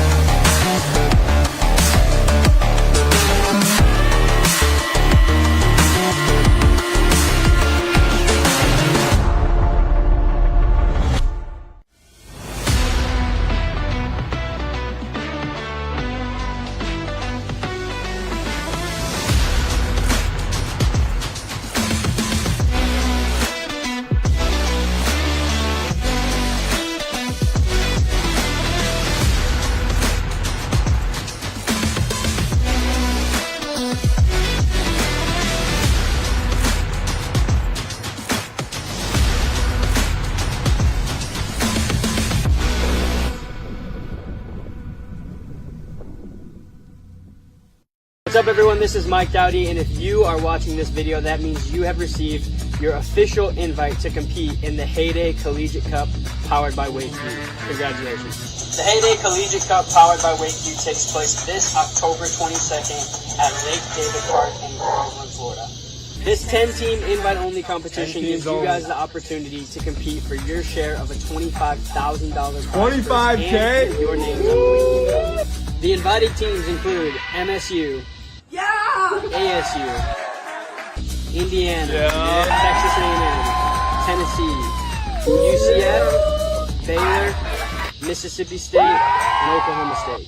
We look forward to hosting you guys here in Groveland, Florida on October 22nd at Lake David Park. Don't miss this. You guys are going to want to be here. Let's let the games begin, and I'll see you guys there.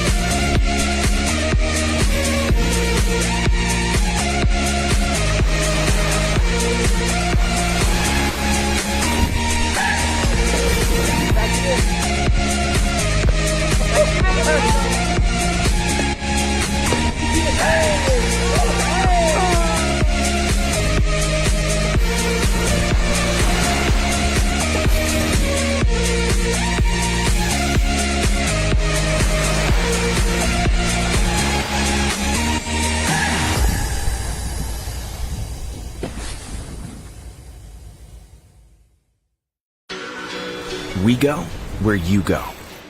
Everywhere and anywhere. Purposefully built to stand up to the elements. Designed to perform under any condition. Built for the moments that matter. For the rugged and the relentless. We are the soundtrack for adventure. This is purpose-built audio. This is Rockford Fosgate.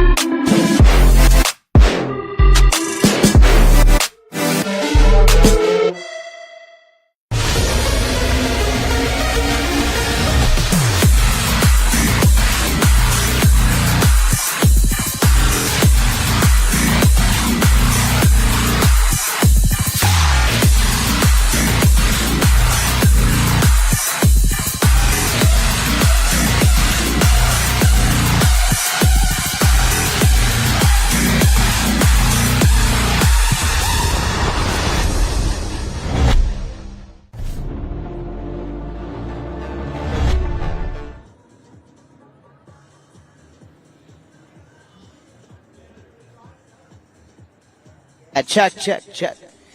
All right. If we can get all the athletes over here to the podium area, if we can get all the athletes and families and friends over here to the stage area, please, you guys, make your way on over here. We're going to do the award ceremony. Right now, we need all of the teams to please make their way over to the stage. We are going to get right into it. The award ceremony getting ready to kick off. Give you guys about 20 more seconds to make your way on over here. All riders, all athletes, all schools, all friends, all families, please make your way over right now towards the stage area.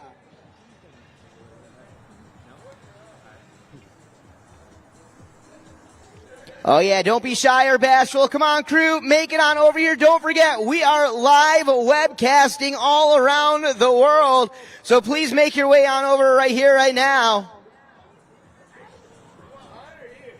Right here is good. Let's bring it all, y'all. I know Indiana's in the house. Let's get the rest of the crew out here. That's what I'm talking about. What's up? What's up, Indiana? You guys feeling good out there? Make some noise. Oh yeah, that 17 plus deep right there. Come on, y'all. Let's not let them be the only ones that shine. Hey, Doc Branson, I know you guys won the Spirit Award 2 weeks ago. What about the rest of your crew? Where y'all at? Hey, Doc, where's your crew? Give it up, Mississippi. You guys in the house, make some noise over there. Come on, Mississippi. I know you guys can do better than that. Get loud. All right, we're going to get the whole crew over here.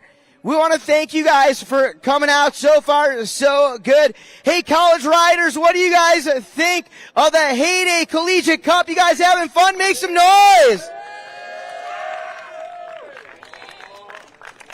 Well, we want to thank all of you all for joining us out here. Big shout out to Craig McMorris, my co-announcer out here. Give it up for Craig McMorris, everybody. We want to thank all of our sponsors here, of course, first and foremost, the entire crew from Heyday Boats. Give it up for Heyday Boats, everybody. doing a great job with this event. Want to send a big shout out, a hello and a thank you to Heyday Pro Team members hanging out with us here on the microphone all day long, interviewing you all. Caro Yupshaw, along with Dylan Miller, who you guys got to see ride a few minutes ago. And of course, the man behind WakeU and the Collegiate Cup, the one and only Dirty Mike Dowdy. Give it up for Team Heyday, everybody. We would also like to thank the WWA, the World Wake Association. We'd also like to thank the city of Groveland and everybody from Lake David Park. As we move forward, some other great sponsors. This event just could not have happened without these guys. Let's get loud for Mercury Marine, Simrad, Rockford Fosgate, Relion, Red Bull, and Liquid Planet Marine. We had 7 schools battling it out here at this year's Heyday Collegiate Cup, and you guys all did an awesome job. I'm getting ready to hear you scream when I say your name. Let's give it up, though, for all the teams: Mississippi State University, University of Central Florida, Texas A&M, University of Tennessee, Indiana University, Arizona State, and MSU, Michigan State University. Keep it going. Let's get loud one more time for all the college teams representing. Oh, yeah. All right, everybody. In addition to the Heyday Collegiate Cup overall team championship awards we're going to be giving away shortly, we had another great event going on here, and it was the WakeU MP4 Challenge. Those great videos that you guys have posted up and keeping the tradition alive. We are going to award and bring up our top 3 teams for the MP4 Challenge. In 3rd place, give it up for ASU. Bring your crew up here so you guys can get in the photo. ASU in the 3rd position. Mike's going to give you guys the team medal as you guys bring it on up.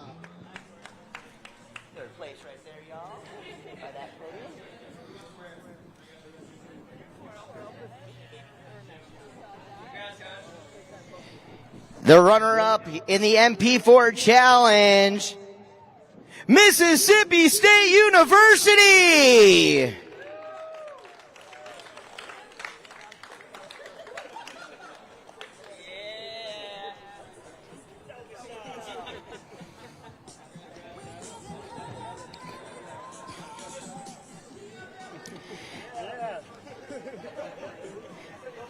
And your champions for the MP4 Challenge, MSU! Michigan State coming on up to the stage. Congratulations, MSU.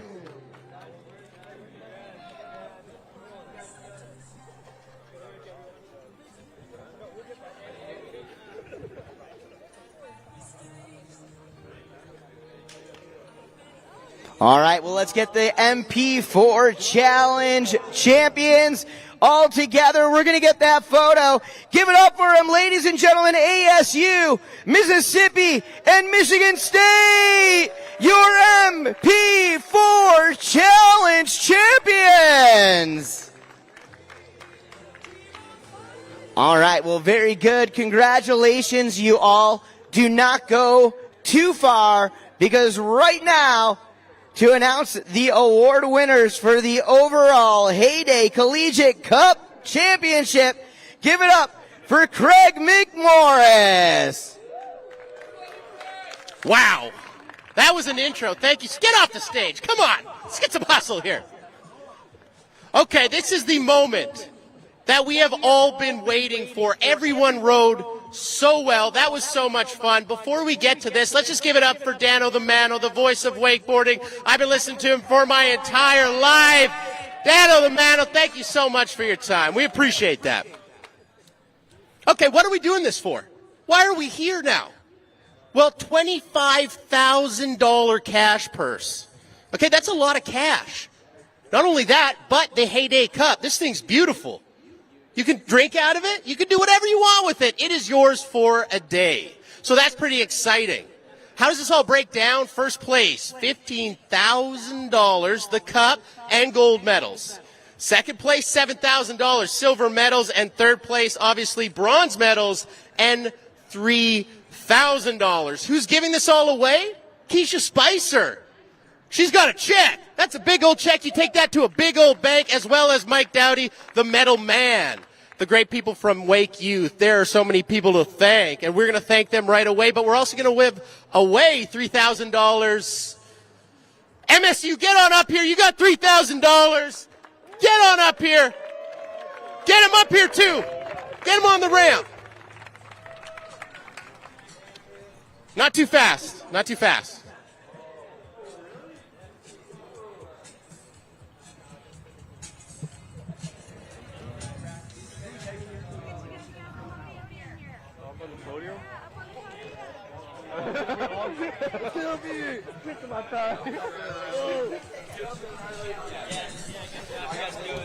I look forward to you guys' events every year. I'm looking forward to it. Nice job, guys. Little three-point turn there. There we go. That's a giant tag. That's Keisha Spicer, the director of Heyday Wakeboard Boats, who have been so generous in this Collegiate Cup. Thank you so much. Congratulations. Stay up there. We're going to do a big team. Stay there. Get used to it. Put on your sunscreen. For $7,000 and silver medals. I said $7,000. I did not stutter. I mean it. With a score of 430 points in the overall. Give it up for the loudest team. Indiana, get on up here!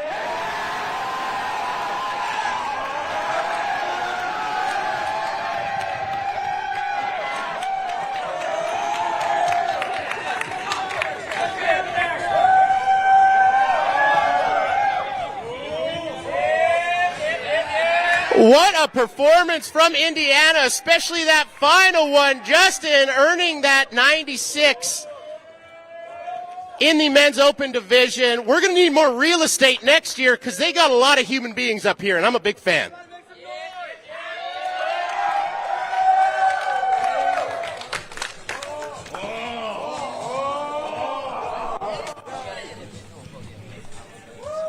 $7,000 to Indiana University wakeboarding team. That's exciting. Get your photos. All right, let's move on. Who's ready for this? $15,000. That's a real cup in his hand. That is a real cup and gold medals. Walking away with a big $15K. Give it up. For ASU, get on up here. You win a bunch of money. Go crazy.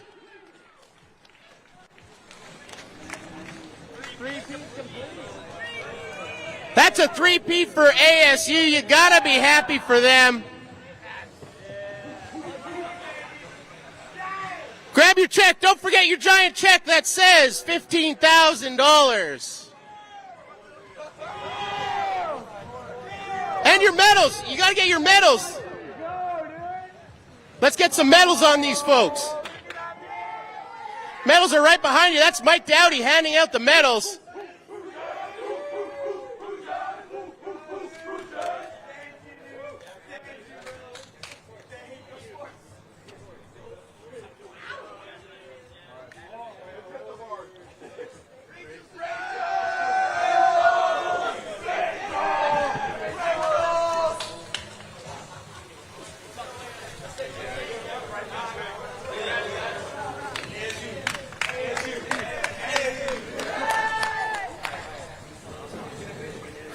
Yeah, keep staying in there, keep staying in there. Let me know when we get all the photos because we're going to get the rest of our teams up here and we're going to do a big photo shoot and the wave. That's going to be a fun way to end it. So let me know. Take your photos. Smile.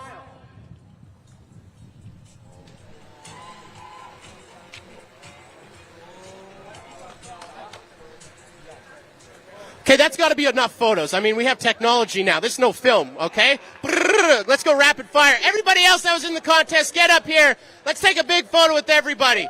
Come on, Doc, get up here. Keep your boots on.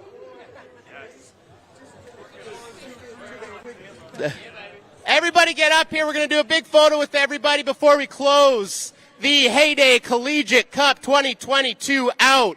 That was an absolute blast to see y'all compete, see y'all put it down. That was so much fun.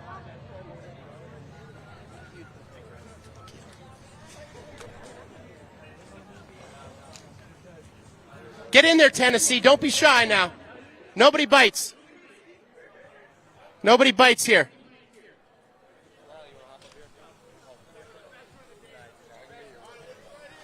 All right, right here. Big photo. Smile. Pretend you like each other. Here we go.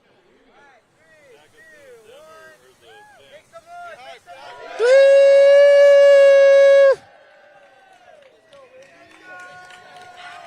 Now do a fun one. Do a fun one. Pretend you're crazy. Ah! Never mind. Either way's fine.